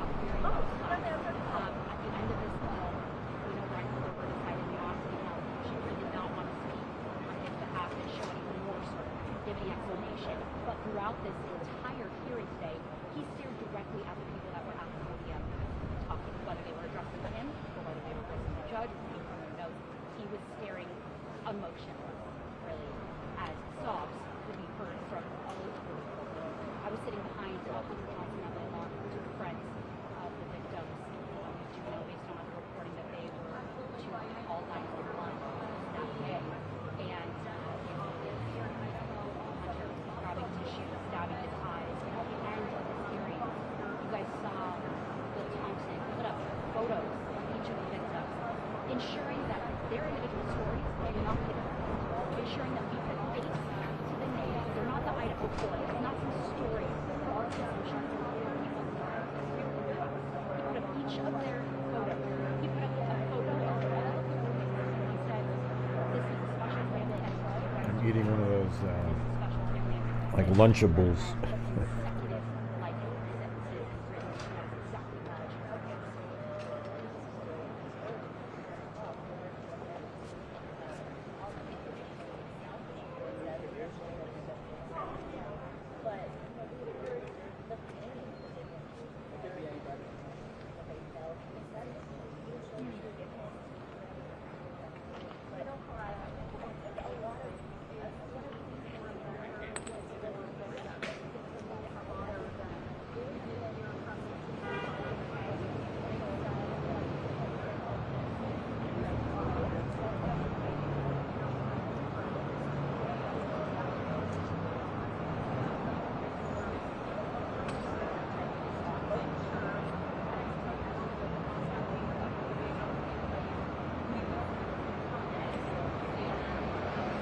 Again, going to a live feed that we have in Boise here in just a moment.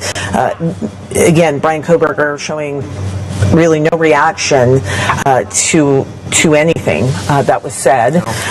We started to hear some details. The Goncalves family said they were given some details about what happened that night, but that they profoundly impacted the University of Idaho, the city of Moscow, the state of Idaho, and communities nationwide. Today's sentencing of Bryan Kohberger brings the legal process to a close following his conviction for the brutal murders of Christi Gonzalez, Madison Mogen, Xana Kernodle, and Ethan Chapin.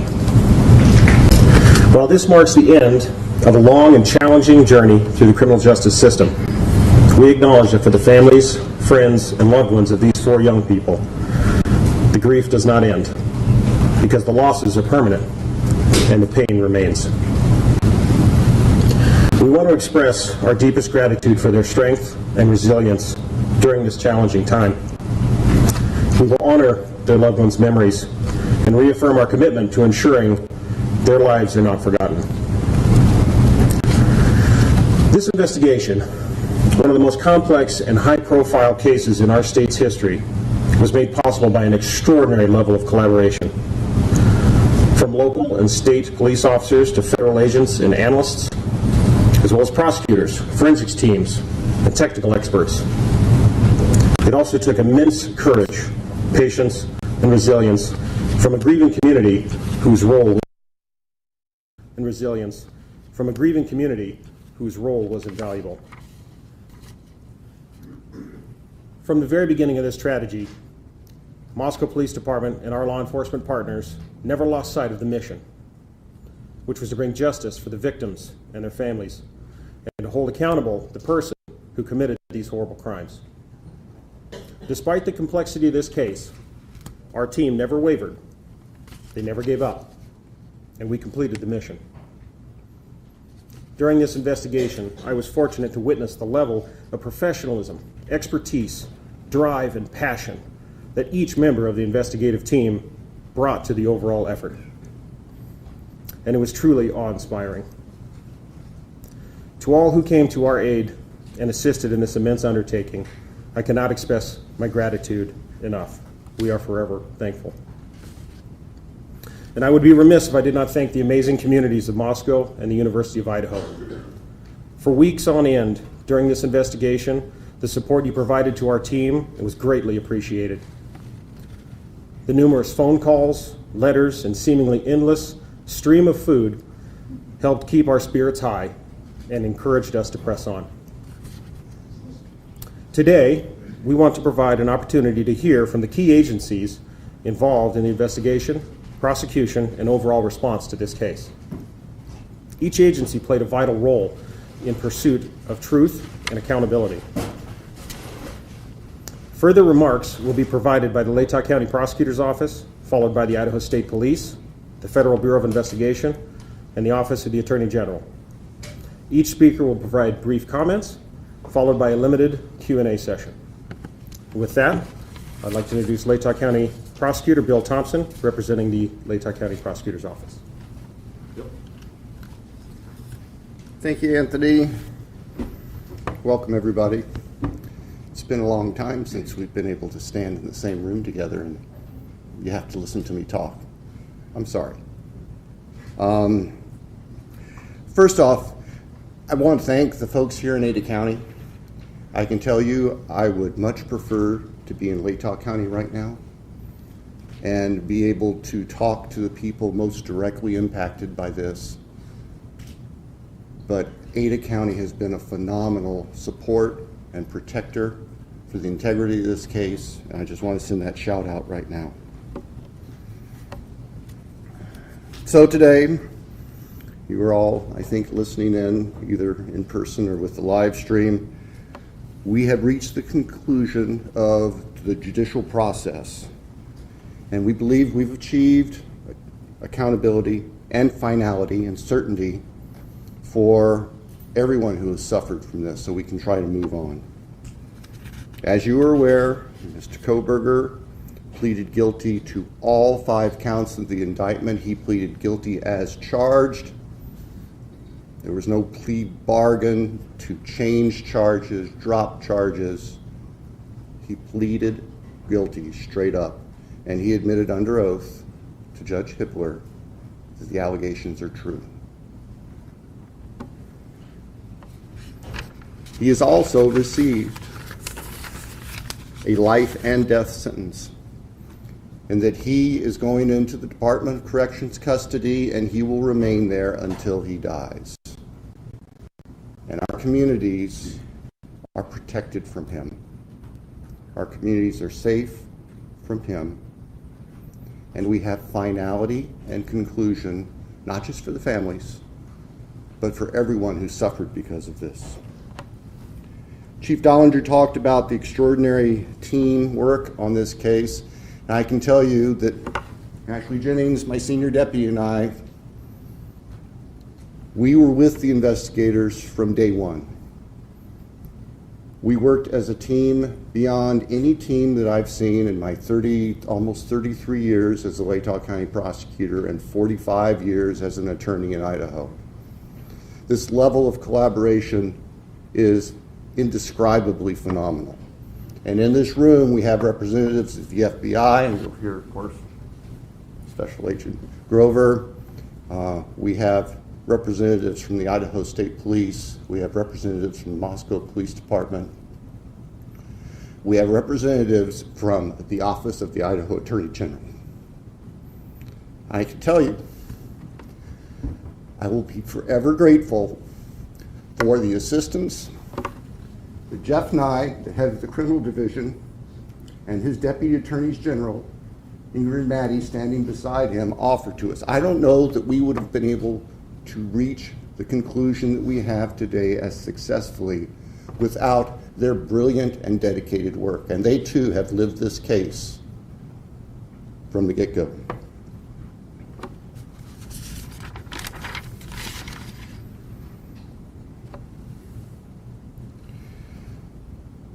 Our hearts and prayers go out to the families, not just the immediate biological or legal families, but the university family, the 1122 King Street family.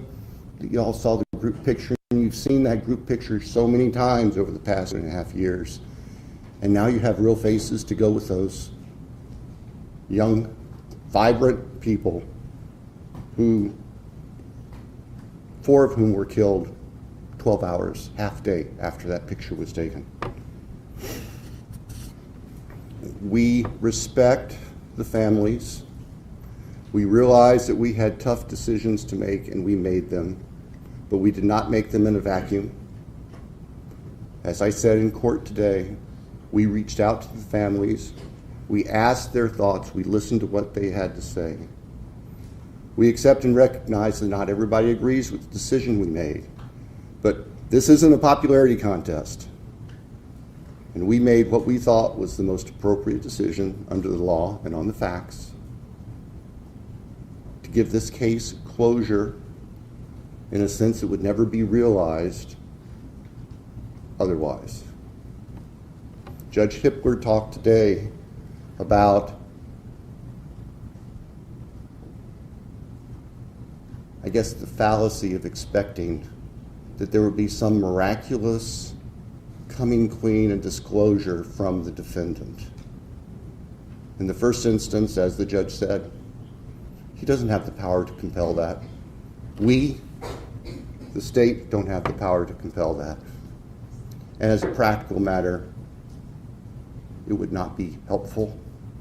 It would give him a forum to share whatever he thought to control the dialogue. Not going to happen to our victims. We can't allow that to happen.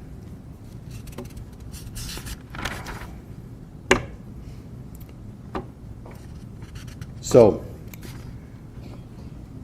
I'll say this with caution. I look forward to your questions. I will be perfectly honest with you. I will answer them as best I can. If I can't tell you the answer to something, I'll tell you that. And I ask for your assistance and your respect as we walk through that, because there are still people who are suffering, and I'm not going to victimize families. I'm not going to victimize the deceased again. And I'll just tell you that if we get those sorts of questions. So we'll get to that in a little bit. Right now, what I would like to do is hand the podium over to Colonel Bill Gardner from the Idaho State Police so he can share his agency's perspective on this. Thank you. Thanks, Bill. Good afternoon, everyone. I'm Colonel Bill Gardner, Director of the Idaho State Police. To the families, your courage and strength throughout this painful process, it indeed kept us moving forward. Your strength, and particularly your love for one another, was inspiring, and it motivated all of us. You've carried a burden no one should ever have to bear. This investigation demanded the very best from everyone involved. Crime scene teams, forensic scientists, intelligence analysts, and investigators answered the call with professionalism, precision, and resolve. They did not do it for recognition. They did it because 4 innocent lives were taken, and the victims and their families deserve nothing less. It is clear this case required a team approach. Not only did the Moscow Police Department, the Latah County Sheriff's Office, the Idaho State Police, and the FBI come together quickly, but others provided significant assistance behind the scenes. I'd like to highlight a few of those. I personally want to thank Colonel Paris of the Pennsylvania State Police. Once this case moved across the country, the Pennsylvania State Police went out of their way to provide resources and support while our people were on the ground there. Also, it's important to note that from the moment this case began, Governor Little was fully supportive of the investigative process. He provided funding and support to make sure the job was done right. And finally, as was already mentioned, the Idaho Attorney General's office provided significant input and help during the preliminary motions. We relied heavily upon their expertise as we moved throughout this whole process. As law enforcement officers, we often say that this is more than a job, it's a calling. This case reminds us why we answer that call, why we stand for victims, why we fight. In this case, why we fight pure evil, and why we keep going, even when the road is long and answers are hard to find. In this horrific case, I am proud of the work that was done and the people who carried it out. They exemplify the very best of our profession and helped bring closure to 4 families. I'll now turn the podium over to Salt Lake City FBI Field Office Supervisory Senior Resident Agent, Brett Grover.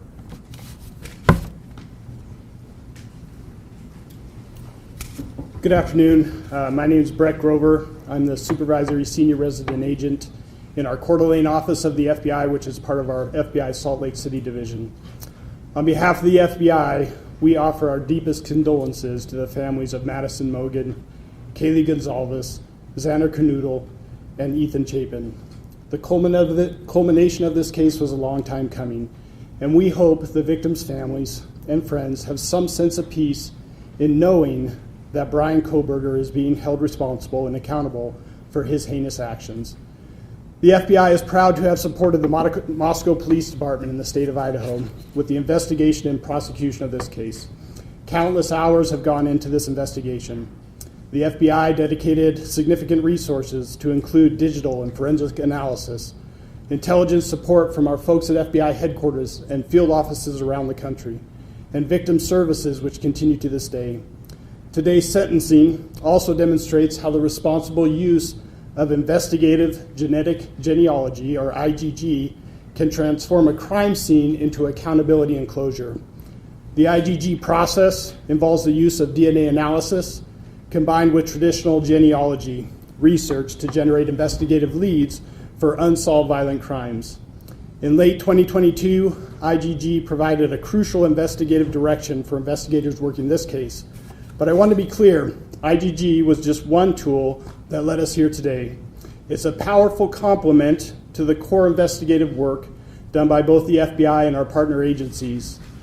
The bottom line is that successful cases like this are about strong partnerships and a shared goal, the goal of keeping our communities safe and providing a measure of justice for the families of our victims. Thank you. I'll now turn the time over to the Attorney General for the state of Idaho. Good afternoon, I'm Raul Labrador. I'm the Attorney General of the state of Idaho.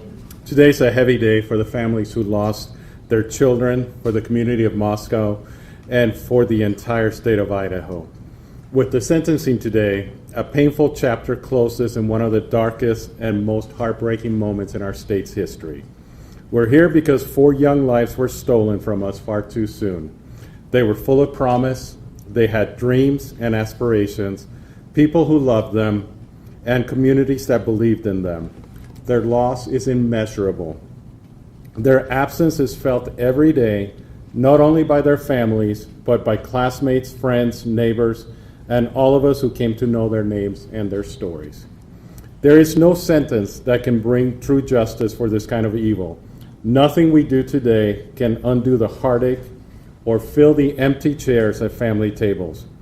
But today's sentencing ensures one thing, that the perpetrator will never again walk free. In fact, he will never harm another family.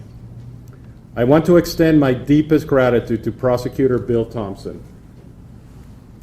whose steady leadership has guided this case from the beginning, to the people of Latah County for their trust and commitment to justice, and to the state of Idaho, and to the state, also to the local and federal law enforcement communities who have been focused on bringing justice for the victims. I also want to recognize Jeff Nye, who's the chief of my office's criminal law division, and the team of attorneys in my office who work side by side with local prosecutors. Their contributions were quiet but vital. They helped protect the grand jury's work. They pushed back against legal challenges and successfully defended the use of advanced forensic tools that helped identify Kohberger. These were groundbreaking legal efforts done with resolve, with care, and in the name of public safety. Their outstanding legal work spared the families and the public from a drawn-out, painful trial that would have reopened wounds and prolonged the family's agony. When I became the Attorney General 2.5 years ago, I interviewed Jeff Nye. He was not the chief of the criminal division at the time. And I asked him if there was anything he would change in the Office of Attorney General. If you get to know Jeff, he had a long list. It was a very long list of things that he would change in the criminal division. But the first thing he talked about was the fact that our office was not helping local prosecutors with their prosecution. It was a take it or leave it kind of approach, that we either took the case and handled all the matter, or we did nothing at all. And he said that there were important cases where we could actually assist in the Office of Attorney General. It's one of the reasons I hired him to be my chief of the criminal division, and I think today culminates the wise decision that he had to make those changes and the important change that we made in the office. This moment didn't come easily. It was the result of tireless effort, careful preparation, and unwavering pursuit of the truth. Behind the scenes, our legal teams worked diligently to defend dozens of legal challenges. Their efforts not only helped ensure a just outcome, they also spared the families and the community from the painful trial and endless appeals that would have reopened deep wounds. To the families of Madison, Kaylee, Xana, I thought they were going to give us all kinds of no information. No words from any of us, no legal ruling, and no sentence from a judge can heal what you've endured. It's always so disappointing. But I want you to know this. My sincere wish is that you have not carried this burden alone.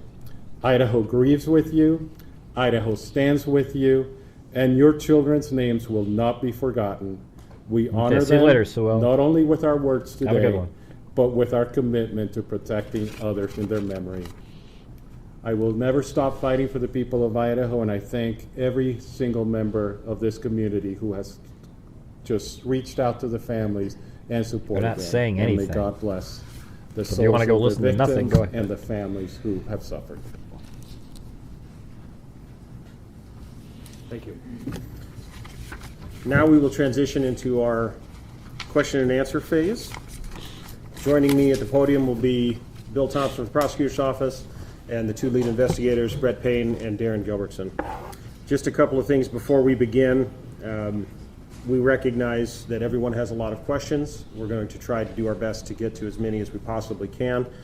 Also, keep in mind that there are still some things that we are unable to talk about because of either privacy interests for the victims and their families, and or they are under seal currently in the court. Ask about Papa Roger. That will certainly be Ask about the answer that Papa you Roger. will receive.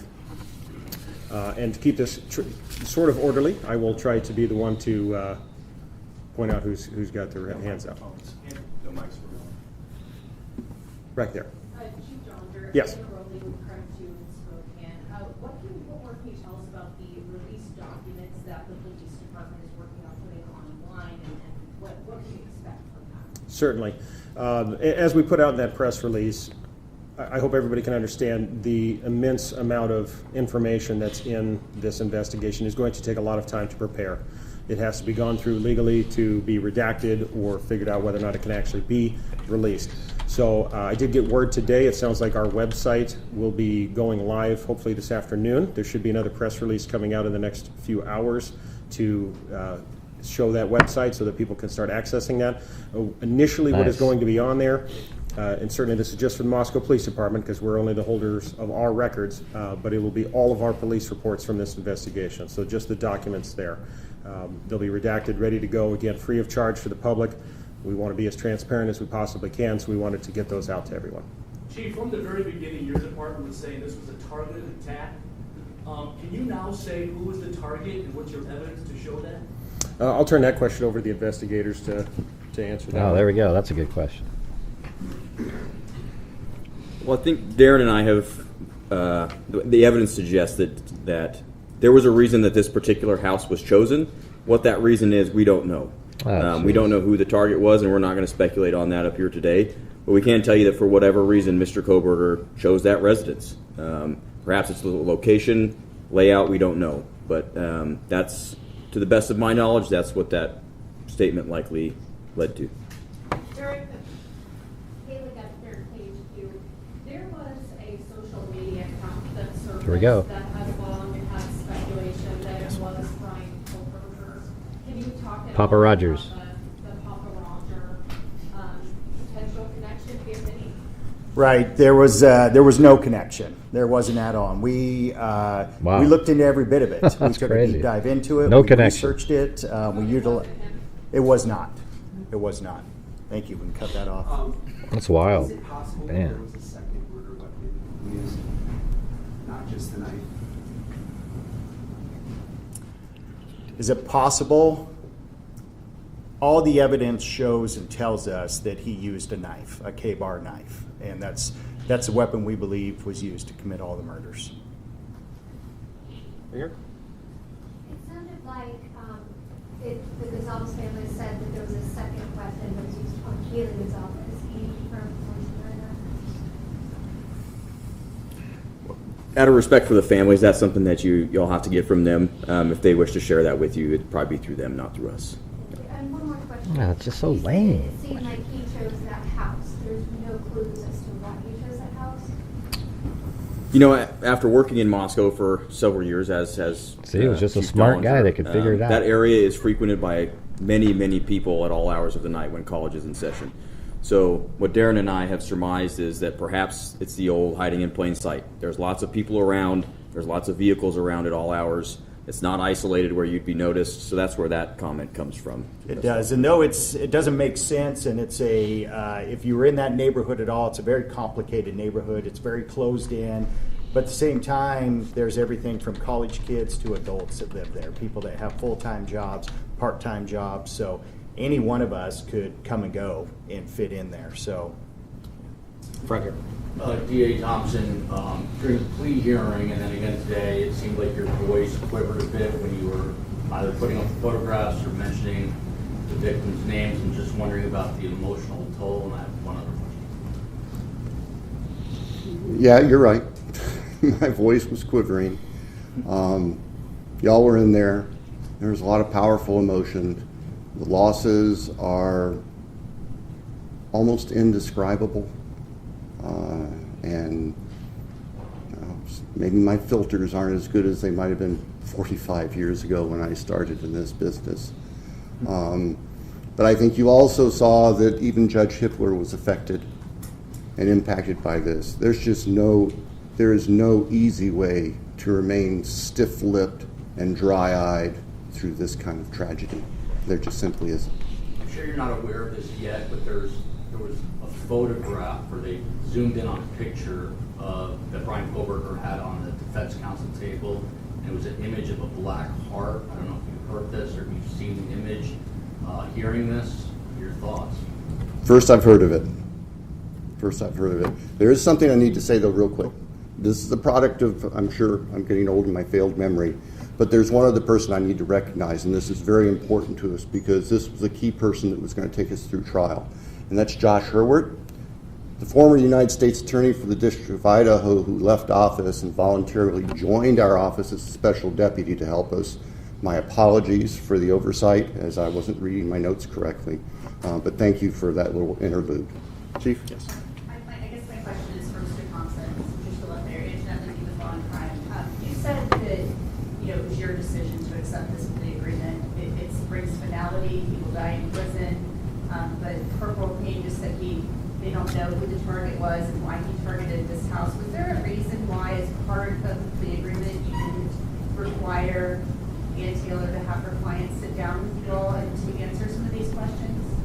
I think that Judge Hippler addressed that today very, very well. Of course, Judge Hippler addresses everything very well, we found.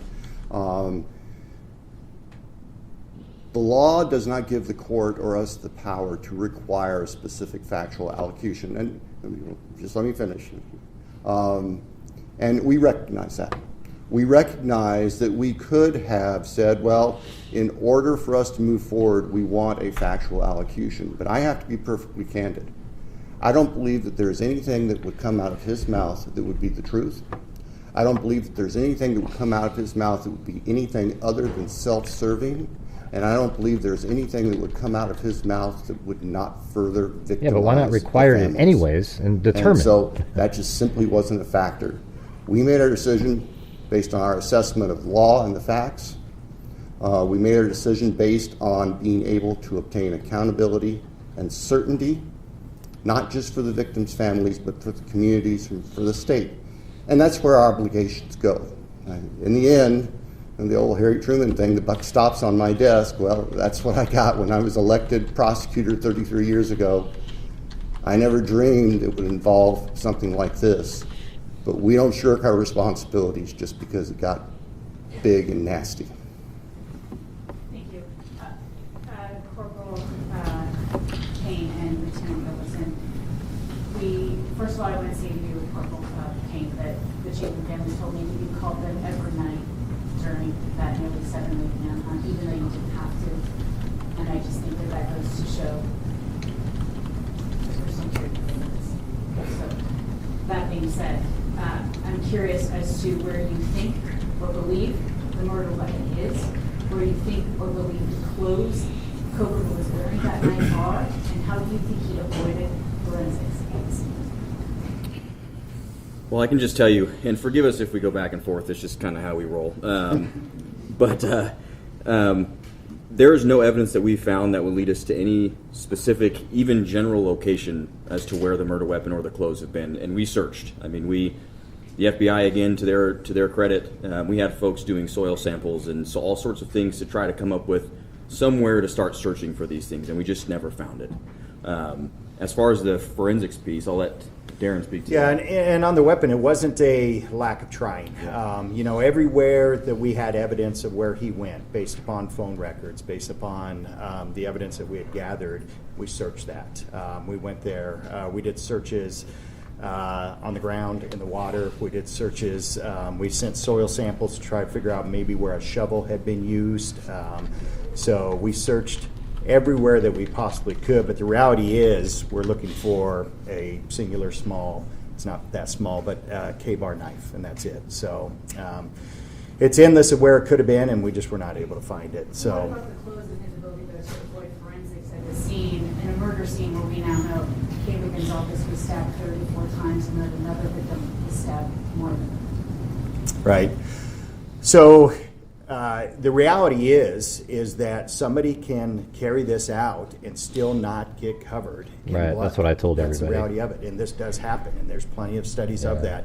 And we've had some of the world's experts that we've asked those same questions, because we've struggled with that. Why do we not find more? But why not talk here about and there? how there's and the reality was, if somebody time before he drove has the away. training, if somebody has thought about it, if somebody wears the right type of clothing, that could be the outcome, and that's what we were left with.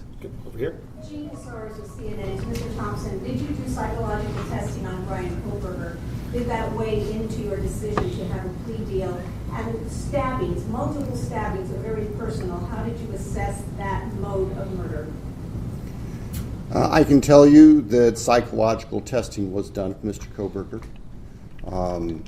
The results of that do not rise to a defense to his conduct under Idaho law. The results of the various testing, most of it done by the defense or on behalf of the defense, is also sealed by court order. So I can't speak to any specifics, but I can tell you, yes, psychological testing was done. I can also tell you that no, psychological testing or any potential psychological condition of Mr. Kohberger, that did not play a role in our decision. Bill, does it have any bearing on where he will be placed or housed? Where Mr. Kohberger, where the defendant is going to be housed, is going to be up to the Idaho Department of Correction. And that could very well change over time. And the reality is we will know about it after it happens. Over here. Did you monitor Mr. Kohberger's communications while he was incarcerated? And did he say anything that was helpful or gave you any insight as to why he did this? Yeah, we did monitor it, both while he was housed in Latah County and then once he was moved down to Ada County. We have hundreds, thousands of hours of monitoring that was done, but there was nothing of evidentiary value that was gained from any of it. Will you be releasing those conversations? That's a good question. It's my understanding that the jail will not be releasing things that involve personal conversations with third parties. That ultimately would be a decision because the recordings are in possession of the two correctional facilities or detention facilities. But I'm pretty certain the Latah County Sheriff's Office policy does not allow for that, and I would guess Ada County is similar. You can ask them. Back here. Thank you. Greg Fisher with CBS News 48 Hours. Was there any evidence that Kohberger was following the social media of any of the victims? So, trust us, we wanted that to be the case. We've looked for a link, and we have not found one. Not one. Yeah, through the entire investigation, Wow, not even that I think either. that's something that we need, that you want, is to help to understand this and say, well, what's the connection? What was the link? And so we had every resource possible, and we worked that tirelessly, both from everything from his side, but all the victims and all the members of the House from their side. So we have never, to this date, found a single connection between him and any. Because they talk about how he looked at pictures on Kaylee, but had Madison in it. Lewis from Fox News Digital. My question's for the investigators. You guys are going through this case. You've got a lot of evidence about his background, his education, his training. You know, you said earlier you couldn't identify a reason the house was targeted. Do you have a motive for this? We don't.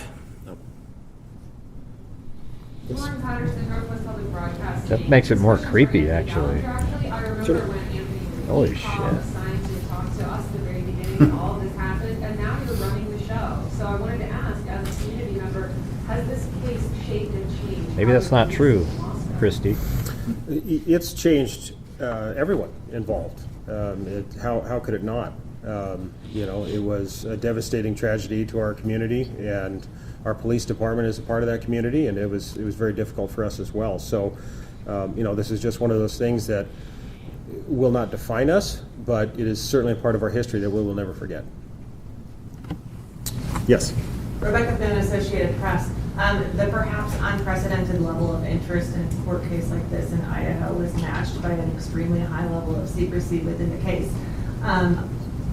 The Gonzalez family has said that they're desperate for answers about what happened to their daughter. Do you anticipate most of the court documents being unsealed, or are there things that you will specifically request remain sealed? As far as the court documents, Judge Hippler has told us that he is going to work with the attorneys to go through every sealed document. Many, probably most of the documents were sealed for the purpose of protecting against tainting a jury pool. And those documents I would expect would become unsealed. Requests for discovery, various things like that. There are also documents in there that contain very personal, private information regarding victims and families. I expect those likely will not be released under Idaho's protections against what the law calls unwarranted invasions of personal privacy. I realize that can be frustrating for folks who want to be able to explore this thoroughly, but we have to balance, and the law balances, the privacy of the people who have suffered, including the victims who are dead, with giving the public as much information as we responsibly can. I'm just wondering, did the lack of knowing the reason or the motive concern you when prepping for trial? Because juries tend to... There's going to be a lot of off-the-record stuff. And also, how do you as investigators and attorneys grapple with that? Because if you can't rationalize something irrational, then how do you continue knowing that you won't get an answer? Well, I'll tell you from an investigator standpoint, we already know and realize we often don't get to know that. We want it. We all do. We naturally want that. But the reality is it's not something that we have to have or that we get. And the reality also is that oftentimes those very things that you're asking about, they're only known to one person. It's the person that commits those crimes. And I think that's probably what we have here. And I would add that going through this whole investigation, I'd probably say it's easier than it was for Bill's offices. We were focused on a task. We had a task to do, and it was discovering evidence and interviewing folks and that sort of thing. So the motive necessarily doesn't play a part in that. There's so much Obviously incorrect it can, information but in books. We were just focused on getting the job done in the correct way as best we could. So.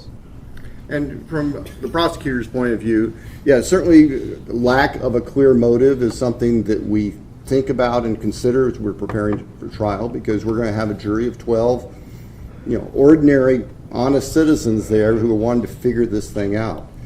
But we also, and I've also found that juries tend to follow the law.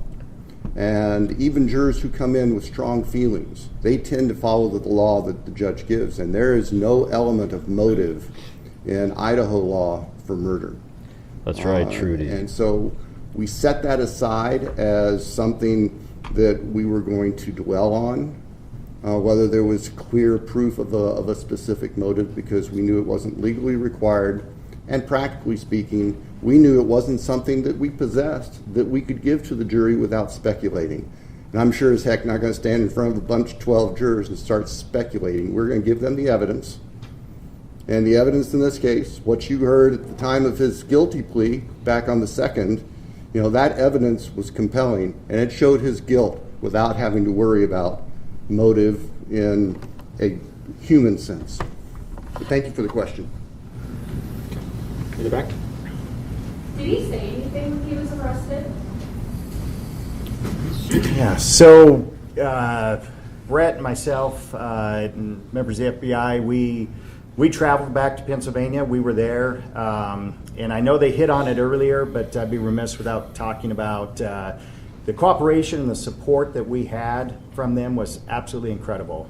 From the time that we got on the ground with the Pennsylvania State Police and with the FBI back there, it was unbelievable. Anything that we needed, they were there to facilitate it. So we helped to shape what that looked like, what the arrest looked like, what took place once they hit the house on the search warrant and he was taken into custody.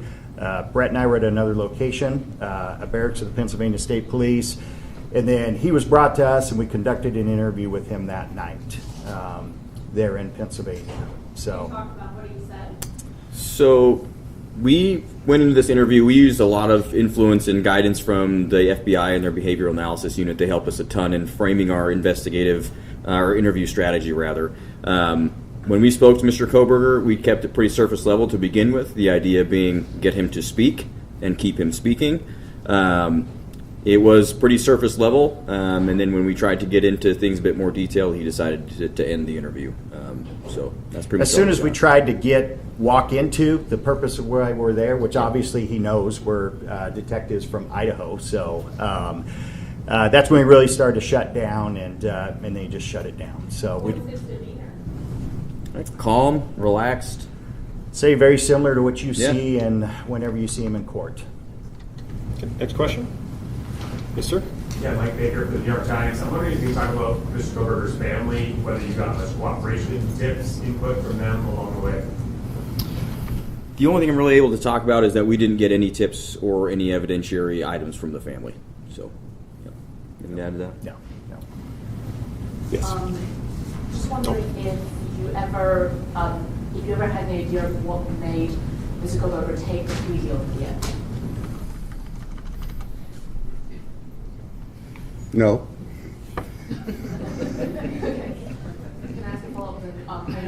That was a short answer. You probably have time for a short follow-up. Can I also ask a follow-up to the investigators? I know there was some reports that there was Kohberger's pirates food container out of the house. Did you ever determine what that was? No, and the belief was in the one of the roommates in her statement, and that's out there, was that she observed something in his hand when she saw him, but we don't know what it was. Cool.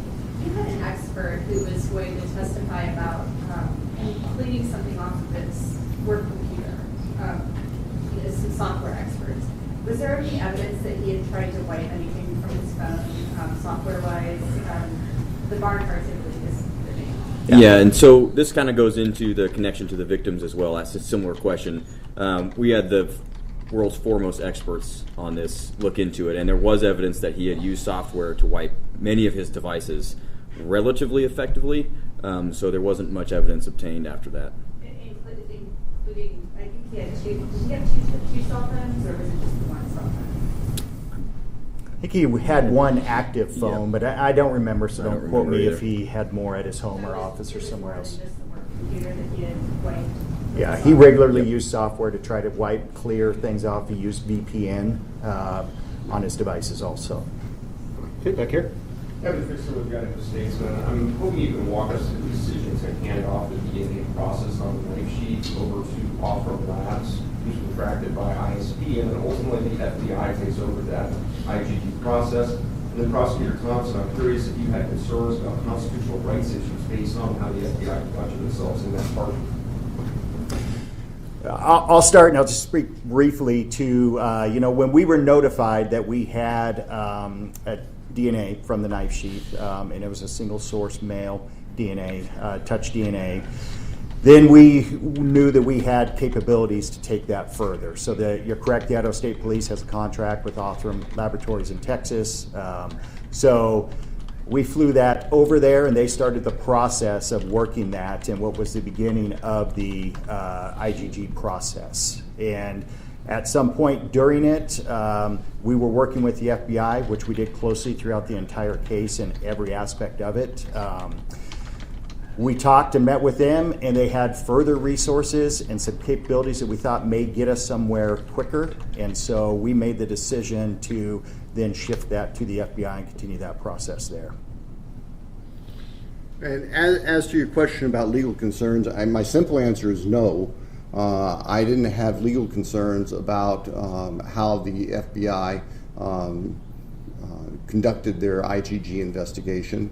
I know that was the subject of lengthy, detailed, painfully detailed motions and briefing, and Mr. Nye rose to the occasion and was able to address all of that. But in the end, it's simply no different than sending somebody undercover into any place to gather information. And I was not concerned about the legality of it. And the judge came through and made the right decision that there was no violation of the defendant's rights or anybody else's rights.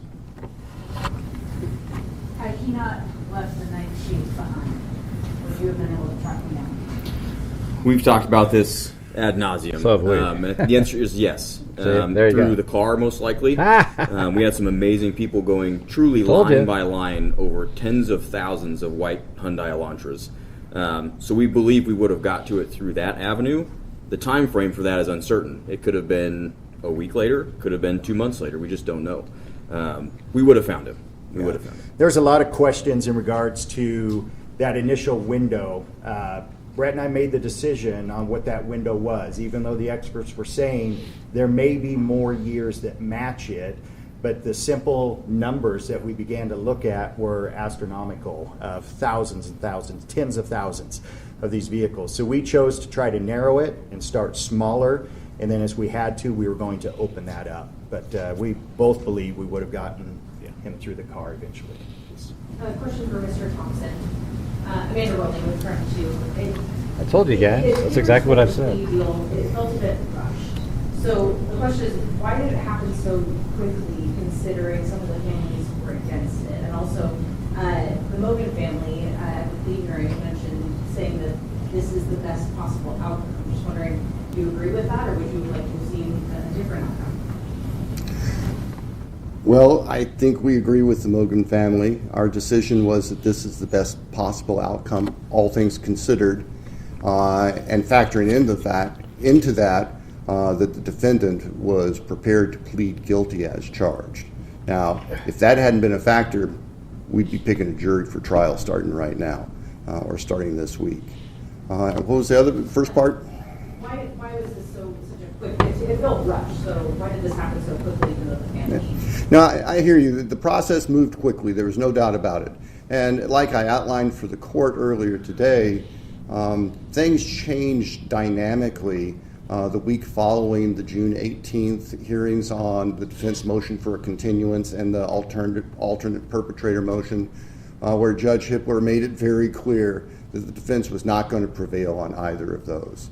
And so the reality of trial was there, and there was nothing else in its way. We were continuing to prepare for trial. We had been doing that for months, and as I mentioned, that's me bringing Mr. Hurwitz in to help us because the Attorney General's office was not able with the manpower to help us all the way through trial. We were ready to go. When we were approached by the defense about the possibility of a plea, our first question was, is your client prepared to plead guilty? And it took them a little while to give us that answer. In the meantime, we reached out to the families, and we talked to the families, and we solicited their input, and we considered that in making our decision. The fact of the matter is, and I think Judge Hippler commented on this back on July 2nd when we were in court, is that the logistics of the upcoming trial, with 10,000 prospective jurors being summoned in, the court staff making arrangements and preparing to process that part of the case, dictated that if the case was going to resolve, it needed to resolve quickly. And so that kind of drove the pace over that weekend, the last weekend of June. At the end of the weekend, when we understood from the defense that the defendant was prepared to plead guilty, the court was notified the next morning, and the court wanted to move quickly to get a plea done on the record if it was going to be done, and if it wasn't, so we were not interrupted in our trial preparations. The trial logistics were the main concern. Just as Judge He wasn't Hippler PR, said they prior, said. right? With the jury as a factor. Yeah, the practical aspect is that the trial machine was running, and if it was going to be interrupted, that had to be known as soon as possible. I think that's the fairest explanation. Okay, question here. I just had a question about when you were looking into Kohberger's past. Was there any early signs of trouble, or what did his background look like?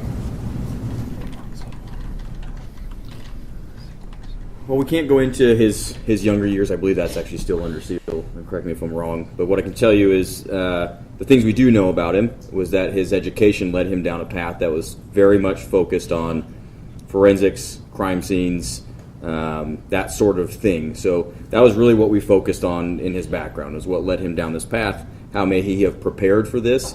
And I think that was a big component of that, was just his schooling and his choice of potential future profession. So, and just so there's no speculation here by what Detective Payne just said, documents under seal involving Mr. Kohberger's background, they may or may not be released down the road. I can tell you that there is no evidence of any criminal history of any significant nature. There was no evidence of a history of violence. There was no evidence of a history of a factual predisposition to do the crimes that he committed here. So if there are any concerns among your listeners or readers that somehow he was a serial killer in waiting with all of these prior actions, we are not aware of any behaviors like that preceded what happened here in Idaho. We'll take this question here, and then we're going to have two more after that to finish up. Questions for Mr. Thompson. Mr. Thompson, you talked about meeting with the victims' families before the plea deal was reached, including the Gonzalez's. Have you spoken to the Gonzalez's afterward about their displeasure with this? And if so, what has that conversation been like? We have spoken with families afterwards, and I can tell you that families that did not agree with our decision have made that very clear to us. And I don't expect anything different. I respect, and we respect, that everyone is going to grieve differently, even within family units. And everyone is going to look at the case and possible resolutions from their own light, and they are entitled to that as victims. I'm not going to pretend that everybody was just fine with our decision, because there were families and family members who were not. And we accept that. We recognize that. It's just a fact of life.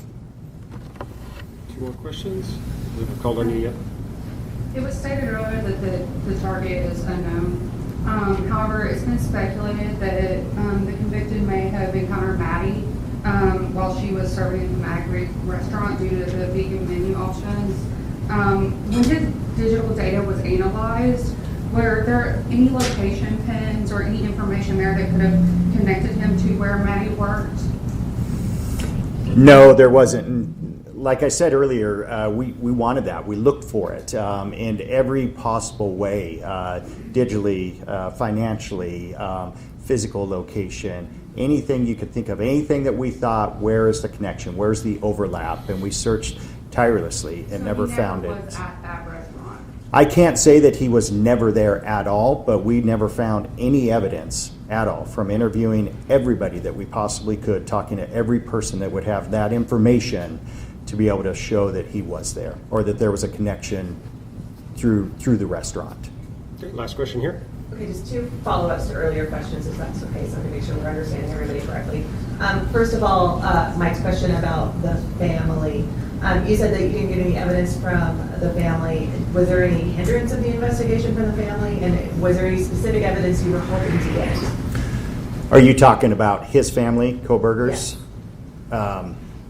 There was not any hindrance, anything, nothing that impacted us carrying out the investigation. Okay, thank you. And then the second follow-up, when you mentioned, like, obviously he'd follow this line of interest in his studies, did anything in your investigation indicate that that was chosen as part of a planning process as opposed to just an area of interest? There was nothing aside from, we have some of his coursework where he did, a crime scene recreation, that sort of thing, but it was all part of his studies. So I don't think that any of us attributed that to a planning process per se. Certainly it was a learning process, but whether or not it was a planning process ahead of what he did, we'll probably never know that. Yeah, and I would say we didn't find anything that would be any different than a student, a different student in the PhD program. Gotcha. So then I'm understanding that the planning process, that your investigation turned up, if it was part of the plan, was maybe that purchase of the K-Bar knife on Amazon would have been the first, I guess, step toward. Yeah. Did he plan it? Did he buy it with the purpose of that? Is that what you're asking? Yeah. And we don't have know. anything to show or prove that he did that. Thank you. Well, thank you all. That concludes our Q&A section today. Hopefully we tried to get as many of you folks' questions answered as possible. I'm sure you're going to have further questions, and certainly the question was already brought up about public records requests.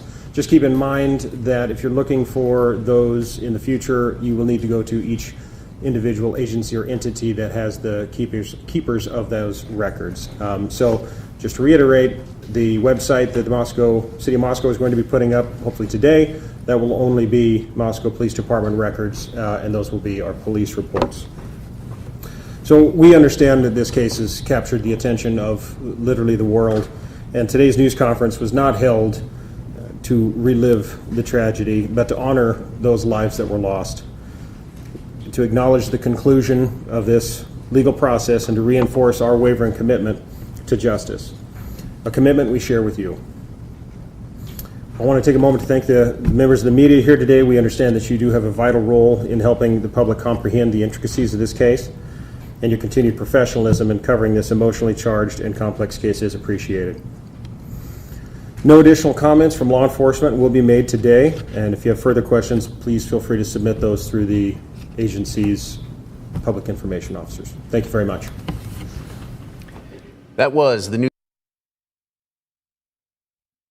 All right, I gotta get out of here. Nothing really new in there, except they don't think Papa Rogers is, that's why I always told you guys, I thought it was a good chance he was Papa Rogers, but I did also tell you that the person who guessed that it was, he guessed that it was a knife sheath that they must have found is logical, because they were already looking for a K-bar knife. Remember how in the media they kept saying that? So then he thought, well, how would they know what brand it was? Oh, it was a fixed blade knife, must have left the sheath, so that was logical. But I don't know where did that person go? I mean, that'd be a cool interview to find the original Papa Rogers and have him come on and talk or something. But if you guys have the ability to help support the channel, that'd be great. Right here at the end, was it okay day for a live stream like that? But man, we really were so far behind this month. I was hoping to have a better day, but didn't turn out that way. Let's see. Thank you to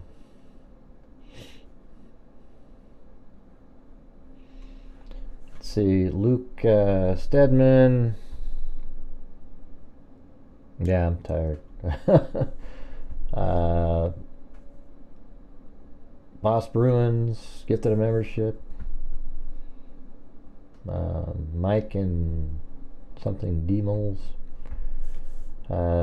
Dixie Hippie, Annabella Roma, R Dag, Rick Culture, RMZ, Notorious Nance, Mike again, and hey, thanks Roger Sellers, and then Roger Sellers up here in this one, and then Abigail, then Sari Ferry, Agagaga,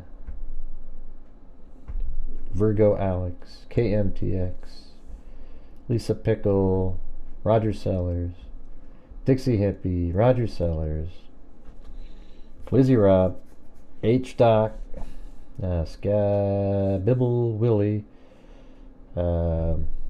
XOA Boyd, Agagaga again, Roger Sellers, Joseph Brennan, Tumbleweed, We Say Howdy Here, gifted 5, and John Dunn with 10 gifted memberships. Then Tired of It All, Tamster Z, Amanda, My Sweet Pup, LA Connections, Dickie D, Trudy Burgoyne, Millennial Has Questions, M. Morgan, Siobhan US, Dirt Bike, Pastrana. Oh, we also lost a member today named Amanda.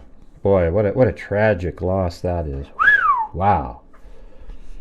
That person caused nothing but problems. Always, it was amazing.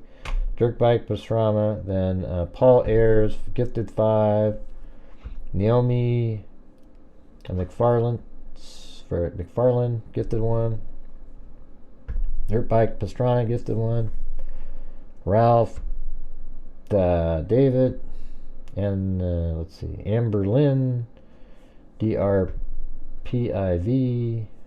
hard to do with these @ names, Annabella Roma, Tired of It All, Dirt Bike Pastrana again, Magnificent Janet, Roger Sellers. So thanks, Roger Sellers. You're very generous today. Thank you. Dixie Hippie, then John Dunn again, Tired of It All, Roger Sellers, 8675309, Christi Q282, and Roger Sellers again. Then we had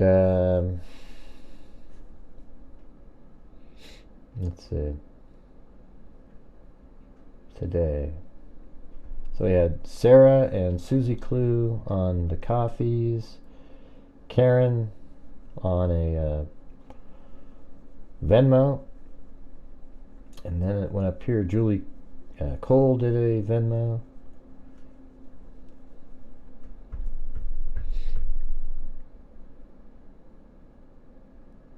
Hold on. Let's see. Then what's this one? And then Kathy Giles got me a coffee. later. And then, let's see, what does Court TV want? What'd they say? Oh, so I guess now I'm on there tomorrow, it says. I don't know.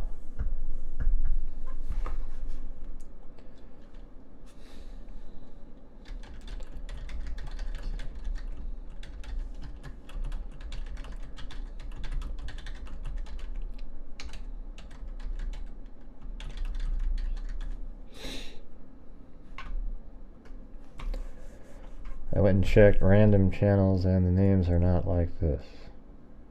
Well, it just is that they are like this in a lot of places. So anyways, yeah, I think there was...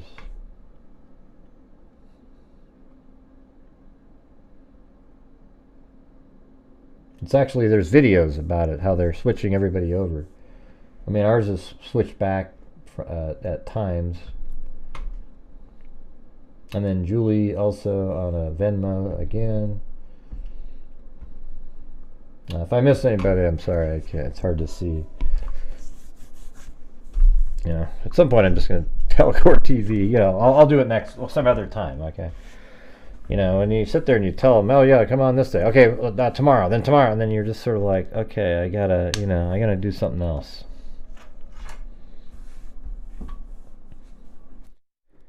Anyways, thanks for being here, you guys. Appreciate it. I'm tired. I think I need to go sleep or something. I appreciate everybody's support who was able to, and also everybody hit the like button, watch the show, share the video. We only had 656 likes, which sucks for having 8,000 views. You know, it's like, why not just hit the button? Be kind and polite. All right, thanks everybody. We'll see you later. And as I always say, until next time, be safe out there. Pretty amazing impact statements, I gotta say.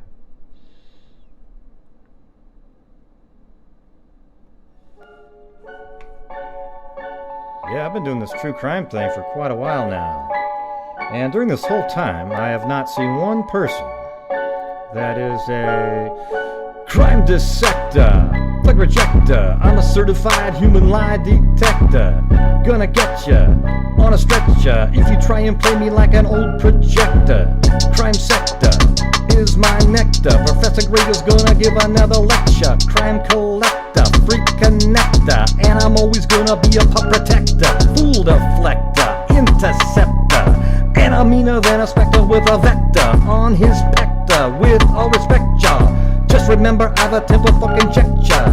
I have no agenda, I'm no pretender, and I'll serve it to you straight without the blender. And in the end, I'm gonna send ya on a mission to reveal the true offender. Yeah, so I'll just get right back to work. All right, everybody?